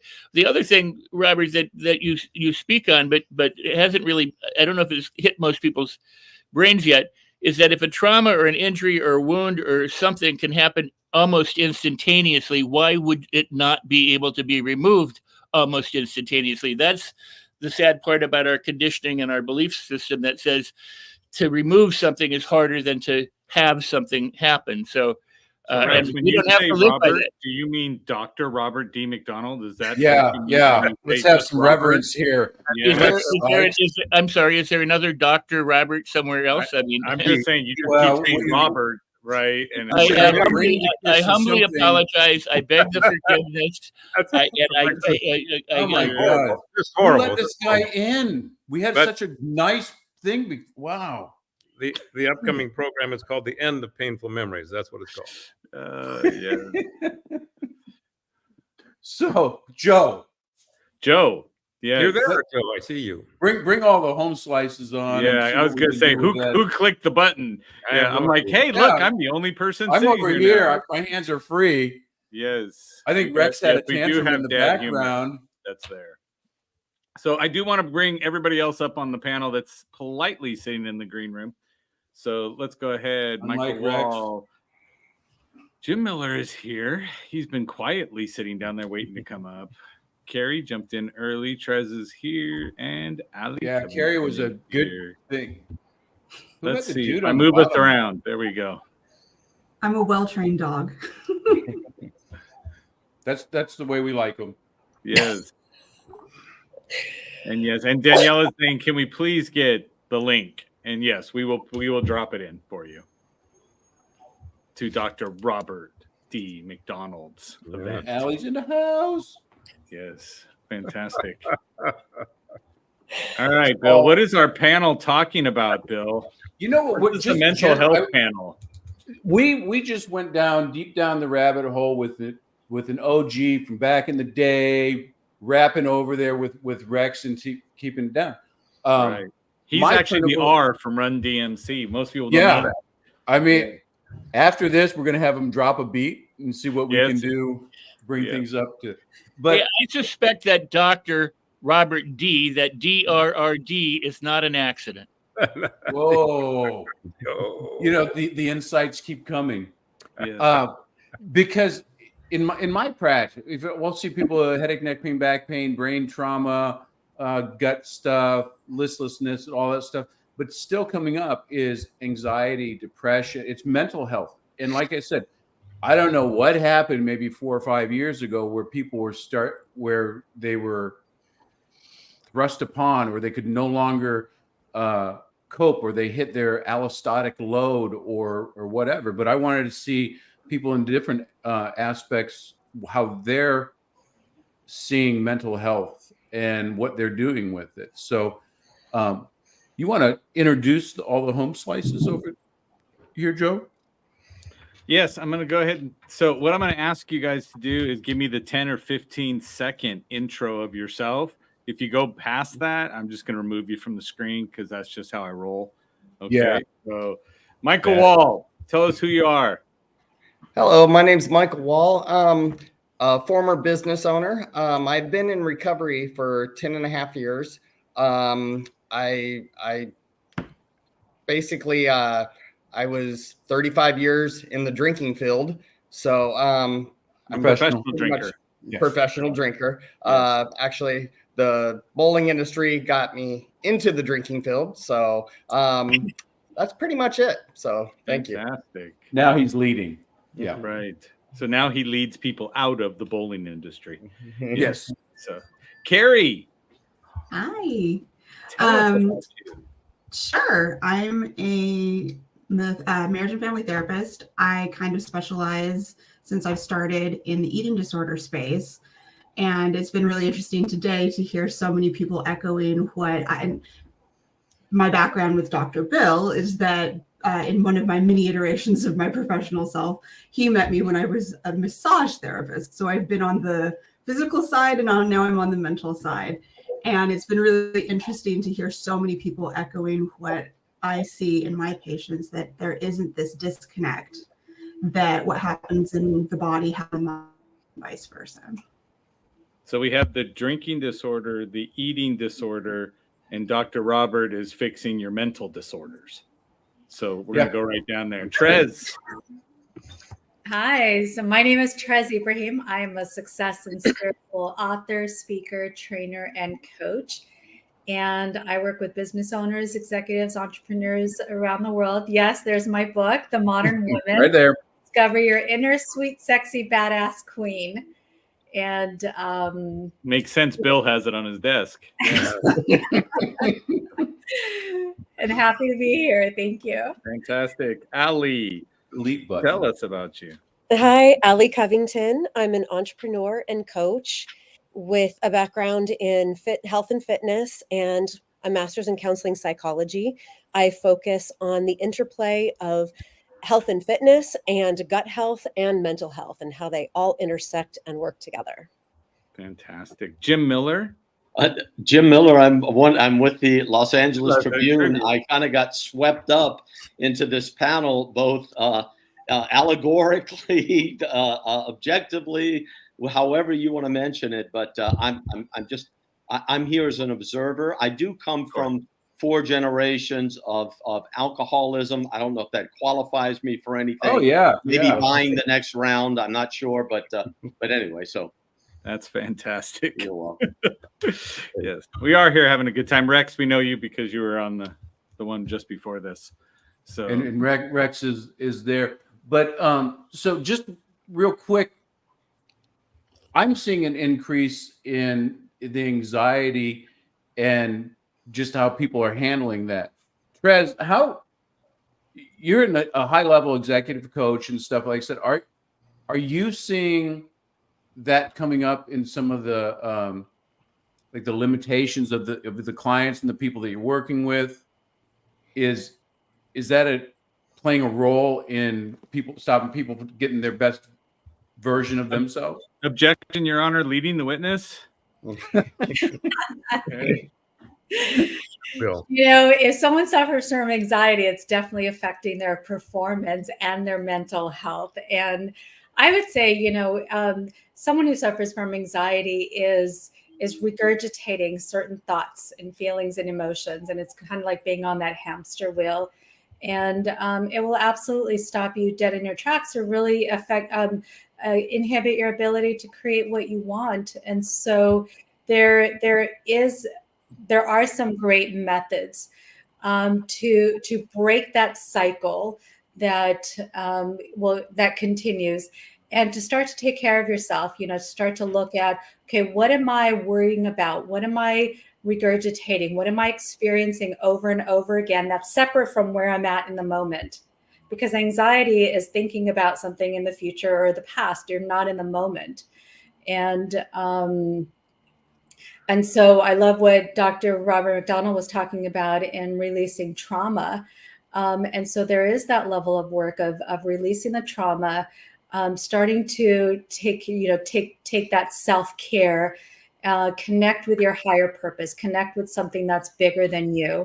And I don't believe it's a one-shot answer. It's really about taking that disharmony back into harmony in your own self.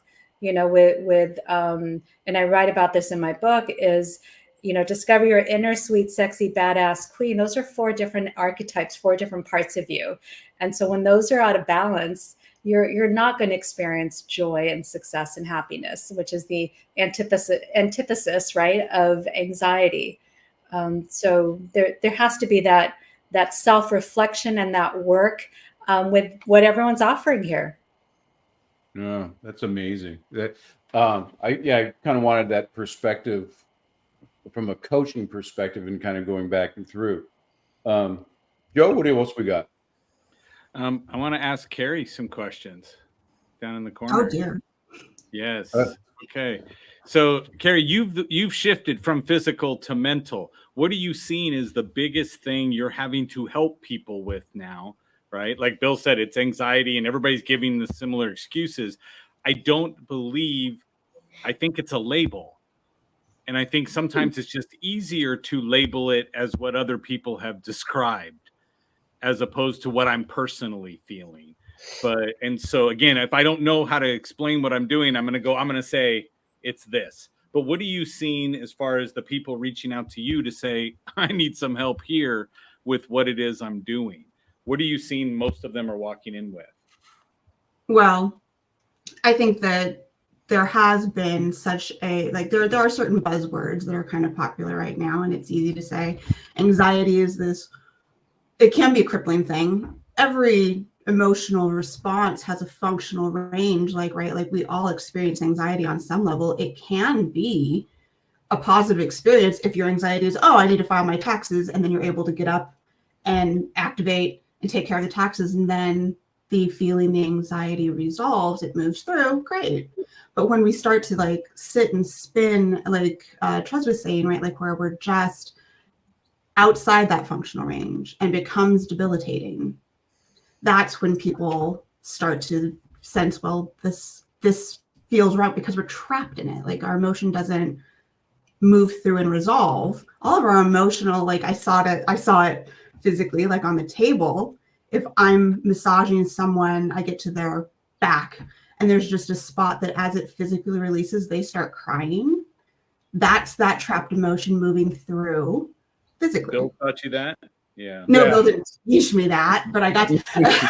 But you know, it's actually very interesting. You said the body remembers, and the body will hold emotion in different portions. And I've adjusted people and had them cry, and I've had them laugh, and I've had them take swings at me. All right, maybe that was a lot more people. Yeah, I mean that comes on more than usual, but I just go to my clinical prowess, not that I was an ass to them before. But speaking of being an ass to them, Allie, what? Wait, how did I get equated with ass on this one? It's behind you. Because there's a butt right behind you. If you look to your, right. Watch your finger, girl. Watch your finger. So we are causing mental trauma at this point, right, Dr. Robert? Allie has a background in psychology and the body work and finances of it. So she's hit the trifecta. And within those three things, I know that professionally you're not using your counseling and stuff, but you're still high level on the physical aspect and still doing the financial aspect. How are those two things affected by the anxiety, mental health tsunami that you've seen in your practice? They usually come in wearing it on their body. So I actually do use my masters quite a bit in my coaching, because people come to me with this like weight that they cannot seem to get off their body. Stubborn weight, cholesterol that won't move, blood pressure that won't come down, and they feel stuck. And then we come to find out, dig a little bit, that there's either some trauma, some anxiety, some depression that's been permeating all of that. And so by releasing those aspects of it, we can start to get the body to release the weight that they've been holding on to. Wow. So we see that a lot. So once they start working with you, they start getting healthier, you see that anxiety decrease or go away. Yeah, because from a biological perspective, which is where I come from first and foremost, that's what my bachelor's was in. You can over methylate micronutrients that can cause mental health expression, anxiety, depression, ADHD, and all of those things that people tend to suffer from. But it could be that it's either hormonal. Some of the receptors are blocked in their gut, so it could be gut related. Cortisol receptors, oxytocin receptors, serotonin receptors, and those things are blocked in their gut. So we want to make sure that is at least cleared out, because we can do a whole lot of talk work, but we can't overcome what our biology is just sitting there not doing for us. And so by combining all of it together, then we can move through and release all of those things much more quickly than by tackling them one at a time. Well, thanks. I mean, that it's nice to have people being evaluated from 3 different dimensions, because then you're not just talking about mental health, or I'm only seeing it in this aspect. So that's going to bring us to Michael Wall, because you're in recovery. You're leading recovery. You're in the recovery houses. You're leading meetings and stuff like that. Over the last few years, have you seen an increase in? I mean, I know you guys are always busy because it's been such a profound issue for so long. But are you seeing the types of people come in? Is that different? Yes, we over the last 5 years, we've actually transferred over, instead of to the addiction treatment, it actually has gone more into the mental health program. So it has actually changed hands. Something that Dr. McDonald was saying, and actually everyone on these panels, it's something that we in recovery actually work on. Making a searching, fearless, moral inventory of ourselves. We admitted to God that the beings of our exact wrongs. Entirely let God remove the defects and shortcomings. It's pretty amazing how, I mean, we're going all the way up to all these great speakers that I've heard. It makes me wonder if they have not actually worked the 12 steps, because it is something that is actually, it helped me, and it has helped others just go through and remove everything. Well, so Robert, you'd always said that the root of addiction. You meant Dr. Robert, I assume. Yeah, now you have to bow and take, But you know what? I hang out with him. He's like my homeboy. I call him like Grandmaster D. So, right. What up? So, Dr. Robert D. McDonald, Yes. I'd like to ask you a question. Is so the root of addiction is what? Well, there's a lot that can be said about addiction. My smile. You can say it. The word addiction, of course, comes from addict, which is to speak, and it comes from the Latin time of Roman when they spoke people into Allie? That's why we have mute, Allie. We're happy. It's enslavement. Yes. Short and sweet. To be addicted is to be enslaved. And so addiction and codependence, for example, used to be called co-alcoholism many years ago when I was involved a lot with that. And codependence is simply another way of talking about a confusion of identity. I don't know where I end and the other person begins. It's the same thing with alcohol. I don't know where I end and the alcohol begins. It's identity confusion, and it's supported by pain, fear, astonishing amounts of fear. And so there are solutions to this. I don't have time to do that, but I wanted to address the words that we're talking about, which is mental health, because there hasn't been, it seems to me, there hasn't been definitions. What's mental and what's health, and what is mental health? And I think if we don't know what mental is, and I assure you, if you go into any university in the world and ask them in the medical department, what are you studying? They will tell you without any difficulty what's studied at the medical department. But if you go in the psychology department anywhere in the world and you say, so what are you studying? There will be an argument about whether it's behavior, whether it's cognition, another word for thinking, whether it's the brain, whether it's a combination of the two, whether it's hormone. There'll be an argument as opposed to what is the mind. Because as long as the mind is not defined, and by the way, I've taught at the University of San Francisco for a year, taught psychology, I taught at University of Denmark, I taught at University of California, San Diego, I taught all that. And I noticed that there is psychology, means a study or science of the psyche, which used to be the soul. Well, now what is it that we're studying? And I think without that, we kind of fly back and forth about what might be valuable. What I'm interested in is what works. What I learned about the mind is that the mind creates emotions. Emotions don't come from the sky. If I have anxiety, it's because of the way I'm thinking, what I see in my mind's eye and what I hear in my mind's ear. Anxiety, I've worked with thousands of people who call it anxiety, or they call it worry, or they call it upset. But what it turns out to be is an expectation, a painful or fearful expectation of something that hasn't happened. No one's anxious about the past because the past is over. I can have a trauma. I can feel bad about the past, but I'm not anxious about the past, not worried what's going to happen. It's happened. So it's always and invariably about the future. And it comes in the form of when a person speaks to themselves and says, well, what if I become a bag lady? What if my father commits suicide? What if I die? What if my client dies? What if that what if will produce chemicals and structures in the body that can't be denied and be held in the body, which can't be denied. But what needs to change? The body? You can address the body, and then hopefully that will impact the mind that creates the anxiety. So if I'm talking to myself and saying, what if this, what if that?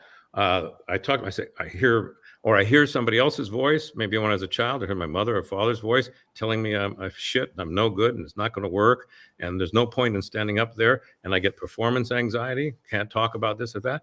It doesn't come from the sky. Anxiety is fear of something that hasn't happened yet, and that comes from what I see in my mind's eye and hear in my mind's ears. So if I change that, I will no longer have that anxiety. Now that won't fix everything else. So when a person comes to me, I want to find out how are they doing it. Once I find out how they're doing it, I don't say, and this is going to resolve your relationship with your mother, father, sister, brother. I go, tell me now, how do you feel now when you think about that? And they go, well, I feel fine. So this is how to. So the results are there. And what I'm interested in is practicality. Resolve the suffering. Now, that's not normal, because normally we want to put contextual structures and say, this is the meaning of your suffering, which is, of course, deeply important. What's the meaning of my suffering?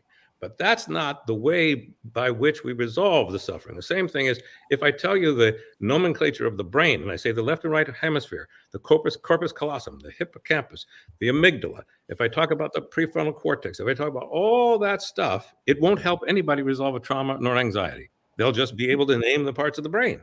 You know, that's interesting, and that kind of goes to everything that you've done. Because even when I was asking you to join the leadership, when you called me back, you said, "Does everybody agree what leadership is?" And every time I talk to you, you go back down to the roots of what exactly are we calling. And I think that the reason that you get the results that you do, not only because you know what to do, is that you'll stop and you'll go over what exactly are we working at, rather than just running through and just saying, yeah, we're going to mental health. Well, what is that? What is it? Is it mental health or is it mental pathology? And are we going to go left to right? So I want to kind of go with that. And I want to find out. So we've seen how the anxiety, but if there's like, so Allie, if there's one thing that you can do to work with people to get them out of that, what are you going to do? Anxiety or depression or both, right? It's they seem to be on the same spectrum almost. So I take a multi-pronged approach. First, I make sure that we don't have any gut health issues that are getting in the way, or any micronutrient deficiencies that are also getting in the way. And those are pretty easy things to clear up. That doesn't take very long, a couple of months at most, to determine what's working and what's not working. But all the while, we need to be focused. We need to make sure the hormones are in good shape too, because when you're depressed, it's oftentimes your depression can be presenting in the same way that somebody with low testosterone could be presenting. And so we want to make sure that none of the biology is impacting our mental state and our mood, so that we can walk ourselves through the mood issues. And I find that the fastest way to get really good results is to do it while we're doing exercise. So EMDR is something that's been around for a long time, and I love it, but it was taken out of the field and put into the clinical setting, as you know, Bill and I have talked about this before. And I like to put it back into the field, so to speak. Get on a treadmill, get on a step mill, force the dopamine into your body while you're working through those painful negative emotions, and we can get clarity much faster without getting dragged down by the cascade of hormones that get kicked off when we do go into the trauma. So we have the clinical aspect of that, and really digging into that, using that physical. I find the one thing, the best way to shift us out of a state we're doing breath work, we're doing movement to get the brain to help with the mind. Yeah. So Carrie, do you see the same thing? I mean, what's like your first step when those people are coming in, anxiety, depression, whatever? Yeah. So I practice from an IFS lens. So define that. So internal family systems is looking at kind of the multifaceted internal landscape within us, that we all have. Like we have an anxious part. It's developed a strategy, usually from a young age, of like, okay, well, something big, scary, overwhelming, disappointing, scary happened. And so to prevent that from happening again, I've developed the strategy of worry about that and worry about everything. And I like to pair it with brain spotting, because back to that idea that, like, well, if it can happen instantly and imprint that well, right? That's our brain's function. That's what we're designed for. Like, our brain wants to keep us going. And if it notices something threatening, it's going to encapsulate it. It's going to lock it down to keep us protected from it. But if it knows well enough to do that, it also knows well enough how to let it go, put into the right state. And so I like, yeah, that's you have to unpack it. Yeah. Say what? You have to unpack it. That's what you have to do. Yes. Your brain can unpack it. You can unspool it. Right? Joe's plugging our class. But so Trez, from a coaching aspect, so we've got, when Allie was talking about she's getting some movement and she's more in that space. Carrie's talking about that. So you're a coach, you're a high-level coach, you're working with people all over the place. What's your first go-to move to get rid of the anxiety, depression? Yeah. Angst? So, that question, what's your first go-to move, is a challenge for me, because it's really about assessing and getting to know my client. And I'll give you a couple of examples where the root cause of it can be from a number of different areas, and I'll share it. So I had one client who wasn't in school, was no longer working, didn't really have direction, wasn't in touch with his dreams, suffered from depression. And in my mind, if you're not moving, if you're sitting around the house, wandering around, there's no reason for your body to generate energy to keep moving. You don't require it, because you're just sitting around doing nothing. And so for him, we had to start to dream and start to work towards something and start to kind of build that ambition and that drive, and give him, his body and his mind, a reason to wake up and move towards something. I had another client who was suffering from depression, who she was going through a divorce, was fighting over her child, had some family problems, money problems. I don't know why I'm depressed. Doctor wanted to put her on medication. I'm like, of course you're depressed. I'd be depressed if I was going through what you were going through. So let's work on that. Let's look at how do you deal with that stress? How do you function? How do you work through all of these issues in a way that supports you? And I don't want to keep boring you, but there's one more client who suffered from depression her whole life. And when we did some research, her mother suffered from depression during her pregnancy. And because her mother was traveling country, immigrating to a different country. And there was just a lot of sadness and depression. Her husband wasn't really, there was just a lot of issues and stuff. So her mother was suffering depression, had the baby in her womb. And so she was just kind of, ingrained with that emotion, and always had it her whole life and couldn't figure out why. And by finding that root cause, we were able to release it. So there are different reasons. No, that makes total sense, but just kind of the assessment.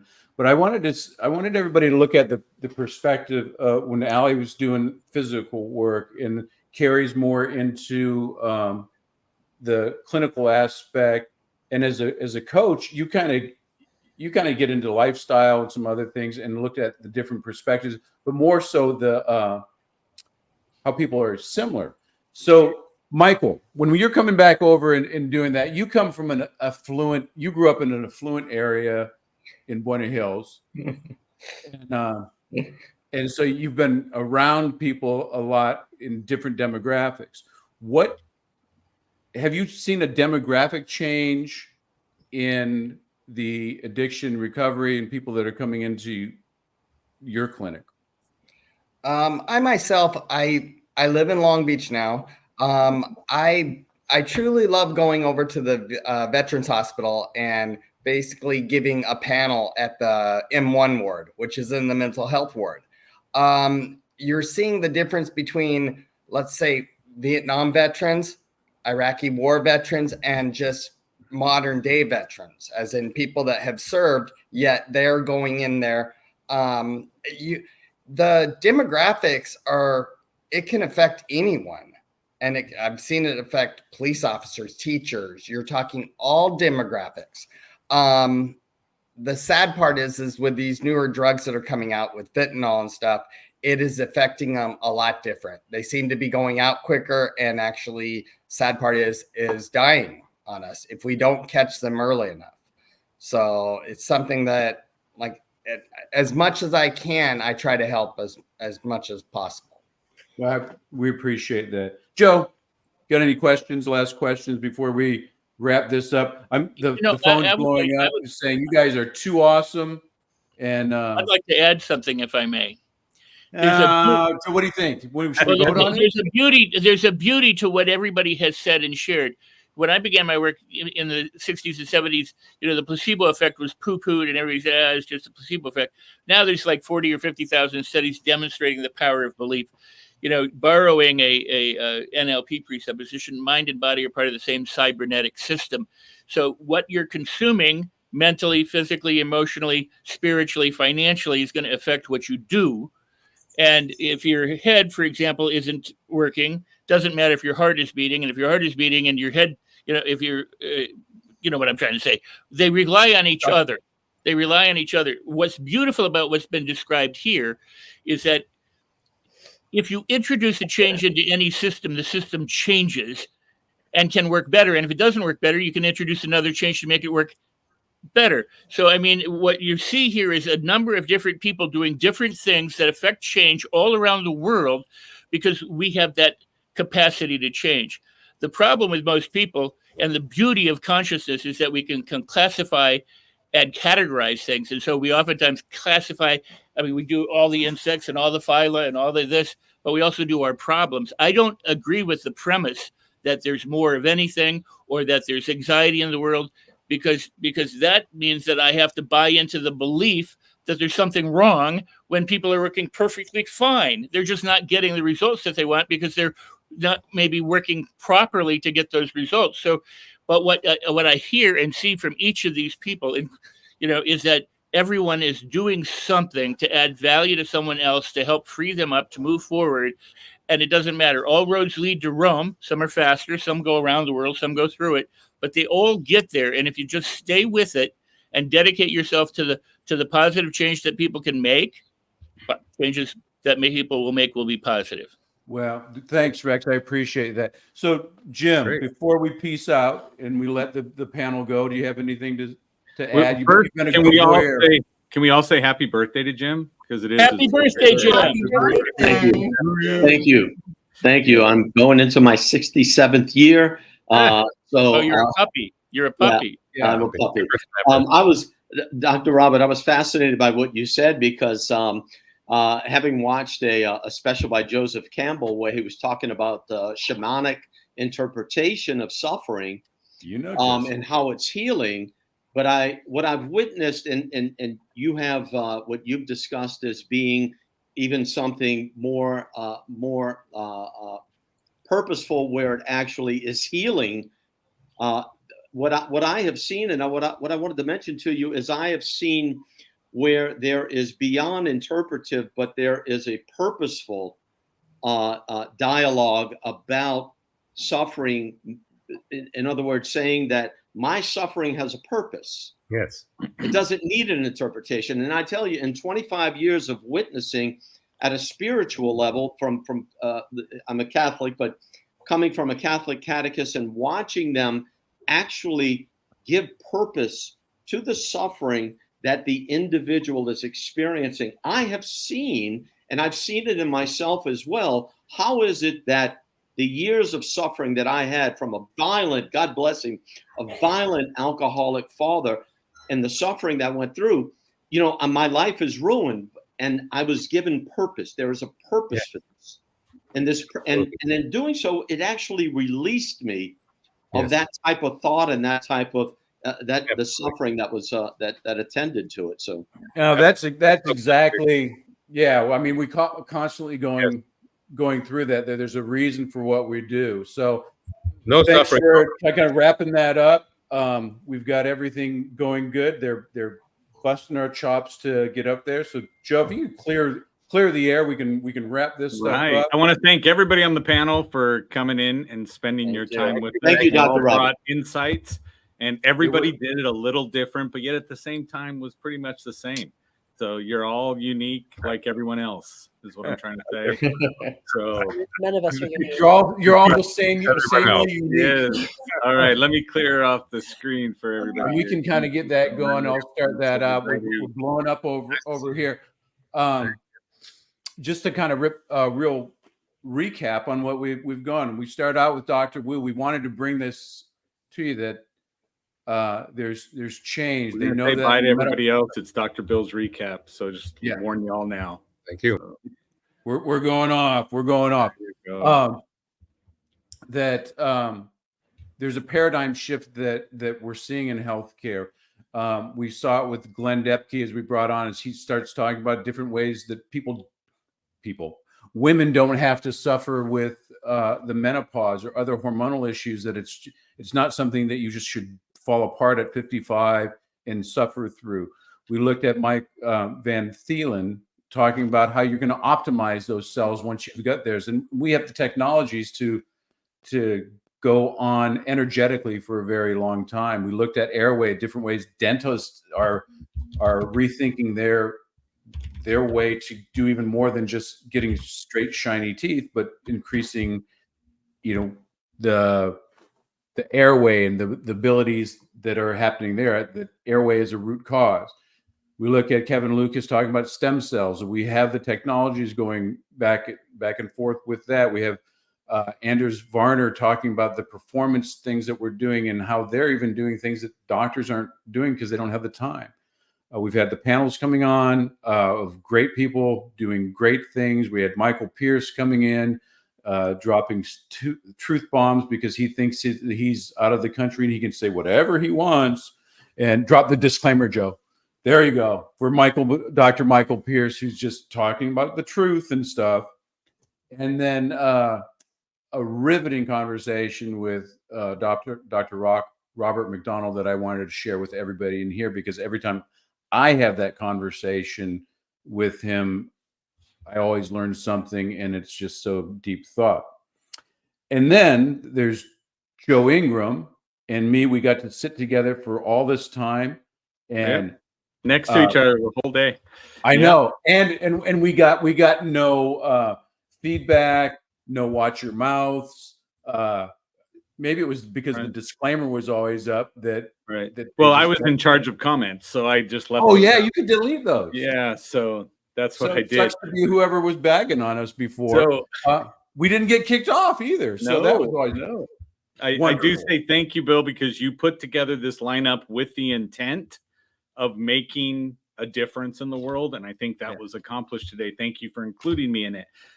For everybody else, LALeadershipWeek.com. Go there so you can participate with the people that you saw today, that you can reach out to and network with and get the replays as well. We are going to be stepping off here. We have completed our portion of it. I will be flipping everything back over to birthday boy Jim Miller as we leave. The man, the myth, the legend. Yes. And so again, go out there, sign up at the LA Tribune.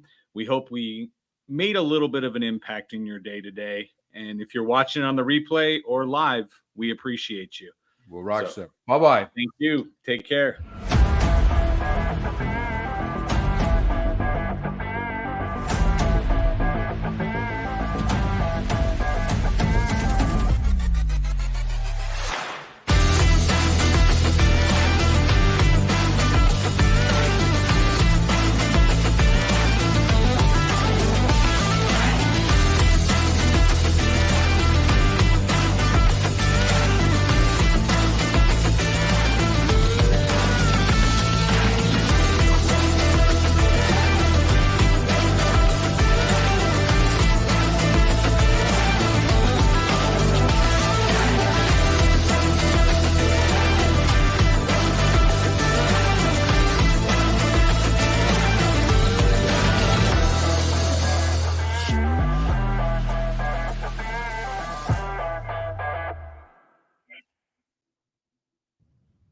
Welcome back. I'd like to welcome everybody back to our production of LA Leadership Week. And I, Jim Miller, I have the privilege to, first of all, follow in the wake of some extraordinary minds and conversations. Dr. Robert McDonald, wow, what a great conversation that was. I could talk to him for hours.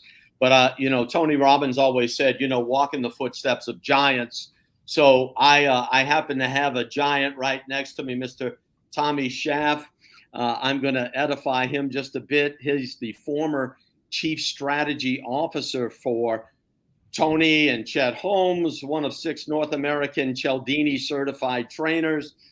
And he's with the investor of the Field of Dreams, managing a partner of Major League Sales and Sales Consultancy. And probably, you know, in my 35 years of being in the field of influence, persuasion, sales, I don't believe that I've met a sharper mind, somebody who has probably attended every event from every great mind in the field, Mr. Tommy Schaff. So, Tommy, it's great to be here with you today.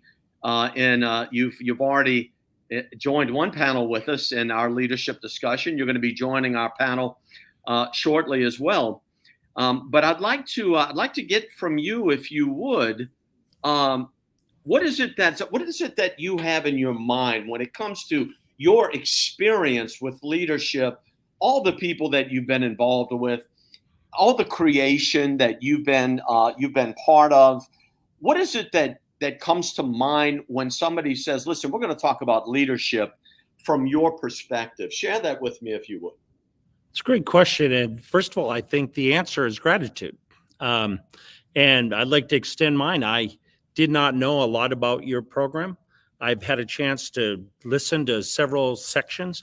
Your panels are extraordinary. Your leadership from the paper and their inquiry skills are outrageous. I've not seen such a well-prepared, poignant question asking. Fantastic. Is there a way that the listeners can actually acquire and get access to these things if they weren't able to tie up in real time? Well, I'm sure there is. Yeah, we're everything is recorded, and we'll be able to provide everybody a viewership of everything that we've been able to broadcast over these upcoming and past 7 days. What a great community service. So getting back to your question, so when it comes to leadership, what do you think about? And what comes to mind is what Tony Robbins actually said. The first time I spoke after him was Business Mastery in 2011 in London. And to be candid, I didn't do very well. And I was in London. There were all kinds of languages translating at different paces, and I was going too fast. But he believed in me, and he brought me into his office, and he said, we were at the Steve Wynn private suite at the Encore in Las Vegas. He said, what were you thinking about when you were up on the stage? And I said, well, you know, impressing you and doing a good job and making a bunch of money and blah. And he's like, yeah, I never think about any of that. He said, what I think about is what do the people need? And this is not like him trying to pounce around in front of people on the stage. This is one-on-one sitting on a couch. He said, I look and say, what do I respect about these people, and where are we the same, and where have I committed my life to that they have not committed their life to, where I can serve them? And so that's haunted me for 13 years, haunted in an extraordinary way. What is leadership? The opportunity to serve in the place that you've committed your life to. And I think we can take care of all other definitions. When you step up and spend your life to learn something that's your uniqueness, and you take your time to serve other people with it, that's the beginning of leadership. Leadership, in my faith, is the head, like the head of the household, and is not the boss. It is not the person that gives edicts about what would happen. It is the person that serves. It's the person that washes the feet. It's the person that cares about others first and meets their needs. It's a holy obligation, and that's what I think the answer to your question is. You know, it's interesting that you say that too, because in order to serve what I have found, and going back to Dr. Robert, it really caught my attention when he said that one of the things that he wishes that he could grant the world was the ability of professional listening.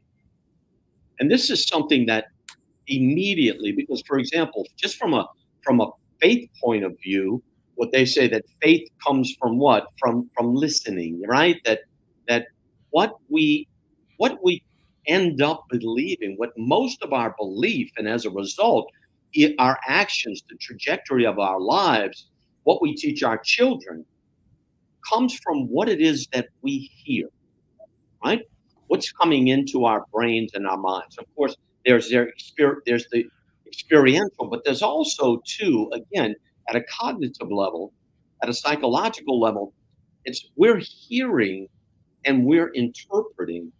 And so from a place of influence, what I have found what serves me best is to be able to listen to what it is the individual is not saying, but what also begs the question that I also must be able to ask the right questions in order to evoke the answers that I'm going to get. For example, when I'm working with a sales force and they're talking to me about all the objections they're getting, which I don't believe in objections, I believe in subjections. It's simply resistance, right? It's subjective thought, subjective experience, et cetera, et cetera. And when people tell them that they can't afford it, I said, what you're not understanding, that's not their condition that they can't afford it. That's the consequence of their condition, of their situation. So therefore, it's up to you as a professional influencer to get underneath that. Can you speak into that a little about what I wish I could bring him back up actually to have this conversation with him about professional listening. I'd actually love to hear his interpretation of that. But what do you say, Tommy? Is the question, what do I think about professional listening? Yeah, how do you think, in other words, if we're going to influence and we're going to shape the conversation with an individual, how important is it that we actually understand who that individual is, and how is it that we can get to that understanding? What I believe, what my interpretation at least, is the beginning of professional listening. I think it might even start before that. I was in church one day a long time ago, and pastor says, the opposite of low self-esteem is not high self-esteem. It's in our face Christ esteem, but he said, you want a vacation? Take a vacation away from low self-esteem and find out what you're going to do with all of your time. Now, here's where I'm going with this. I don't know how you listen when you don't have high self-esteem. When you have low self-esteem, you think about yourself all the time. You compare yourself. What do they think of me? How am I doing? Am I doing better? Am I winning? Am I pretty? Am I smart? Am I strong? Am I thin? Do I look good? I think those other people are better than me. It's really hard to listen when you have all that language that's attributed to you. And when a person has high self-esteem, and not to say think highly of themselves, but to perhaps stop thinking about themselves at all, that RAM gets allocated to somebody else. Like when I don't have all the RAM allocated to me, I got this potential to say, hey, look, there's something up with this guy. And this thing that you're calling listening, of which, words are 7%, according to Albert Morabian, words are 7% of communication, and tonality is 38, and physicality or body language is 55.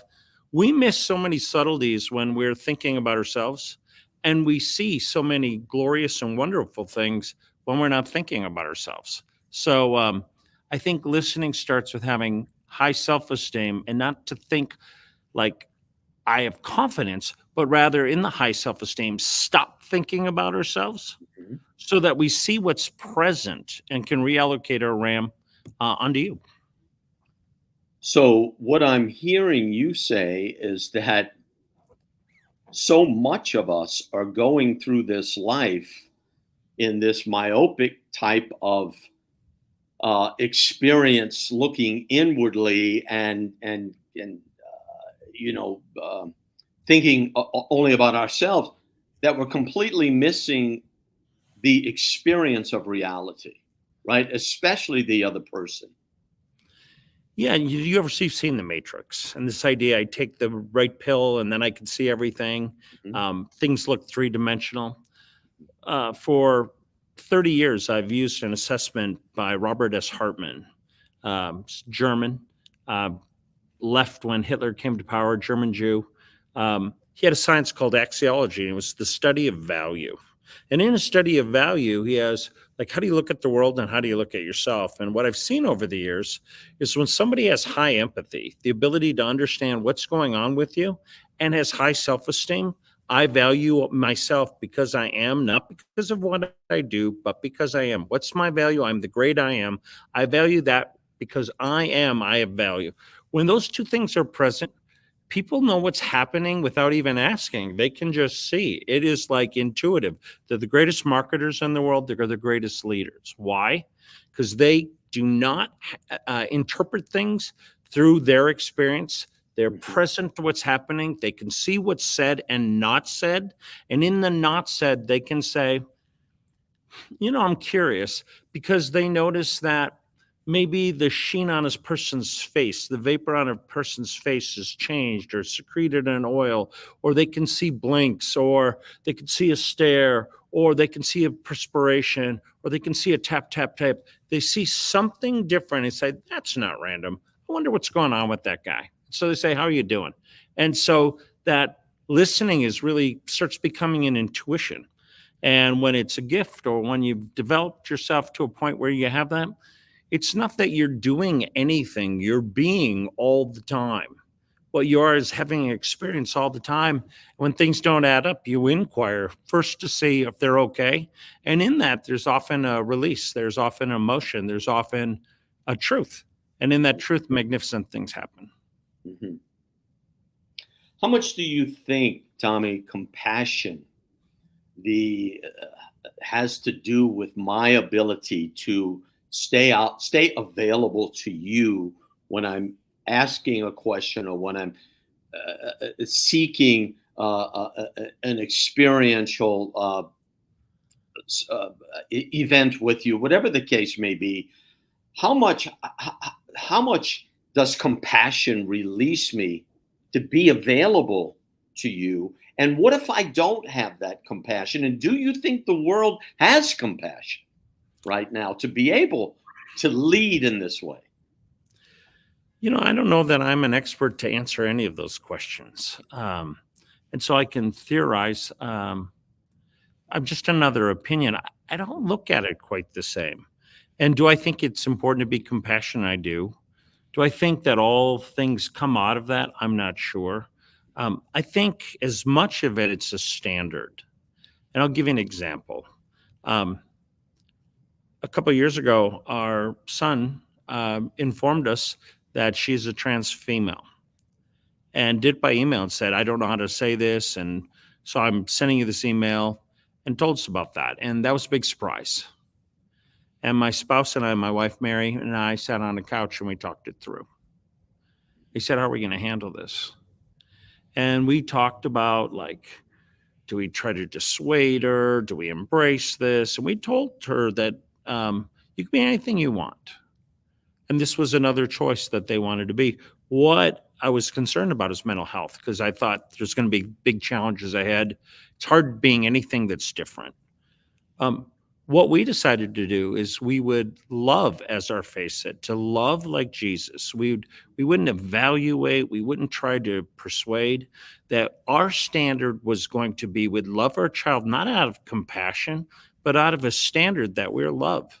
That we were going to be Christ to our child, and we're going to love our child. And that's where we're going to be. So I think sometimes the things that we're looking up that you would call compassion are not something that we do. It's a commitment to be something. It comes out of I have compassion for who somebody is, and I love my child. But the reason I love my child is who I am. It's who I decide to be. I'm going to love wherever I can. Now, I screw that up. Don't we all? But that's going to be, it's a commitment. It's a standard that we love, that in our faith we love, in our household we love. Now, I mean, we're married, so there are days where that doesn't go so well. I think my wife always likes me. I don't know, she always loves me. Maybe I mix that around sometimes, but I mean, I'm having a little fun right now. But you know, we're like, it's a commitment. So it could be a skill. If it's a skill, you have it or you don't. I think it's a decision, though, and the skill comes out of a decision of who you are to be. And chicken or egg, I mean, some people, I think they work on a skill and then they become. I think other people decide who they're going to become and they have a skill. And I don't know how to separate that. I think everyone's path is a little different. Interesting.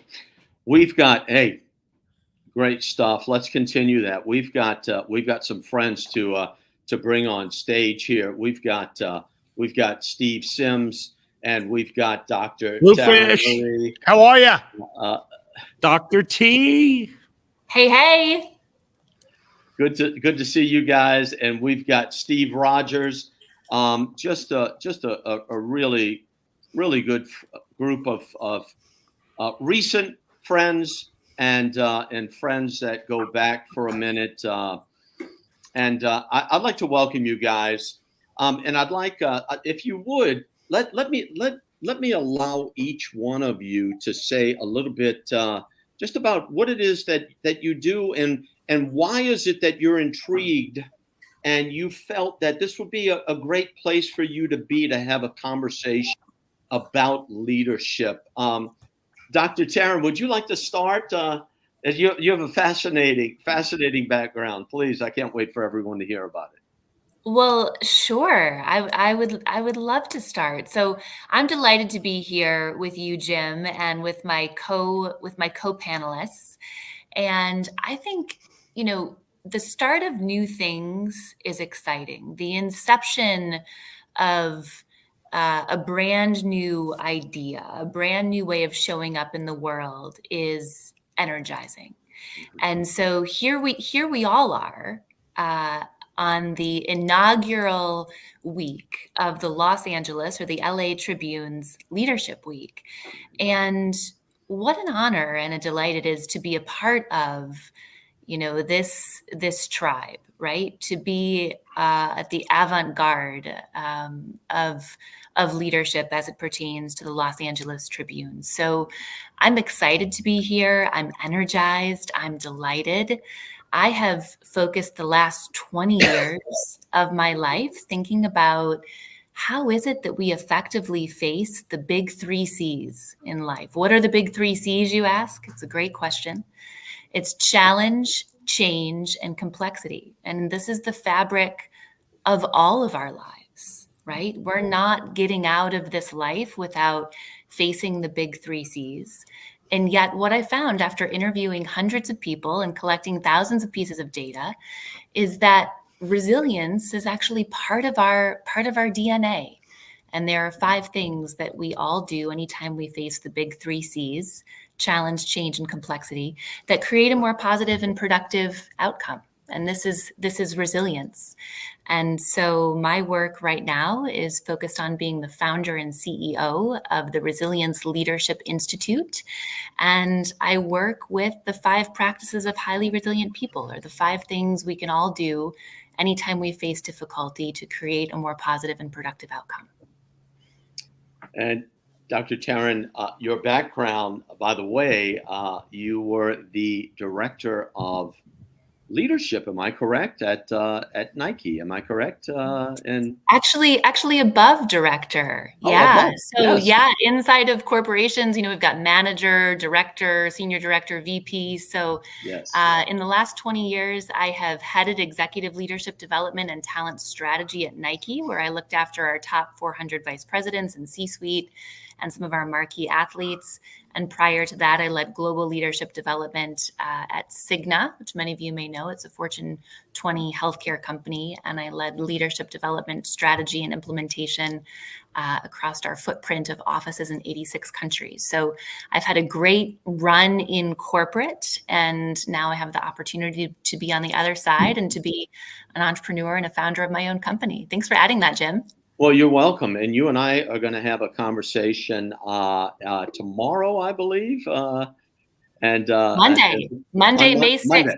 There we go. It's, what is it? Seso de Mayo, right? It's the little known holiday after Cinco de Mayo, Seso de Mayo. Yes, many fewer people celebrate it, actually. It's it's much, many fewer people know about it. Very good. Just another reason to have fun, right? Yeah. Exactly. We like that.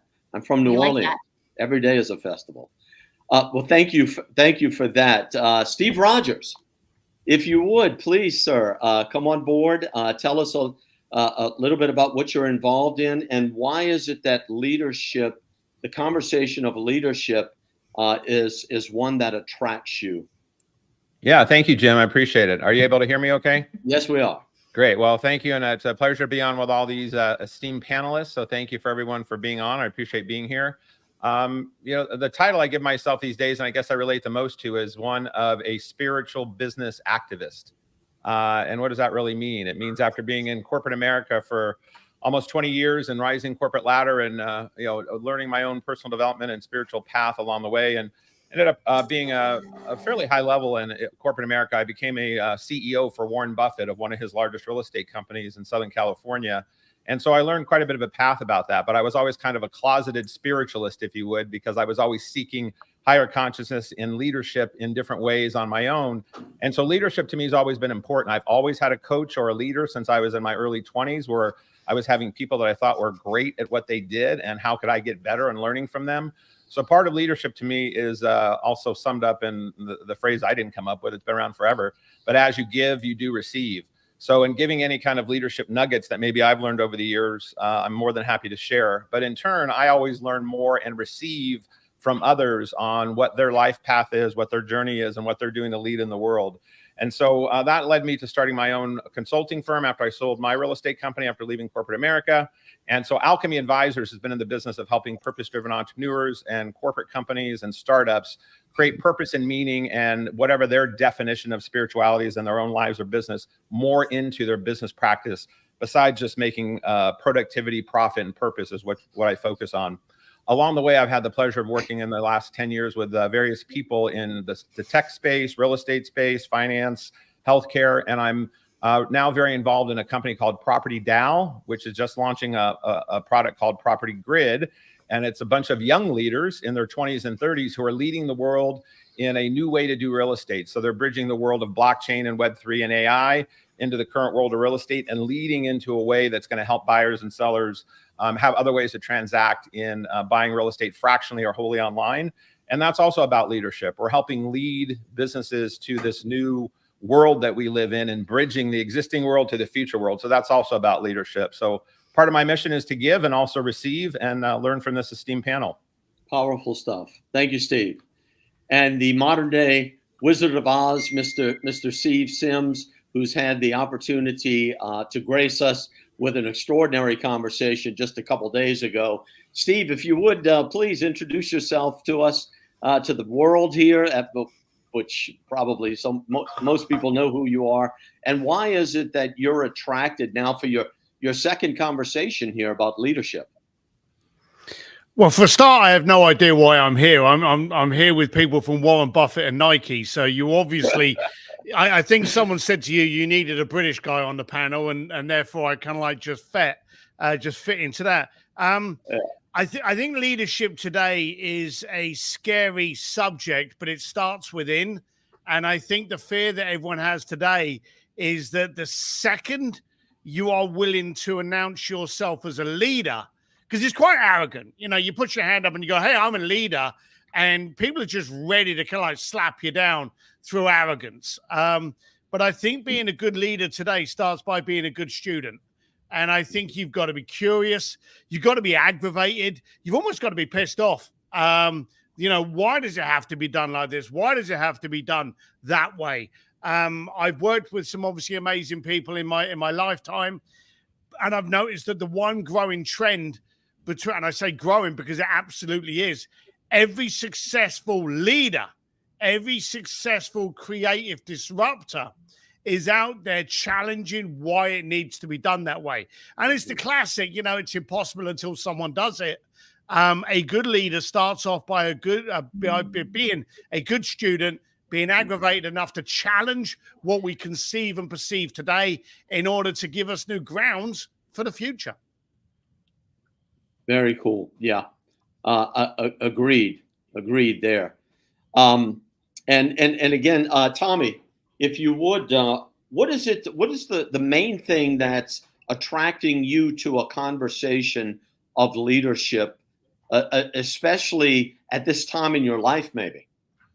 It's a great question, and I'm thankful to be here. First of all, a friend of mine, Dr. Thelen, and what I have in common with Steve Sims is he wrote "Go for Stupid" and I lived it. So like I'm now actually like, hey, listen, I've accomplished my dream, and any friend of yours is a friend of mine. So I'm thrilled to be here with Steve as well. And today was actually my first year in a couple of years I wasn't at Warren Buffett's big party in Omaha. So it was lovely to hear that connection. My connection to leadership is as a kid.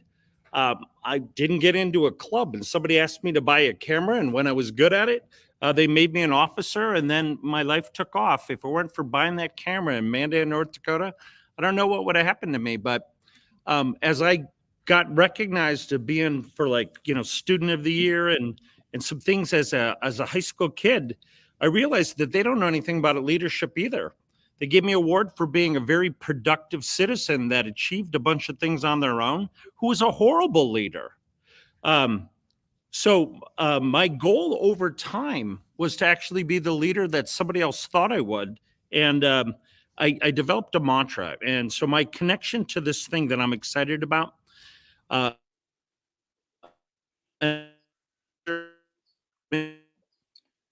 salesperson, he said, be a decision maker that meets with decision makers for the purpose of making decisions.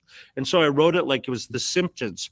Be a decision maker, meet with decision makers, purpose of making decisions. And when I get pretty good at that, my leadership voice came up, and that was be a difference maker that meets with difference makers for the purpose of making a difference. Like my world, I don't care about leadership. I want to make a difference, and I don't care if I'm the guy setting up chairs. And I think that's what a leader is. It's like we all have different gifts, but if you think you're above setting up the chairs, then you're the wrong guy. So I don't care about titles. I don't care about things. I want to meet with people that are up to doing something. And that's what I love about this group is it's all of them. Thank you, my friend.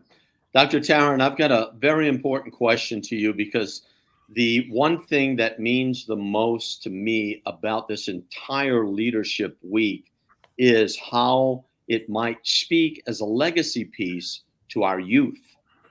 Because I believe that there is, and you obviously are working, or Nike certainly are working with young athletes that are coming into the world. But my question to you is, how is it that we get the youth of America? And when I say youth, I mean into their 20s, but starting even earlier. How is it that we attract them to actually to involve themselves in leadership? Because with social media, there's that maybe that hesitancy to be the one that speaks out, right? To always want to fit in and not be different, not that tall poppy syndrome that I've heard used before. How do we get people to step into this role and feel comfortable with it? Yeah, it's a great question. The most honest answer to that question, Jim, is I have no idea. I have no idea. I've got some ideas, but do I have a definitive idea on exactly how we're going to engage, young men and women to step forward into a cause, into participation, into community? I don't. I think if we knew the answer to that question, we would be living in a much different society than we do today. But here's what I believe I do know.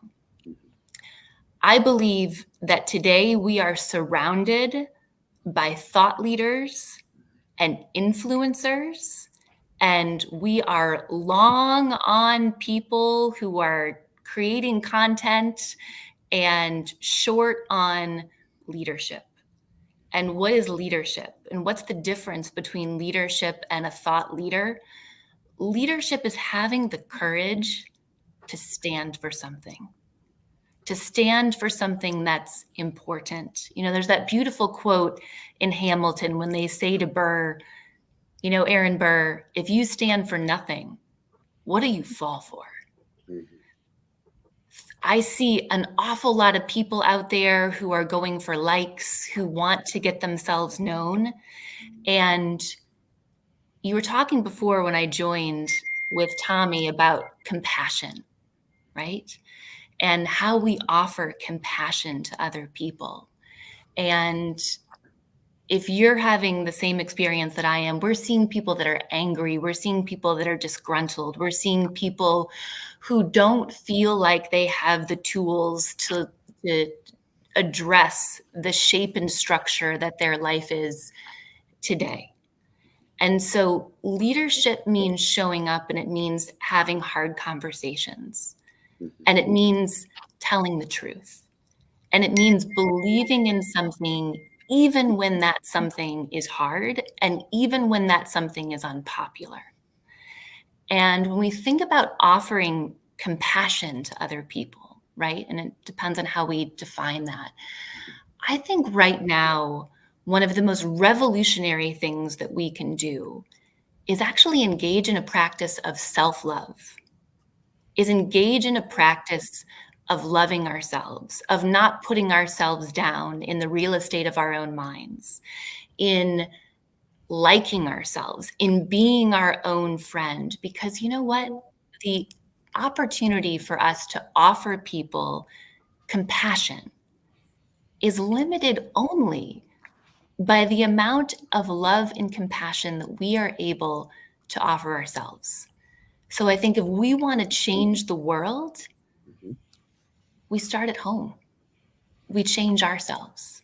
We become the most compassionate, loving person that we can be, just as Tommy talked about. And then we go out in the world and we stand for something. And that, I think, is true leadership. And when there's true leadership, that engenders true followership.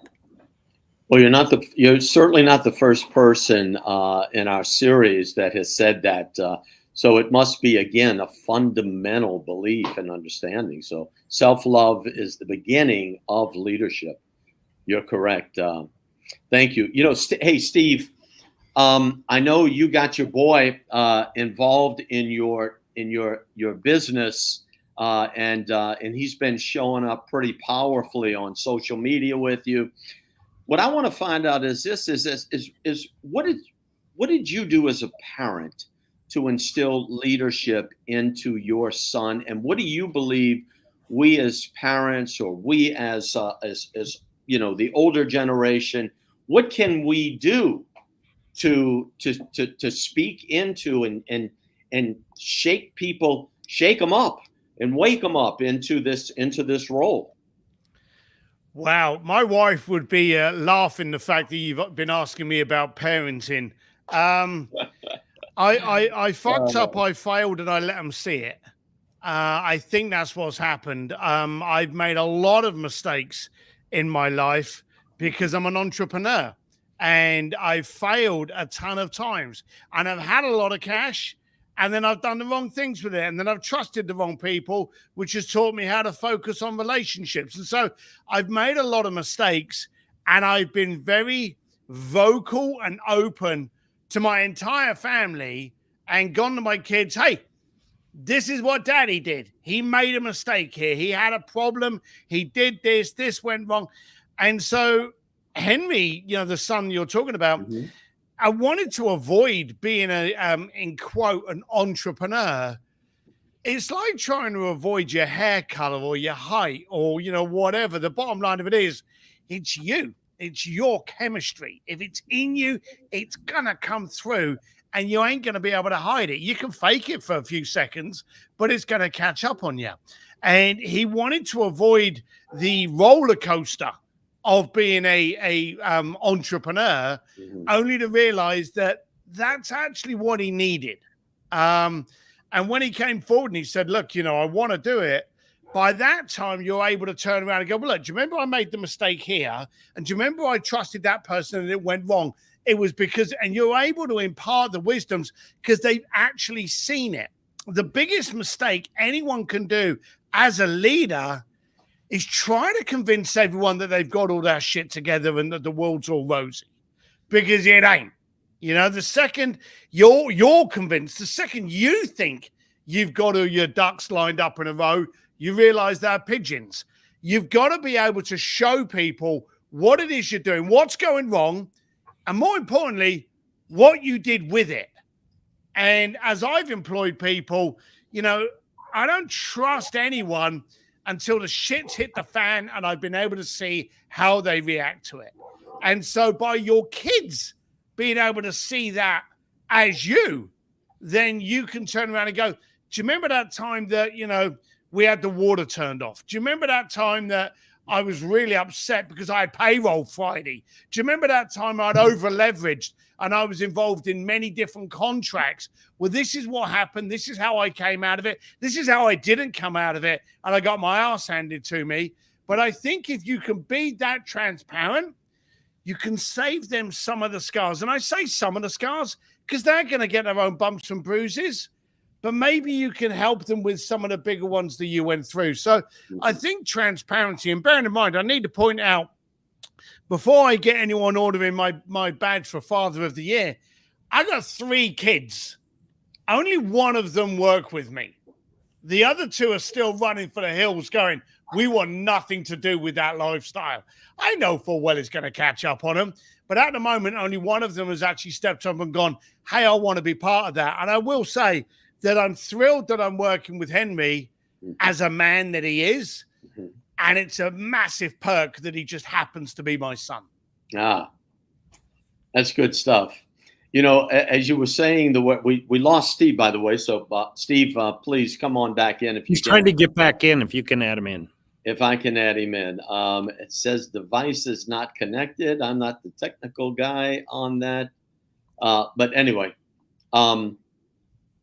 listen, it's amazing how the word parent is in the word transparent, right? I mean, it's something that I just realized as I heard it.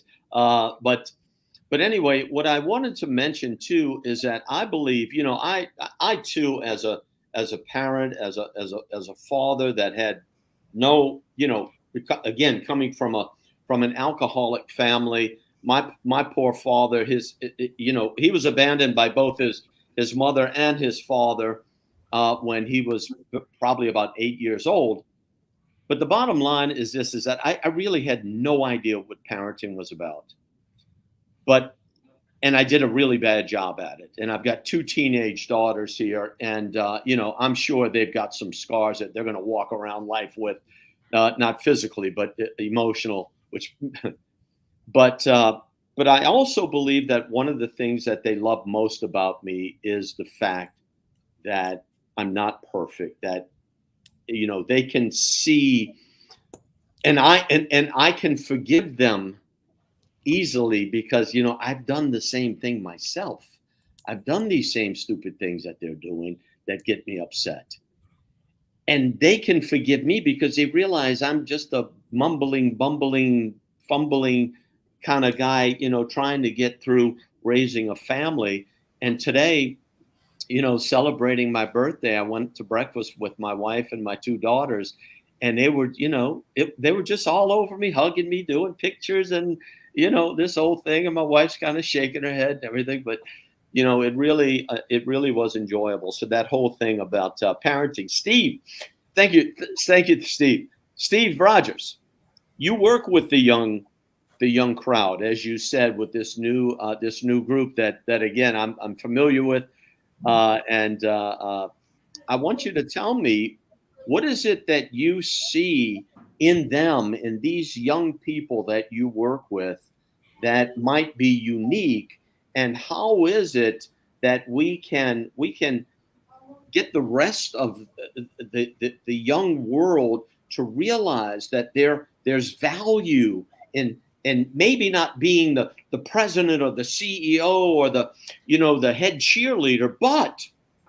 to enter into, explore, learn, and be a leader, even if it means you're a leader within a group of other people, even if it means you're leading from behind, or like Tommy said, you're picking up the chairs and you're leading as a steward. How do we get this? What's your experience, Steve? Talk to us.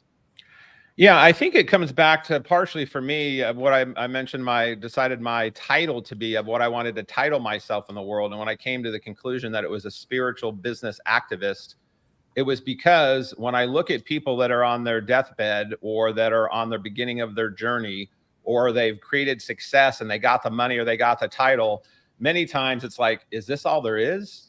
I thought there was going to be more. Wow. And there's a sense of hollowness in climbing success ladders, and people find, what else is there? We're chasing whether these likes on social media, or getting the title, or getting the car, or getting the bank account to a certain level, or getting the white picket fence, or getting the beautiful woman, or getting the handsome man, or whatever. And those all things are great we want in life. But at the end of the day, to me, it all comes down to higher purpose and higher meaning, and whatever that is. So I don't care if you're 12 years old, 2 years old, or 200 years old. At the end of the day, it has to be about what is your highest purpose in your, whatever you call universe, God, Yahweh, nature, whatever it might be. So when people are tapping into that, and then from that, their leadership thinking flows, then I think there's a much higher consciousness as to why you're leading yourself as a human spiritual being than you are leading yourself as a CEO or a singer or a basketball star. And so the reason I started my company and only wanted to work with purpose-driven leaders and purpose-driven companies and purpose-driven entrepreneurs was because it was people that had gotten enlightened enough that they didn't have all the answers, nor do I, but they knew it was a crucial part of who they wanted to be. So I do a lot of work within a group called Junior Achievement, which is a 100-year-old group that works within high schools and throughout the world. And they do a lot on purpose and meaning. The group that I work with now, the reason I got very attracted to them beyond being a consultant and an advisor for them is they're all in their 30 years old, but they are all higher consciousness about bettering the world, bettering the planet. And the CEO, who was, when he was 16, he was doing a missions trip over in Africa, and he had left Florida where he was, driving beautiful cars and lived in a nice house. And his parents, one was an airline pilot and one was a teacher. They sold everything and convinced him to go on a missions trip at 16. And he was seeing what it was like to have clean water and to have a hut to live in. And at that time, he was already very focused on technology and knew that's what he wanted to do with his life. But he made a decision then that he wanted to make so much money that money could help better and change the world and try and do what he could to eliminate poverty and eliminate the discrepancies that exist in the world. So I guess for me, anybody that I want to be surrounded with, work with, learn from is what is their highest purpose? Where do they find their greatest joy? And what do they call that at the end of the day? Steve Jobs, who was one of the most noted people on the planet, on his deathbed, talked about all that stuff really doesn't mean anything. It really is what your connection is to source and how you show up in the world. And to me, our work is simply just an example to show up on the planet and then be other connections with human beings in a spiritual way in which you define spirituality, bettering that. And when I was leading companies, I would tell the receptionists, the managers, the salespeople, the executives, I don't care what position you are, we are all CEOs. We are all the CEOs of our own life. We are all the chief executive officers of our own life. And that's the most important role and title I ever have. So if you have a focus of leading yourself about where your life wants to go, then that leadership is irrelevant for everything else around you, because that will come. It's as Dr. Taryn was saying about self-love, and then also tapped into the highest love of connecting that into source and into your daily what you do is then really the result of that from my perspective. Mm-hmm. Boy, it really resonated when you, at the beginning of what you were just talking about, when you said, "Is that all there is?" I remember being a 25-year-old or 26-year-old driving a brand new Mercedes-Benz, wearing a $10,000 watch, living in a huge condo, and I felt so isolated and alienated from the world because I couldn't relate to young people of my own age. I couldn't relate with older people, and I was just stuck in this void. And it was like, wait a minute, I did everything they told me to do. I went to school, I got the good grades, I made the money, but I mean, I was to the point where it was like there was no joy. It's like, what is the purpose of living? What's next? Yeah. There's nothing next. Agreed. I know when we all find that first moment of we realize we have a hole in the soul, and then we keep trying to fill it continually and nothing seems to fill it. And for me, the only thing that's ever filled it is a connection with higher source. So I can relate to you. I remember getting my first this and my first that. And when I get this, I'll be happy. And one of my mentors and friends, Marshall Goldsmith, says the great Western disease is I will be happy when. I will be happy when I have the car. I will be happy when I have the title. I will be happy when I have the picket fence. Versus, as the Taoists say, be happy now. Be happy present now. Be where you are now. So that's a hard lesson to learn. So for young folks, I think in the day and age of social media and everything that's happening, it's even more difficult than when I was growing up, or even my kids, my grandkids now growing up. Social media just makes it even more of a fish bubble about what the world projects that it seems like it's important, when the end of the day, most of it is pretty minimal if it's not attached to higher purpose and source and helping someone else and being of service. Dr. Taryn, you've been surrounded by some extraordinary people, extraordinary talent at the different positions that you've had. Share with me, if you would, what are some of the most altruistic, most impressive, most relevant experiences that you've had with some of the leaders that you've been associated with, and how they might have had an impression on how you see yourself and you see the world in your own leadership? Yeah, thanks for that question. As I look at some of the most accomplished athletes that I've had the opportunity to work with, and getting to sit across the table from incredible leaders like Phil Knight, what has been really striking for me is that the people that are able to make a significant impact and to make a significant change are the ones that are willing to bet on themselves. The people that are willing to stake themselves, stake their own ideas, and not focus on creating sort of an ethos that they think is going to make everyone happy, that is going to be palatable, but to take their idea and bet everything on it. And what has been so powerful about that, and Steve Sims, you talked about this, is that it doesn't always work out. There are incredible successes and there are monumental failures. But, better to have multiple day ones than to live our lives waiting for one day. One day isn't a day. Tuesday's a day, Monday's a day, Friday's a day, but one day I will. That is not a day. And so what is powerful is recognizing that success is an answer. Failure is an answer. Not trying and not staking yourself is a lifetime of not knowing. Wow. That's profound. Listen, I got to dig into this a little bit, if you would. If I'm a 22-year-old college graduate, and 52% of college graduates, by the way, end up in sales. 52%. Why? Because there's no barrier to entry. And they really can't do anything significant with their specific degree. And sales always has open arms, right? Both in and out. My question to you is, how do I bet on myself? What is it? Tell me a little bit more about how I bet on myself. Sure. Well, we talk a lot about cancel culture these days, right? The most pervasive form of cancel culture is an aspect of how we're living our lives that no one is talking about. And this is canceling ourselves before we even start. It's rejecting ourselves before we even start. It's saying, well, to use your example, Jim, I've never been in sales before. I don't know how to do that. I'm not going to be any good at that. It's to say, I don't know anything about how to bake or how to service an airplane. These are all skills that we learn in our lives. And we get to embrace the fact that the first time we do something, it's probably not going to be good.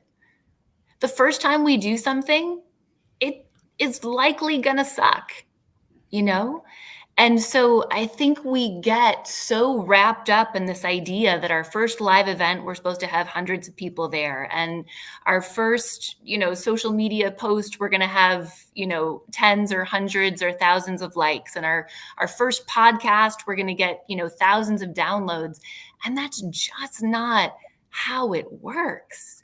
And so staking ourselves, betting on ourselves means showing up and doing the hard work and having the humility to start bad. Start bad. Nothing wrong with starting bad. No. But starting bad, the belief, the response that people have to starting bad is it takes them out of the game. Lots of them. We cancel ourselves before we even start because we say, I'm not good enough. I don't know how to do that. I don't know how to do sales. I've never learned how, blah, blah, blah. And, before you know it, we don't even try. None of us was born doing the things that we're doing today. I wasn't born a public speaker. I wasn't born an expert in leadership development. Tommy wasn't born an expert in sales. These gentlemen, around me, all of you weren't born, being luminary entrepreneurs. We've learned it all along the way. But if we canceled ourselves before we even started, there would be no opportunity to stake ourselves. If Phil Knight said, I didn't know anything about sneakers, there would be no Nike. Mm-hmm. Yeah. And by the way, Phil Knight didn't know anything about sneakers. Is that supposed to be let out to the public? I mean, if you read his book Shoe Dog, it's very clear. He's right. And so, but the idea is when we cancel ourselves, that's the opposite of staking ourselves. Versus saying, I believe that I have the capacity to learn this. I believe that I can show up and I can give this my all and I can do my best. I have a 9-year-old who's playing in Little League and he's struck out of it. He strikes out of lots of games. He misses balls. And I go up to him and I said, look, there's 3 things you're supposed to be doing here. And he goes, hit the ball. And I said, that's not it. And he goes, catch the ball. And I said, that's not it either.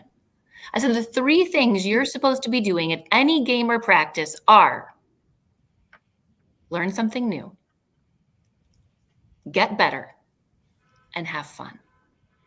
And if we approach our lives from the perspective of, I'm going to learn something new, I'm going to get better, and I'm going to have some fun, now we're in the game. Now we're staking ourselves. Now we're showing up and trying the thing that we didn't know how to do, but none of us knew how to do any of this. Mm-hmm. No. Good stuff. Gold stuff. Tommy, what do you say? Pick a topic. How about this? How about let's piggyback on what Dr. Taryn was saying, and that is, and Steve, I know you see this a lot with entrepreneurs, and they have that first failure, and they cancel themselves out because they decide that they are a failure and that they are undeserving of what it is that others have. How important and how can we as mentors, as coaches, as leaders, be the one to give them that different interpretation, like Dr. Taryn was saying, because their mind is thinking one way, but the reality or the opposite reality, right? Because all realities are created. So the other created reality is there's a different way of looking at this, right? I was talking to this about with Dr. Robert McDonald in that last segment about how the shaman, again, when I was watching this Joseph Campbell, and he was saying, you know, there's this shamanic interpretation where all of the big life events were in early times, they were defined by and also facilitated by the shaman, because the shaman had wisdom, had understanding, had this intuitiveness that he could give interpretation to, and as a result give relief of suffering, right? So how can we give a shamanic interpretation to the world, to the youth, that failure is an essence of success? Failure is supposed to happen, and it doesn't take you out of the game. What do you say to this? Can I just jump in real quick? Jim, forgive me. Yeah. Tommy is someone that I deeply admire. And a couple weeks ago, we got on a Zoom call together and he said, Taryn, how's it going? And I sort of like broke into tears. I was like, Tommy, I'm really tired. You know, being an entrepreneur is hard. Making payroll is hard. You know, getting sales, it's hard. You know, and what I would love to just add on to your question for Tommy, because this is a place where he has shined so brilliantly in my life, is he was able to speak to me around, Taryn, here's what you do when things get hard. And Tommy, you have so many great stories about how you have just kept going. And when you haven't been able to come in the front door, you have found brilliant ways to get people's attention and to not only develop relationships and to create amazing friendships and business relationships, but to truly be at the helm of your field. So I know you've got so many stories about that, and I just would love to have you share with everyone one of those stories, because it's been so profound in my life. Absolutely. Go ahead, Tommy. Share one with us. I have no idea what you're talking about. I knew you would say that. Tell him the story about the light bulb. You know, my wife for my first anniversary, had given me a gift, and she knew I loved Albert Einstein. She got a 2-foot light bulb, and she had it painted with Albert Einstein's image and words and quotes, and it was lovely. And I needed a client in the worst way. I could not get a client to save my life. I was running out of money, and I made promises that were long underdelivered, and we had to do something.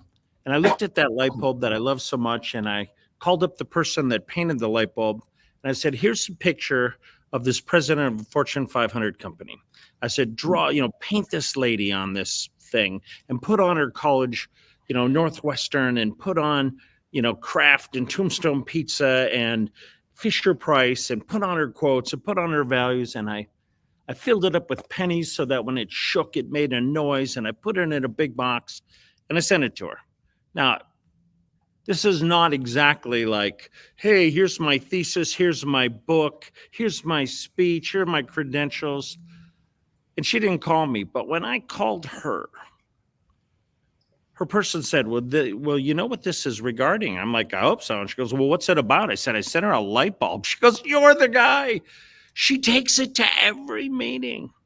And so I don't know if that's really describing what you're talking about, but here's what I found that at some level, and this would be a continuation of Dr. Cialdini's influence training that I propagate in the world. Nothing happens till we cultivate a relationship, and cultivating a relationship is to like somebody. It's to look for where we are similar and where we're from, places of origin, in our interests, in our purposes, in our praise.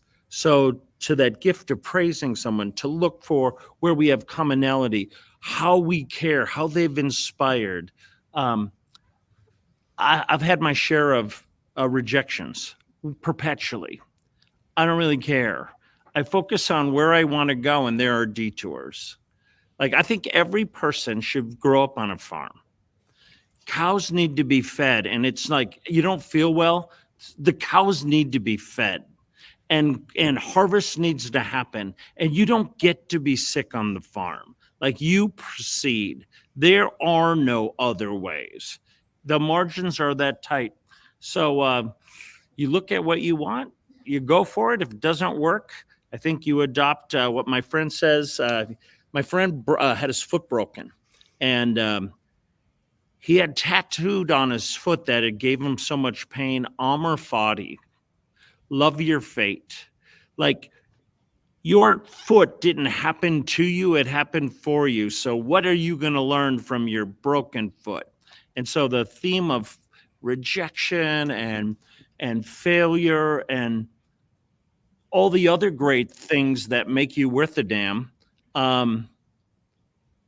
those happen for you. I was talking with my son, and then we'll move over to Steve, who has more to say about this probably than any of us. But my son was struggling. And as a father, yeah, he's in sales. He sells software for MongoDB in Austin, Texas. And he's like, Dad, this is really hard, and I'm really not good at it, and I'm failing, and I haven't failed before. And I'm like, yeah, good. And I like, how quick can I get off the phone before I try to save him? Because this isn't the last rodeo for him where he's going to fail. And I could have him work for me, but I didn't want to, because I want him to see you're going to fail, and it not be like it's your dad not helping you. Like, good luck, buddy. Like, fail. But you know what? One night he was down in the dumps, and he was sad, and he used the word depressed. And he's like, I'm struggling. And he said, Dad, I'm really struggling. I'm not good at this. And I had a terrible day. And I said, have you given up? He said, no. And I said, do you want to be good at this? And he said, yes. And I said, what are you going to do? And he said, I will study the best person. I will learn from that.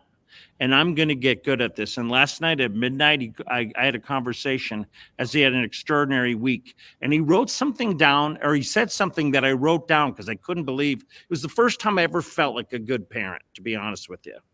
He said, Dad, you got to find somebody who's better than you are at one thing. You got to invest the time to learn it. And then eventually you'll be better at anything and everything you take the time to learn. And I said, done. I can go on with the rest of my life.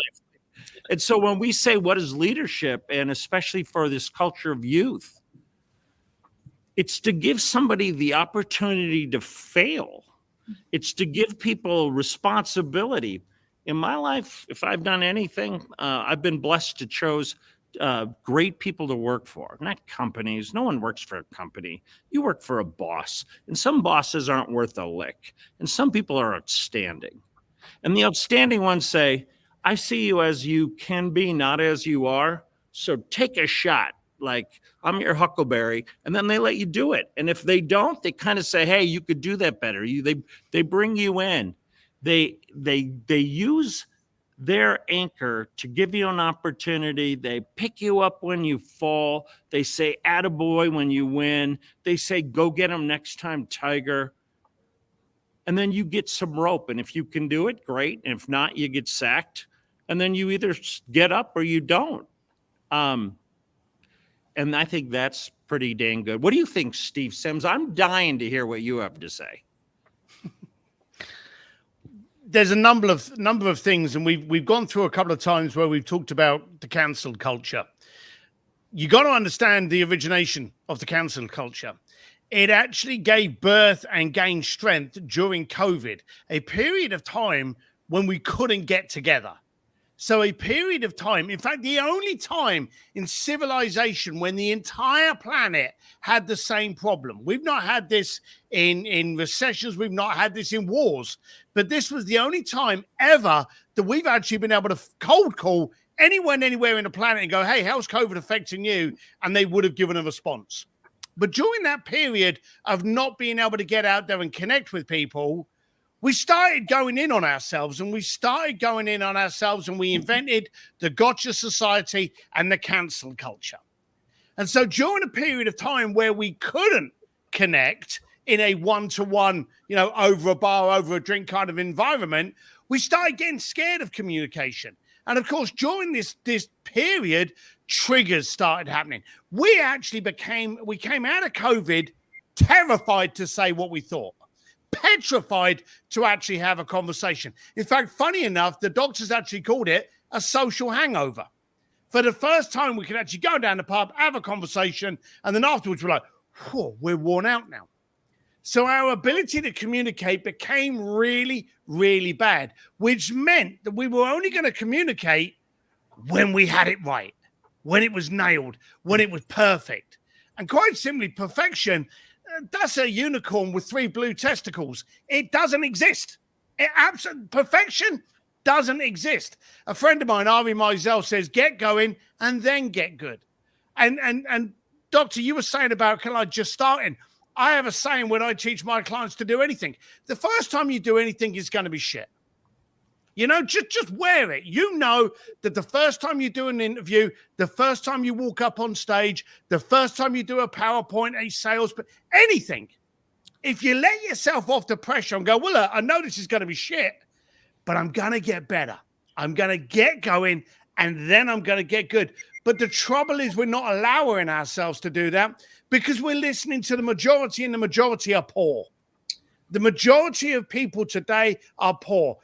I'm not talking about finances, although that can play into it. I'm talking about mindset.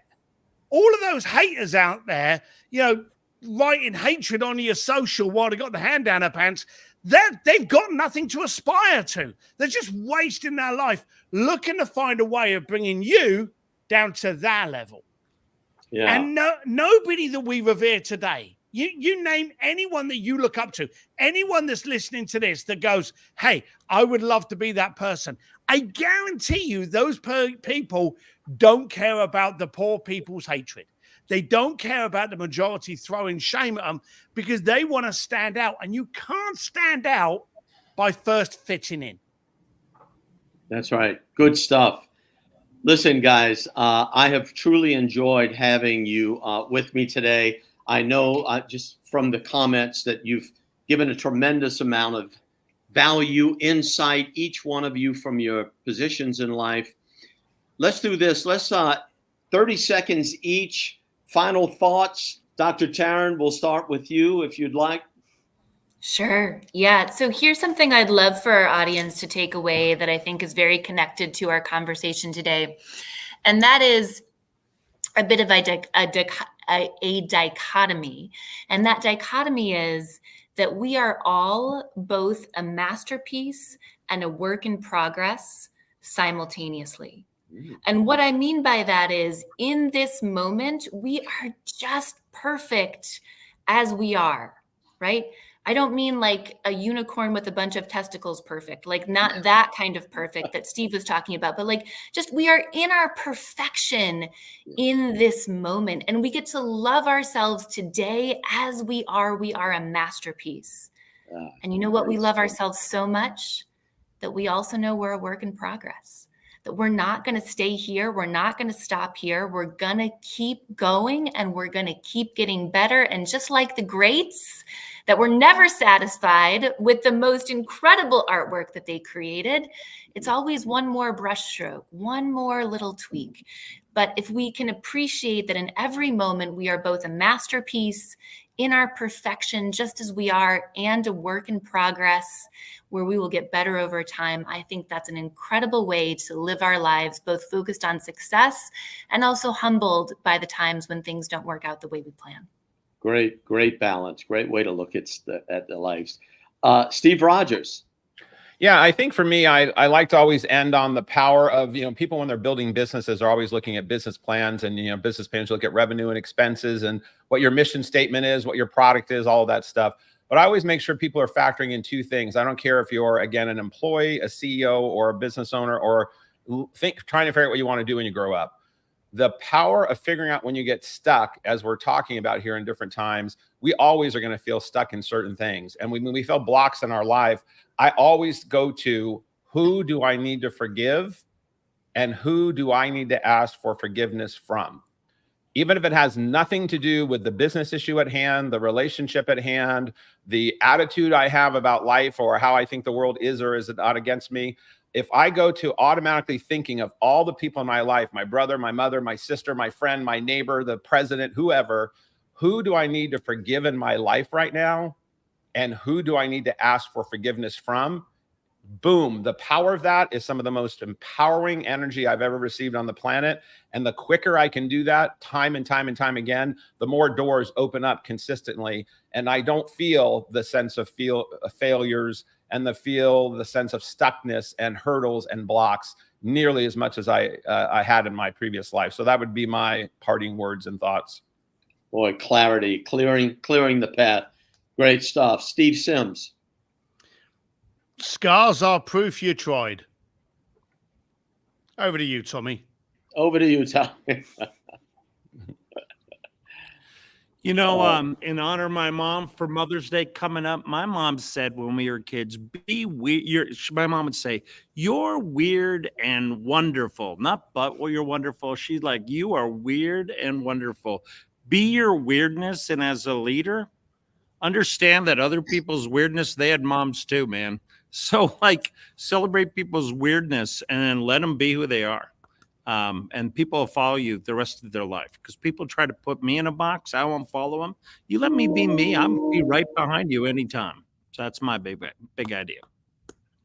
Well, boy, this has been a great conversation. I appreciate all of you being honest and open, and more importantly, being a voice of inspiration to all of us from your history, from your own sufferings, and from the wisdom that life has afforded each one of you from your experience. I'm very grateful and humbled to have you here, to have accepted the invitation. The LA Tribune thanks you, and we certainly look to have all of you back again at some point when we do this again. So thank you very much. Again, good stuff, guys. Thank you. It's bump. See ya. Hello and welcome to the Los Angeles Tribune. Since 1886, our name has been a part of the world of journalism.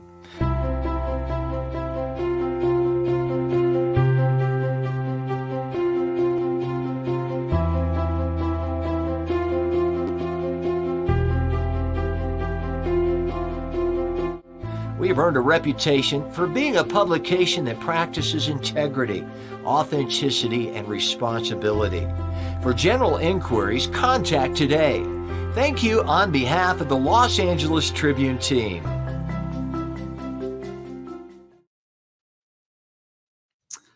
Hello. We are live, ladies and gentlemen. My name is Eric Swanson. I'm so excited about this next panel. By the way, give it up to if you're in your home, in your car, and anywhere, just literally let go of the steering wheel. Just start clap. No, wait, don't do that.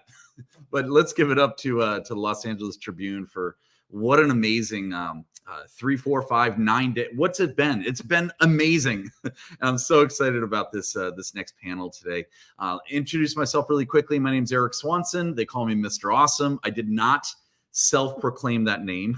That name was given to me by two individuals that I have been studying, and they're my mentors. Well, my main mentor is Brian Tracy, and he named me Mr. Awesome, as well as Les Brown. And there's a whole story behind it, but the premise is this: it's let's be awesome together.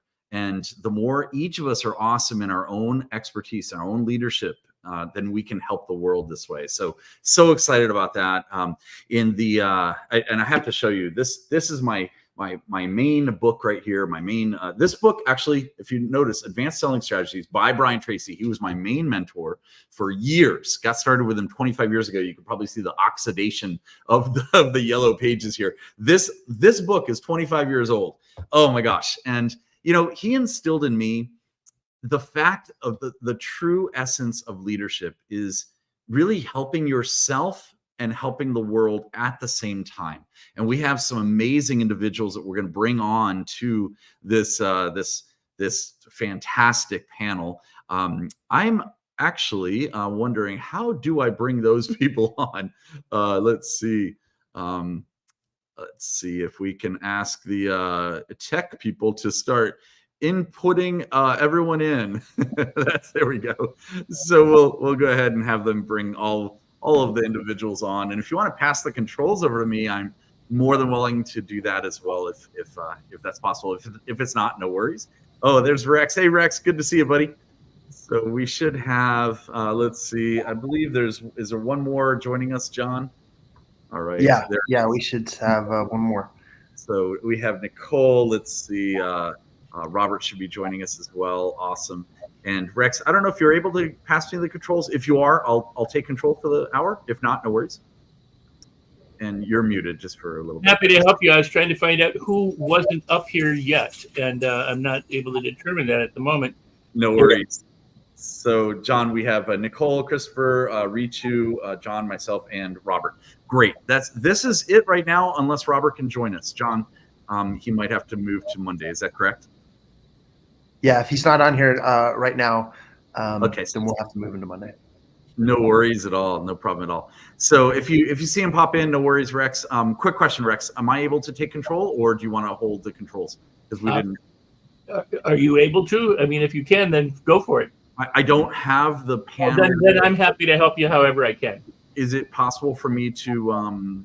Do you guys give me permission to take control? Because I've got it all set up that way. We don't know. That would have to be. I think that would have had to be done before you're up here. I don't know. No worries, no problem at all. So excellent. So Rex, you are welcome to be with us or be in the backstage. I'm happy to do whatever you prefer. Up to you, my friend. So I'm just going to give you instructions. You're going to be my clicker from now on. So you're awesome, man. Really good to see you. To be your clicker is what I've always wanted to be. So I want to thank you for that, Mr. Awesome. I'll go backstage for now and let you guys talk. If you want me up later, just let me know and I'll come popping in. Sounds great. Give it up for Rex. Rex Sykes is amazing. He's awesome. So guys, I'm so excited about this. And Rex, you're just gonna have to follow along because I'm gonna go. We're gonna go split screen with individuals. It's gonna be awesome. So I want to bring up. Sorry for the technical confusion on my part, ladies and gentlemen. So leadership. You know what I was talking about before is Brian Tracy instilled in me the all like true version of leadership is really bringing it to the world to help people, to have them follow you, but follow the mission of things that are really helping the world, like including their life, which is amazing. So I'd like to bring up John Kovach as well. John, come on stage as well. We'll do a quick, that's fine. Just leave it right there. Rex is all good. We'll just leave it right there for the whole hour. This is perfect until we split at 4:30 with the other crew that's coming on. So John, tell me a little bit about leadership, what your thought is. And there's some background noise. Rex, is that you, my friend? It's awesome. Okay, roll with the punches. So John, welcome to the show. Thank you. And yes, we do have an awesome lineup of amazing people. I'd like to introduce a few of them for our audience to get to know them. First, we get to hear from Nicole Kernahan. She's a business consultant, speaker, author, coach, amazing human being. You also get to hear from Christopher Music. He's a wealth coach, a speaker, and an investor. And then you'll be able to also hear, hopefully, from Robert Botner, if he's going to be joining us. He is the courageous autistic coach, an autistic author, and a speaker. And then also joining us today is Ritu Chopra. She's a technologist, an executive coach, author, and an international speaker. And that's our lineup for the first section of this Power Hour. And by the way, Eric, your background looks amazing. I just wanted to compliment you. As does yours as well, my friend. Oh my gosh, it's amazing. So I'm excited about this panel, guys. So we're gonna shake this up and have a lot of fun today. I hope that's okay with you. And I'm gonna dive right into it.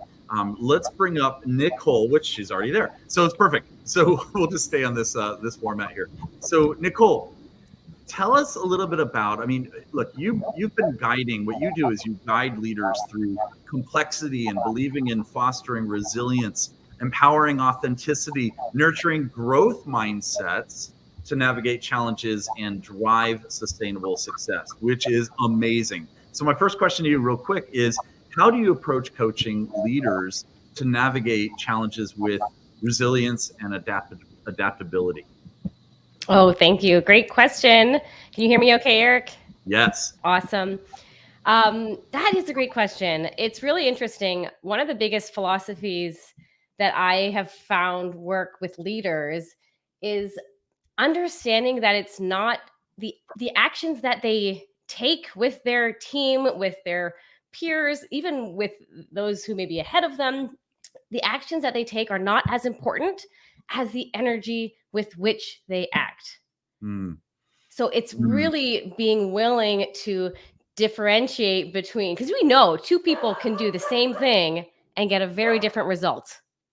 It's the energy and the internal attitude with which they act. So in terms of resilience, just not even being so worried about what is the right action, what is the right thing to say, or how should I handle it? It's going inside first, getting your mental state set. And so then it's mindset. It's absolute mindset. Yes. It's the mindset. Okay. Tell me a little bit more about that. How do you cultivate this leadership within the mindset within your clients then? So one of the biggest foundations, to be honest, it's so simple. We've all heard it. It is to be present. So right now, I'm right here with you. Eye contact. I'm not looking at my phone. I'm not thinking about what I'm going to do next. Be present in every moment and really be grateful. Look around. What are the things that you can be thankful for in that moment? That is one of the fastest ways to get into a more calm and positive mindset, is to be present and to be thankful. There's something to be thankful for in every moment. You don't have to be grateful for everything, but there is always something to be thankful for, and that can very quickly shift your state. And sometimes it's tough to be thankful for every single moment, isn't it? Just kidding. So yes. That's awesome. Can you give us an example of how you use that with one of your clients then and had a success story that way? Well, I actually find that when you shift, I use the power of words. So let me just step back for a second. I use the power of words. And I heard someone in the last segment say "and" instead of "but." Right? So with clients, I am trained to catch their words. And when you catch their words, I had a client who used to say, "I am a crap magnet." Sorry, hopefully that's okay to say crap. We'll beep it out. I am right. And she would say things where she would be like, she would find herself attracting negativity and then creating negativity in her results, in her business, in her life. And we just changed the words. I see the good. I attract good things. I create good things. I am growing. I am getting better and better. So I find that using the power of shifting your words with clients can significantly, since then she started a new business. Like, a lot has changed. That was probably a year ago when we first started working together, but it's a powerful shift. That's a shift to use in every area of your life. Not only, obviously, you're talking about a client of yours in business, but I mean, we're talking about like, your personal lives. And I heard a dog in the background of somebody's. So maybe, I have dogs as well. So like the way, or do you? Okay. And my dogs are so in tune with the words. If I say a certain word, I mean, I'm so in tune with my dogs that I have a snooze alarm for myself and for them. Okay. So I literally tell them 5 minutes, guys, 5 minutes. And they know it's 35 minutes because it's dog minutes. Anyway, do the math. But would you agree that, come on, that was funny, guys. And come on. You guys, I don't want to break the noise here. That was funny. Do you agree with that? Like in personal life as well, like you take it to every level. That's what Habitude's all about. Oh my goodness. Absolutely. You are not leading just your team if you can't lead yourself or your home or it is absolutely an inside job that shows up in every area of life. And to be honest, even though I primarily work with entrepreneurs and business leaders, a lot of our work is on other areas of their life because it is overflowing into their business. So making those shifts. You bring up a good point. I know we're running out of time on this interview, but you bring up a great point in the fact that, like, when you bring on clients, all the time when I do this, when I bring on clients, what happens is is typically they're hiring me for a certain thing for their business, but then it trickles into their personal life, because that's where the growth really happens as well. So as you do at home, as you do out there in the world as well. I want to thank you, Nicole, for being here. You are amazing. You're such an expert, and I know you're up north, so I should look up there, Canada. You rock. And we'll see you so much. Stick around, because we want to hear your closing thoughts in just Sounds a bit. good. Thanks so much. Awesome. Next, I want to bring up the one and only awesome Christopher Music. This gentleman is a wealth coach, a speaker, an investor.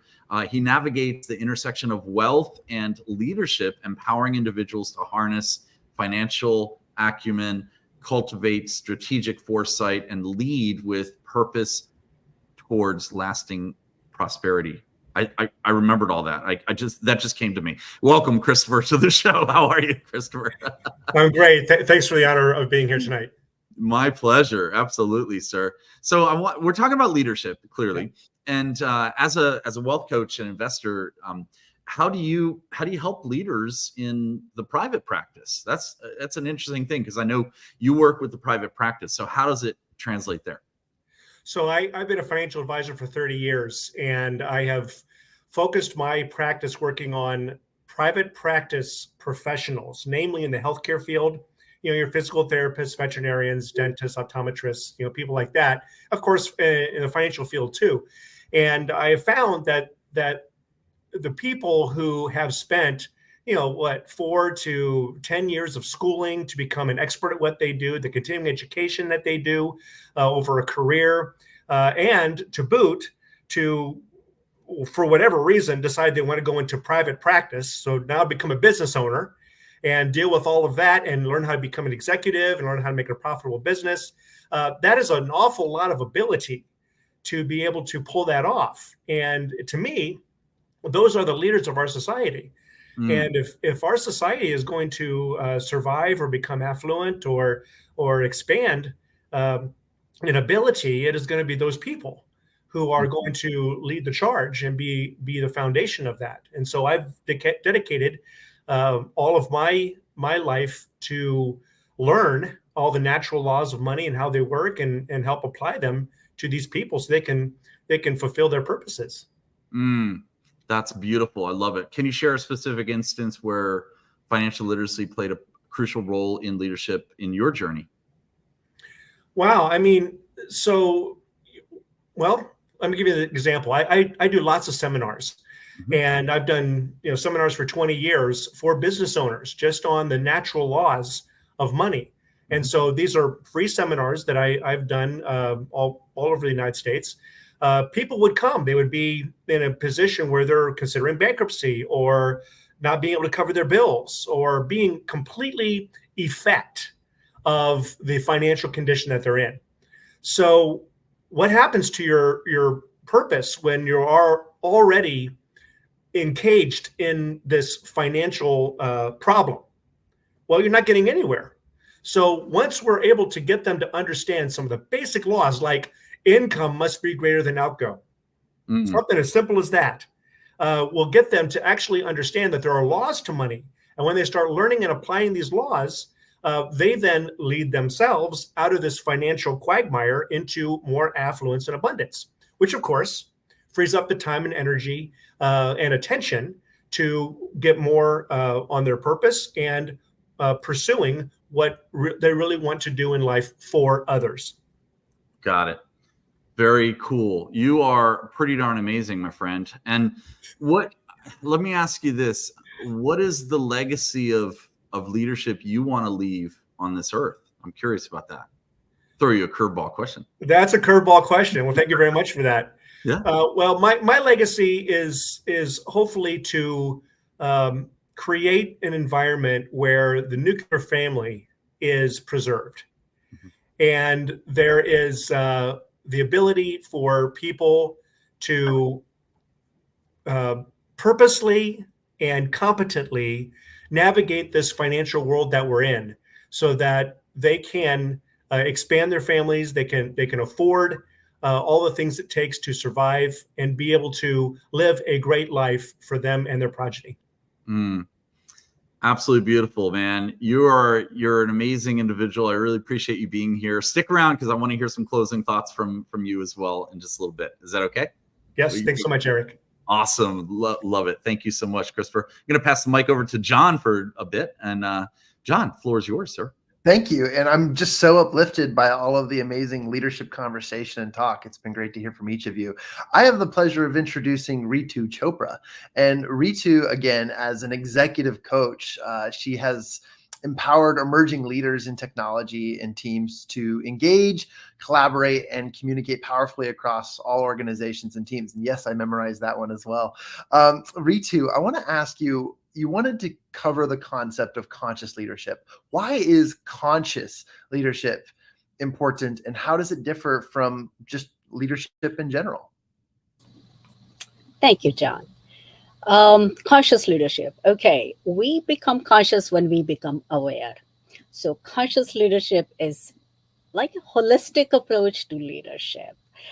It emphasizes on self-awareness, authenticity, empathy, and a deep commitment to all stakeholders and the environment. It involves leaders who are actually mindful of their thoughts, actions, their feelings. It's beyond the bottom line approaches and for the sustainable success, not just the financial profits. So it challenges the conventional wisdom, involves ethical decision making with integrity and positive impact for the people and the planet. I believe the leadership never is one size fits all solutions. So it's conscious leadership is different than the leadership strategies of the past. As we are into the fourth industrial revolution, the age of technological innovations, the rapidly growing and making our world a global village where the artificial intelligence has become part of our daily lives. So our challenges today are so different than the challenges of the past decades. So the strategies of the past are not always effective and serve us well. We need fresh ideas for modern day challenges. So we just not only need conscious leaders, but conscious consumers and planet-friendly products to balance the demand on our natural resources. It is our responsibility to identify the gaps and create conscious leaders for tomorrow. Amen. And what a powerful statement. And I know that you have such a particular interest in leadership throughout the world, especially from the tech sector and community. But tell me a little bit more about what you feel is the role that women play when it comes to leadership challenges and solving those challenges in this century. Oh my goodness, love it. So women have played the roles from goddesses to slaves, or the givers of life, or the nurturers, with the broken promises of equivalence, now contributing almost 50% to the GDPs of our nation's economies, to the families and income and prosperity. We are present from farm workers to aerospace. Even with the biases of gender dynamics and generational mindset, women have the power and charisma to be the capable leader of any industry. We have many women as presidents, prime ministers, head of the states that have been very successful in their roles.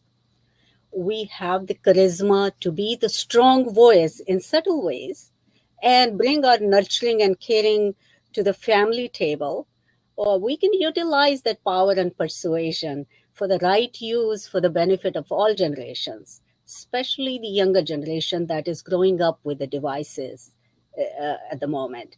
And that need leadership skills to meet 21st century challenges.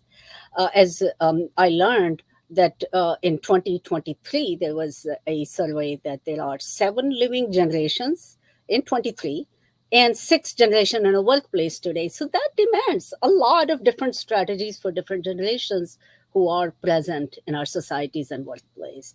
So I believe women can play a vital role in shaping young leaders. Absolutely. That is the right answer, but most importantly, that is a great answer. Thank you for sharing that. And I think that there's been a lot of talk and counsel in this entire week of leadership on the power of women helping us solve challenges. And I think that that's just something that we need to celebrate, continually push and push the needle on that. Rex, is Robert in the... Yeah, I'm just going to say I've got people to add for you, so here they come. Fantastic. Bring them all up. Here's Robert. So we're gonna go ahead and thank. Did we do closing remarks yet, John? Not yet. Okay, excellent. So we're gonna add them first, and then we'll do closing remarks towards the end. That's fine. No worries. Perfect. Yay! We are good. And I am back, and I lost my background. You know what? I went like this. I went, get out of here, background. Just kidding. So I'm so excited. So John, sorry for the delay. I had to jump off and jump back on, but I am here, sir. So super excited about this. And go ahead. So sorry, John. Go ahead. I was gonna say welcome back, and if you don't mind, I'd love to take 4 minutes and talk to Robert. Robert, if you'll unmute Robert, and I just want to introduce to those watching. Robert is a courageous autistic coach. He's an author. He's a speaker. I've had the pleasure of hearing from him as an autistic author and speaker. He brings a unique lens to leadership that we don't get to see in normal leadership. So celebrating diversity, fostering inclusivity, and championing the power of individual strengths and collective success. Welcoming to the stage, Robert Botner. Robert, why is being autistic as an author a unique perspective, especially to leadership? I appreciate that question. It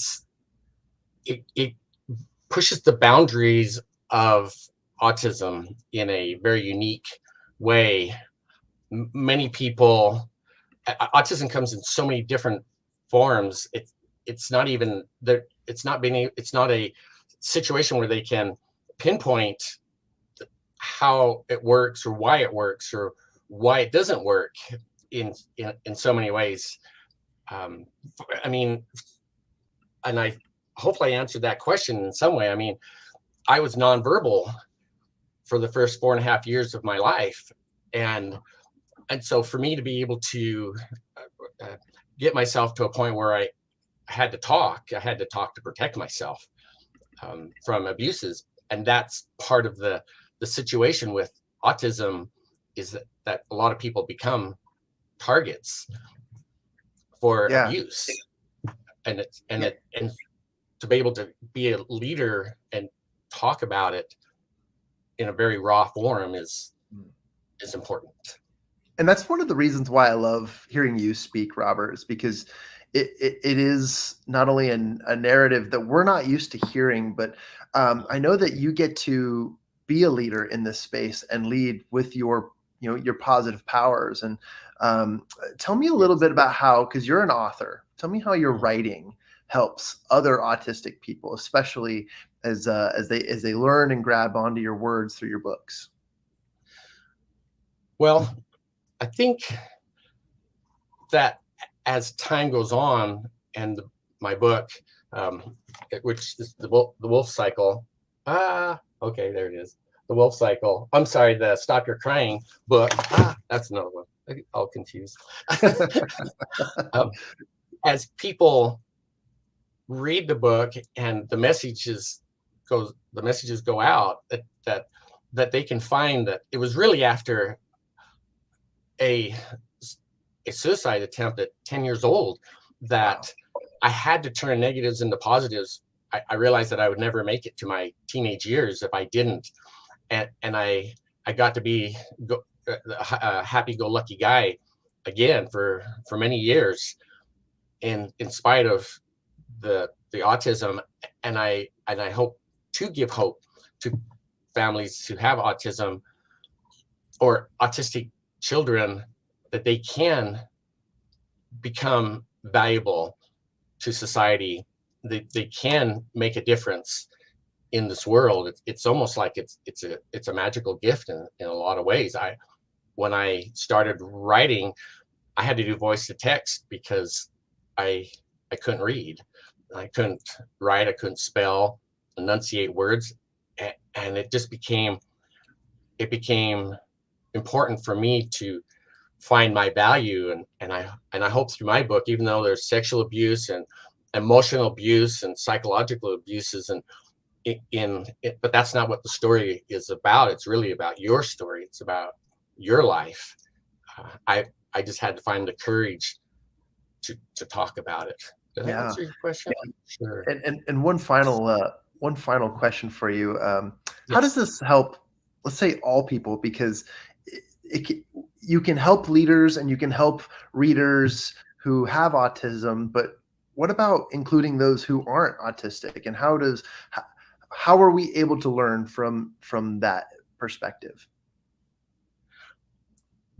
Well, I think it's important to find every avenue to find that out, because in the autism community, it's like they feel like they're a square peg in a round world, and whether they're autistic or not, there's a high suicide rate in the autism community, very high, and it's because they feel so different. And I think I was protected. My autism protected me, and I'm very grateful for that many times in my life. I think it's very important for people, to non-autistic or not, to realize the value of autism and help them become inclusive in unique ways that they have to offer. And I think that works. Absolutely.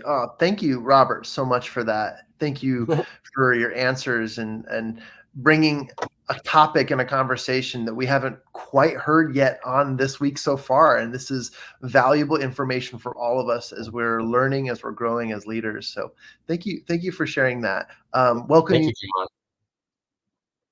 Welcoming back to the stage, Ritu, Robert, Christopher, and as well as Nicole and Eric.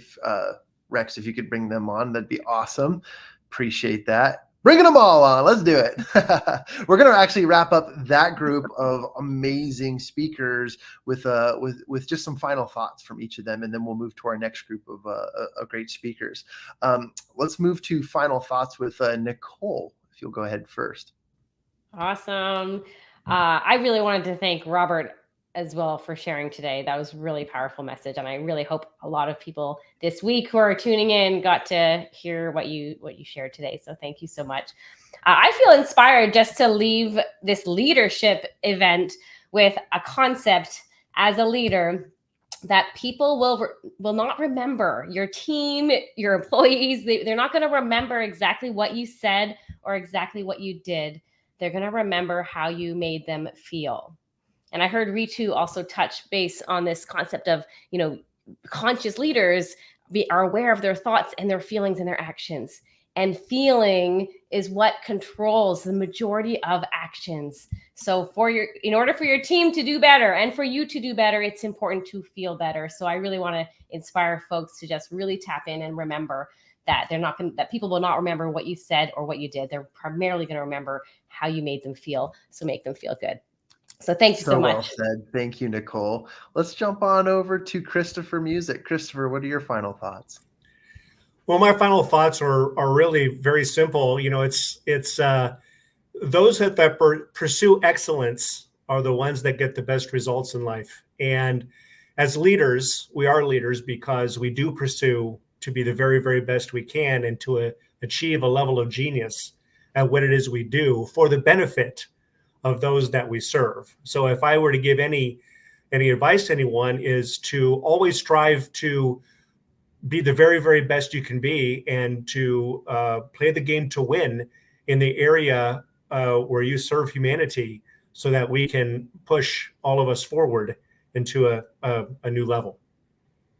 Thank you for sharing that. Let's jump on over to Ritu Chopra. Ritu, what are your closing remarks? Sorry, I said final thoughts earlier. Let's call them closing remarks.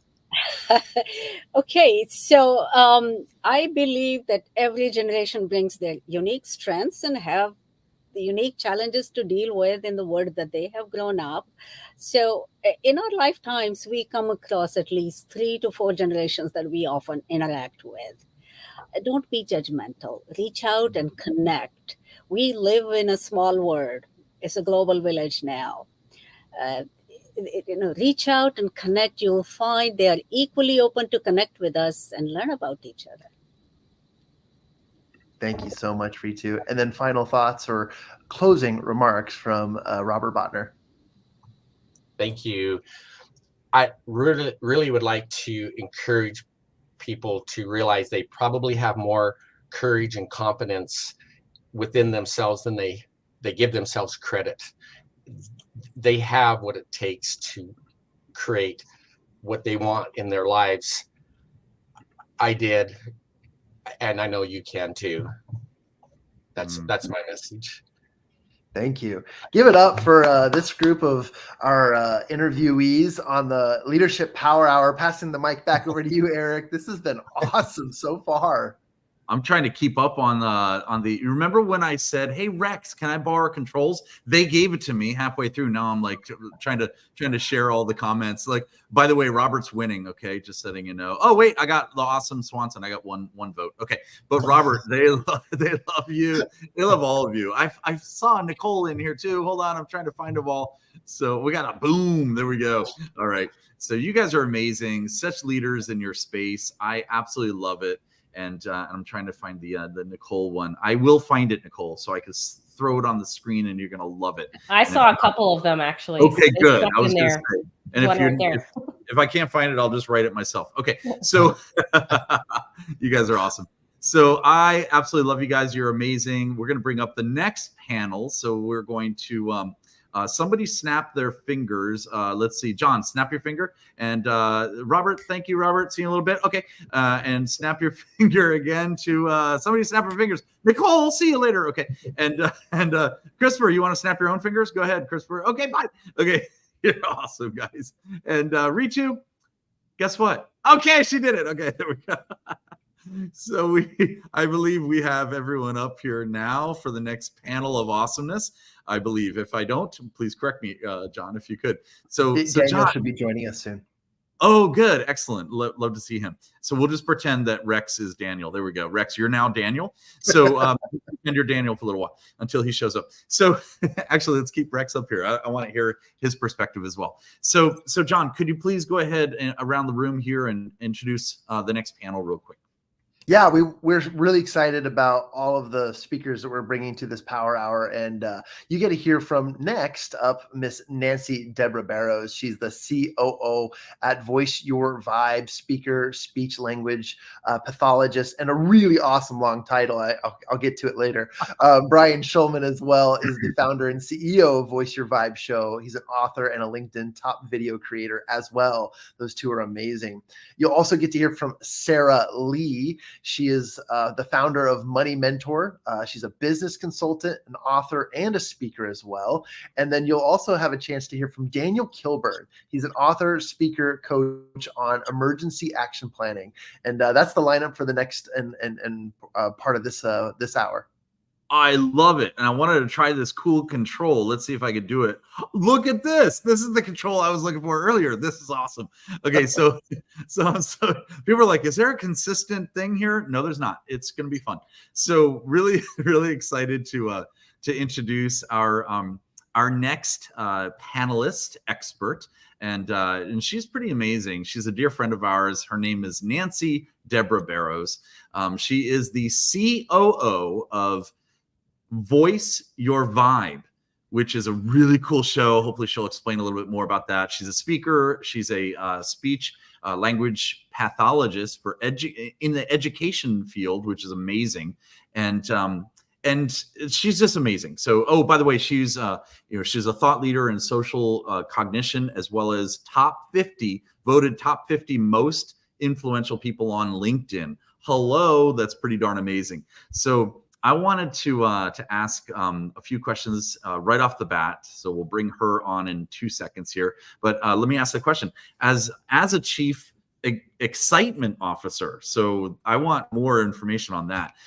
Excitement officer, that's pretty cool. How do you infuse enthusiasm into the leadership role or in leadership practices? Talk to me about that, Nancy Deborah Barrows. And I will unmute you like I didn't, because I will. There we go. Well, we were talking earlier how, authenticity comes from showing what really happens. So there you go. We're human. We're all human here. The show is quickly 2 live shows. They're global award winning. Brian Shulman and I do them together on LinkedIn and a bunch of other platforms. You can find them on, hey, and a cat. See, things just happen. Life is just happening. You can find them on LinkedIn and a lot of other channels. I'll leave that to Brian. As far as excitement, when we were looking at Voice Your Vibe, what are some of the key things about it? Well, excitement and engagement. So those were sort of the roles that I took on. And when we talk about infusing enthusiasm into leadership practices, it's crucial to remember that, first of all, we encounter just extraordinary leaders in all facets of our lives every day.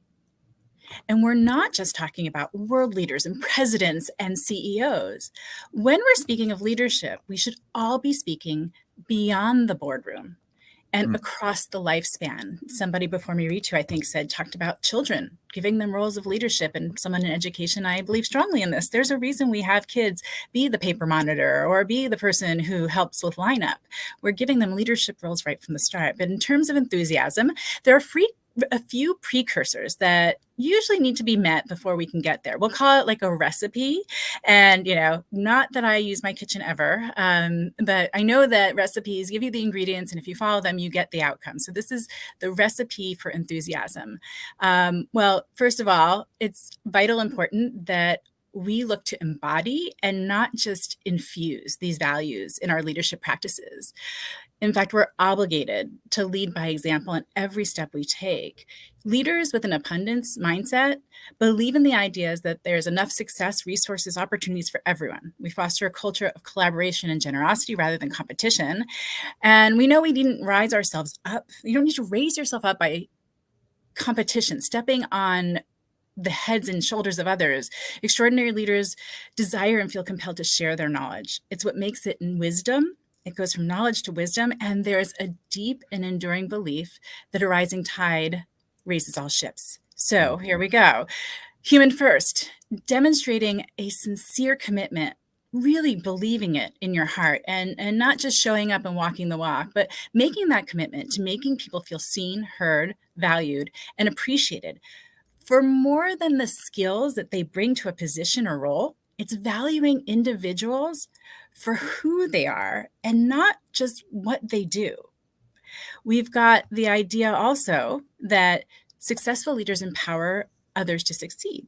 And extraordinary leaders understand and take steps to support the fact that the people we lead, the communities we're a part of, the impact we make, those people are not there to make us look good as leaders. It is our job as leaders to make them look good. Right? And it's about igniting a fire within yourself and others that radiates passion, genuine nature, approachability, and inspiration. Now, we have to remember to nurture our own enthusiasm by taking care of yourself. Often as leaders, you see the 1% of who we are, unless we show you.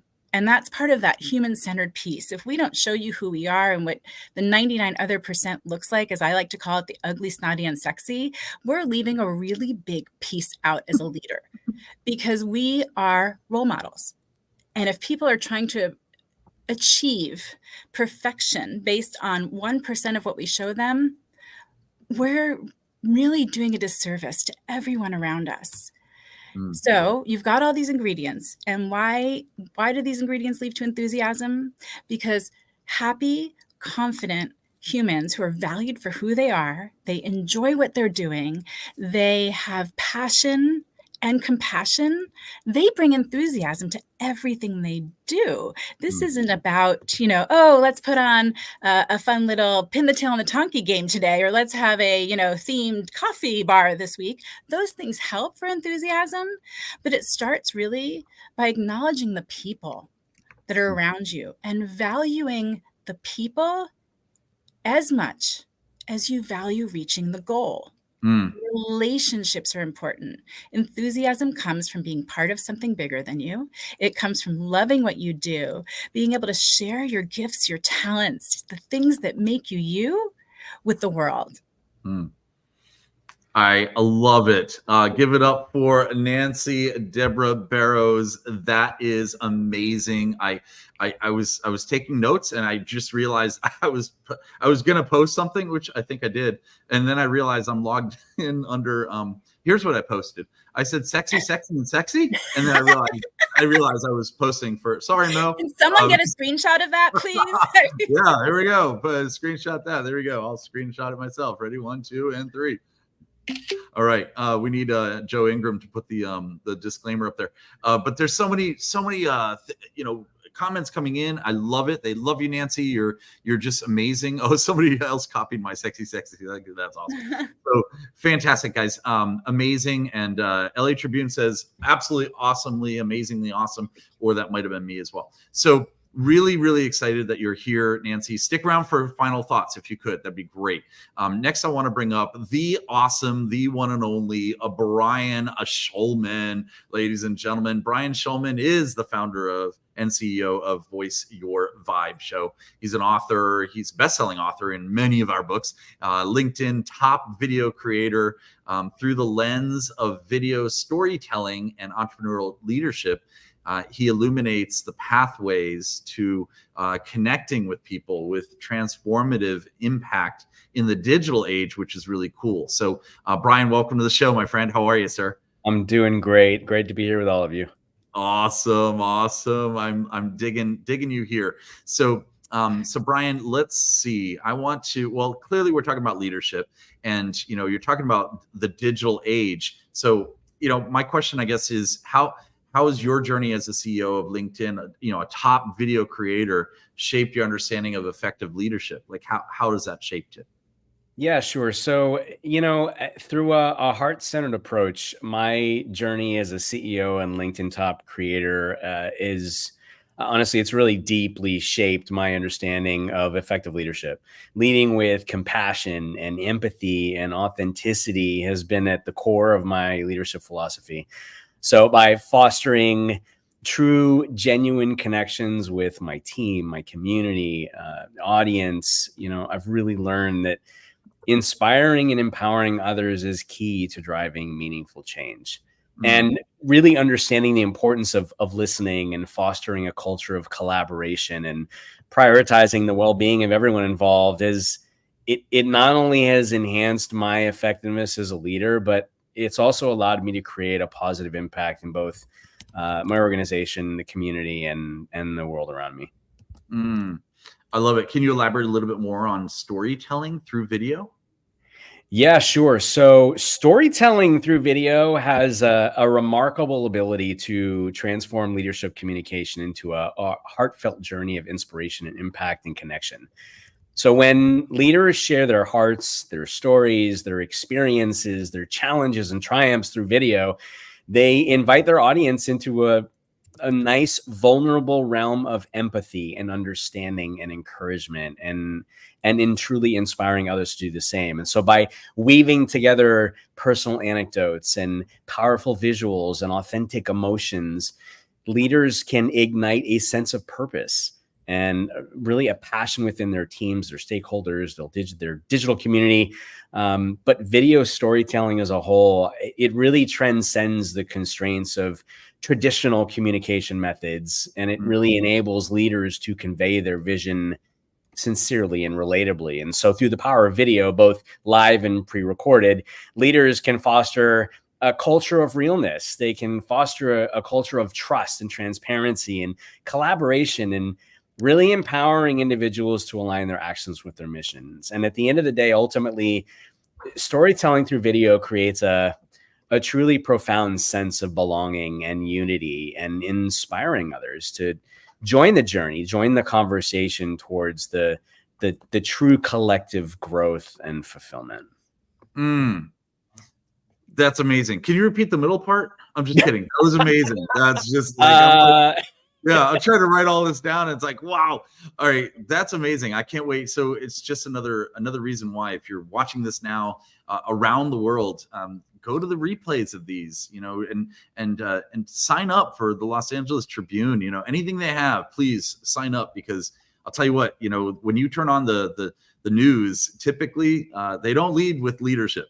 Have you noticed that, guys? They lead with, oh, what happened negative down the street? Well, why don't we lead with positive amazingness? And that's what it's all about, is spreading the mic drop. Thank you. I forgot about the comments. So there you go. So you got a mic drop there, my friend. So I have one more question for you real quick. My question is, so you're an author. You're a #1 best-selling author. You're a #1 best-selling author with tons of books. You're a #1 best-selling author with a bunch of my books that you're in. Oh my gosh! Like the people that you surround yourself is immensely important. So my question to you is, how does that translate into actionable leadership advice for aspiring entrepreneurs? Yeah, that's a great question. So, look, as an author, the journey of translating insights into actionable leadership advice for aspiring entrepreneurs it's fueled by empathy. It's fueled by authenticity and just a really profound connection to the human experience. It starts with recognizing the inherent value in every individual's story and the power of their dreams. And with a heart-centered approach, seeking to tapping into the core of the human emotion, understanding that behind every venture lies a soul-driven purpose, driving to make its mark in the world. So through your words, through my words, I aim to inspire not only with practical strategies, but also with a deep sense of compassion and encouragement, and reminding aspiring entrepreneurs that their journey is as much about self-discovery and growth as it is about achieving external successes. So by weaving together personal anecdotes and timeless wisdom and actionable steps, I really strive and ignite that spark of innovation and resilience within each reader, try to empower them to lead with integrity and passion and, the unwavering belief in their vision. And ultimately, at the end of the day, fostering a community of heart-centered leaders who are not only driven by profit, but also by a shared commitment to making a positive impact on the lives of others and the world at large. Give it up for Brian Schulman, ladies and gentlemen. That's awesome. Again, the middle part was the middle part. Yeah, the middle part's amazing. So you're awesome. I'll play that back for you. Stick around for final thoughts in a little bit. I'm going to pass the mic over to the mic drop. I dropped the mic to John. He's going to bring up our next panelist, and then we will do some final thoughts. And by the way, if you're just watching you've been watching for 9 days straight, I'm sure. But if you're watching this, stick around. We've got a huge surprise for you right after this panel. Okay, John, the floor is yours, sir. Absolutely. Next up on our interview is Miss Sarah Lee. She's the founder of Money Mentor, a business consultant. And, within the realm of financial literacy, she cultivates leaders who understand the language of wealth and to help them make informed decisions. And she also leverages resources to drive organizational growth and prosperity. Sarah, welcome. And as founder of Money Mentor, how do you integrate financial literacy into, like leadership and leadership development, which, by the way, I love that term. Hi, John. I'm so excited to be here. Thank you for having me. And the most simple way to explain what I do for financial literacy is part of it is actually understanding everything that goes on in financial literacy currently. Part of it's leading from the outside. So me personally, as a leader, I have to understand that innovation needs to happen in this space because a lot of people don't even understand what financial literacy is. They think that financial literacy is math or something like that, it's calculus. And so they shy away from it instead of understanding it's a life skill. So part of it is leading from the outside, and part of it is empowering people on the inside in a simple way to learn skills that they never thought were possible. Well said. Can you discuss like a scenario where financial expertise enhanced leadership and especially like decision making? Yes. So anyone who wants to run a company, anybody who wants to run a project, a nonprofit, they need to understand money, right? This is something that's very straightforward, but most of us didn't learn money at an early age. And the things that we associate with money are sometimes fights with our parents, or seeing our parents fight, or seeing household strife around money. So we associate a negative connotation to money. And thus, how can you enjoy something and build your life with something that you're afraid of and that you shy away from? Right? So the first thing that we do at Money Mentor is try to establish a baseline and explain to people and get them to understand that this is really, really straightforward. Anyone can learn this skill, even a fifth grader. And so I've gone so far as to actually make a child's financial literacy program to prove this concept. And that's a huge passion of mine, to start this financial education at a young age. Last question for you. How do you empower leaders to cultivate healthy relationships between financial management and, let's say, organizational growth for just within organizations and so forth? Yes. So if you're talking very literally, we have a coaching program that goes through things from mindset, affirmations, speaking, all the way up, so that as people learn the information, they're empowered to use it. So we actually help them build an entity if they want to, or a company. But on another note, just if you're in the average consumer, it's really learning the verbiage first and getting comfortable with the concepts, and then understanding that you are fully capable of running your own financial life and actually making the life that you want, that you dream of, with the money you have, which that is a specific method, which I'm not going to get into here, but it's my pride and joy. That's beautiful. Rock and roll. Give it up for Sarah Lee. Awesome. So John, I'm going to ask you to ask them. I'll just ask them myself. Final thoughts. Final thoughts. We'll start with Sarah Lee. Your final thoughts.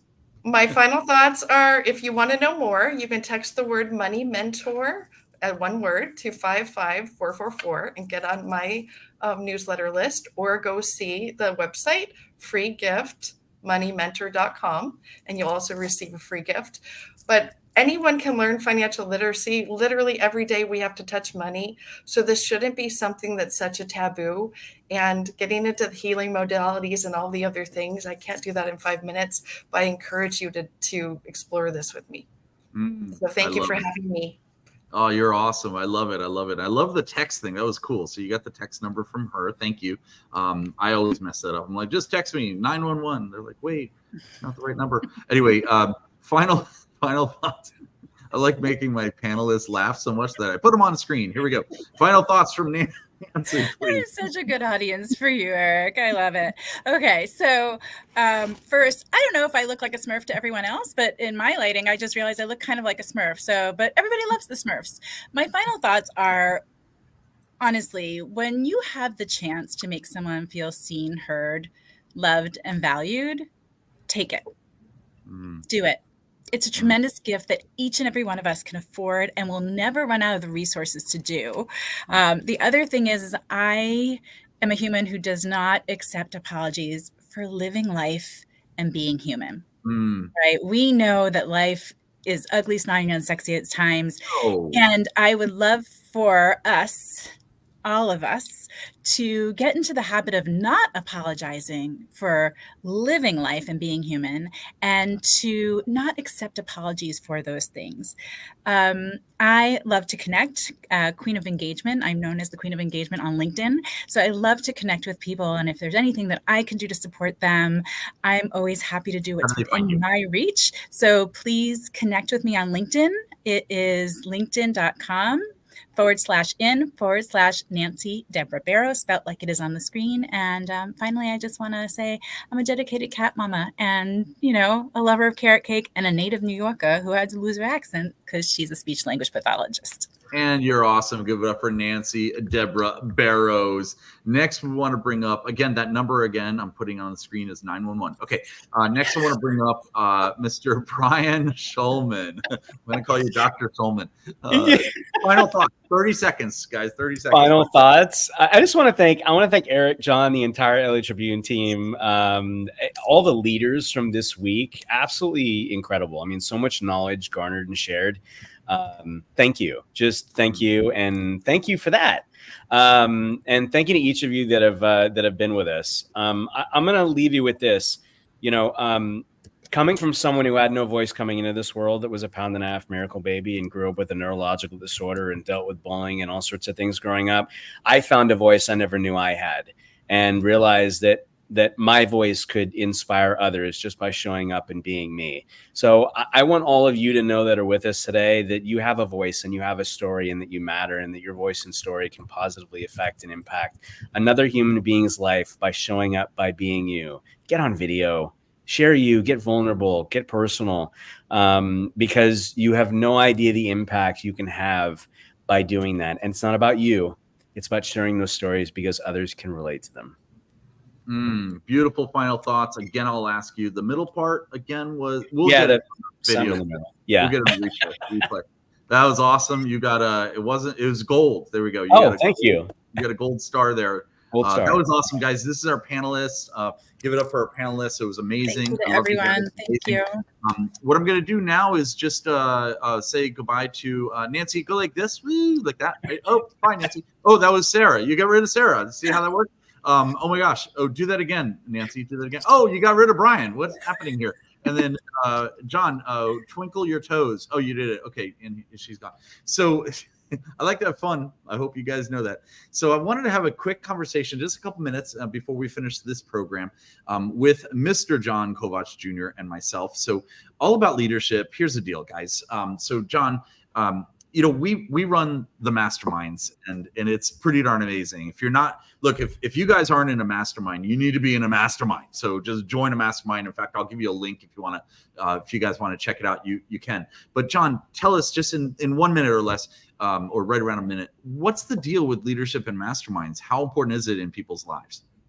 I picked up a word this week that I am really, really loving, and it's leadership development. And that's what a mastermind is. It is an environment that teaches you to think and to grow and to develop and to become the person who you dream about when you lay your head on the pillow at night. And a mastermind is the perfect environment for you to grow. And Eric, just like your mastermind, I love how masterminds are not just a place for learning, but it's a place for accelerated growth. It really does help you and put you on the fast track. There's no, overnight success with fast track, but it puts you on the fast track of learning, applying, and implementing various structures and developments in your life. And that's what it's all about. And as we're all learning this week here about leaders, leadership, becoming leaders, finding leaders, following leaders, all of the above, it really is the perfect environment to do so. And you need to surround yourself with that opportunity. Another word that was thrown out earlier was shelf education. And I love that word because whether you have a doctorate or you just go to the library a lot, shelf education is your interest, your own desire to pick something up, to learn more about it and to get better at it, to discern it, to understand it, and keep on going. So I'm just a huge fan of it, Eric. And the power of a mastermind really is something that can speed up progress in your life. I 1000% agree with you. You read the script perfectly. I'm just kidding. 1000% agree with you. And we do just briefly before I bring up our team, the Los Angeles Tribune team is amazing. If you're interested in a mastermind and you want to look, I decided to work in these 3 or 4 different masterminds that we have. We've got Cafe Mastermind, which is amazing, where we literally we do a book review. We read, review, and mastermind. And I invite that individual who wrote that book, the famous book, because they're pretty much friends of mine, everyone. And I've got such a leadership mentality where I build these long-term relationships and I invite them to come in. So if you want to meet these individuals and spend time with them, join us. It's amazing. So I'll give you guys a huge, here, I'll put it on the screen. It's masterminddiscount.com. Just go there, check it out. You've got a really cool system there, and let us know how we can help you. So that's what I wanted to share with you guys. Awesome, guys. Oh, thank you. Somebody just said I am awesome. I love it. So John, it's been a pleasure. It's been awesome, and I want to thank you first. And also I want to thank the LA Tribune. So I want to give it up to you, John. Goodbye, John. Okay, and we'll go solo here. And I want to thank the LA Tribune, the Los Angeles Tribune, and the whole team from Ava to Alicia to Mo Rock to the whole team over there are just amazing. And everybody that's been hosting this. Really, really powerful. I'm so excited, and I'm so excited. Well, let's bring up the team if we could. That'd be awesome. I'm going to bring everyone to stage here, if I may. And look at you wielding the power to bring people up, Eric. Do you feel powerful now? I feel powerful. I do. It's crazy. All right, I'm so excited to be here, and thank you, Ava, for being you and really bringing this to light and the whole thing. I can go on and on, but I won't. Well, Eric, we absolutely enjoyed your panel, and we're looking forward to our next segment. We're grateful because this is a rare moment that you're bringing to us. Where you want to announce what that rare moment is? Oh my gosh. I will I will give somewhat of an introduction, and then I'll let you announce it. So I've had the pleasure of, look at that, I'm full screen. I've had the pleasure of where, I need a screenshot because I look good here. Hold on. So I've had the pleasure of working, smile. Okay. Can you tell I like to have fun, guys? I've had the pleasure of working with the one and only, the amazing, you should never miss his training, Brian Tracy, the one and only Brian Tracy. I started with him over 25 years ago. As I mentioned, this is literally his book he gave to me, and it's just such a treasure to be able to learn from this gentleman. And I had the absolute pleasure of calling him up the other day and said, I would love to introduce you or interview you and introduce you to the world here at the Los Angeles Tribune. Would you mind coming on? And he said, without a doubt, how can I support? So I'm so excited, Ava, to be able to bring him to the world here today. Brian Tracy, the one and only Brian Tracy. And Eric, let me give you a little background of how we how we manifest our desire. It starts with desire first. Like you desire it, and then once you desire it, this is Rex Sykes' teaching. Once you desire it, then you find it. Like your brain starts to look for it, and you create the connections as you speak it. So I was talking to our CEO Mo Rock, and I said, remember that the last public appearance of Bob Proctor. When he appeared at the Los Angeles Tribune, I'm like, I would give anything to be able to get back to that moment and honor him with an award. And I'm thinking of, the living legends who are with us still right now. And I would love to have that opportunity to honor Brian Tracy. And here you go, comes Eric Swanson, who has the ability, the connection to be. Remember what Jay Abraham said, connection, collaborations, partnerships. And nothing that we're doing in the Los Angeles Tribune would be the way it is right now. It wasn't for the partners and the collaborations and the connections that we have, like Eric Swanson, like Rex Sykes, like Julianne Myers, and all of you at the virtual auditorium. Many of you are our co-creators, our co-founders, our co-speakers here at LA Leadership with Making History. Our CEO Morak is looking at how can we set a world record for the most number of speakers in a virtual event. And so we're very, very excited for this movement that you all are co-founding with us. And with that, Eric, I want to thank you. And I know you got to get ready for your appearance and your interview. I need to put makeup. I need to put. Yes. I should put pants on. Yes. What's amazing? What is amazing about Eric is that he became his own clicker in a matter. Yes. I am so impressed. You are so awesome, Mr. Awesome. So the trick is, Rex, you got to go like this, like you're like kind of like you're not paying, you're paying attention here, but you're just like clicking away, and don't lose eye contact of the thing here. I thought you were doing the thing. I even wrote that. Look, we love Brian Tracy. Well, we're really excited for the Brian Tracy segment, that's for sure, and all your things coming up. But thank you, yes. It's amazing. I watched it myself. Wait, I was there. It was amazing, and you're gonna love it, guys. Literally, if you haven't grabbed a notebook yet, grab another one right now, because you are gonna get so many nuggets of amazingness. I interrupted you, Julie. Sorry. Oh no, I was just nodding in agreement. I couldn't agree with you more. I've got my pen. I've got 2 pads of paper to write notes on. I am very excited. By the way, Parisa says she's gonna get me some makeup, I think. Okay, good. Let's do this. All right, I got to go get ready. So I'm going to go get ready. I'll see you. Pants. Earn some pants. Make them wear pants. So Ava, can we take it to the next Absolutely. So I just wanted to announce what's happening next. Stay in the same page wherever you're watching right now. If you're watching on Facebook and YouTube and LinkedIn and Instagram and X, wherever you're watching, stay in the same page. We're gonna close this stream, and within just a few seconds, not even a minute, a new stream will show up, and that's where you're going to meet the same crew welcoming you, and Eric and Brian Tracy, and the Erase the Pain panel coming right up. So we'll be right back. Stay in the same page. We'll be right back.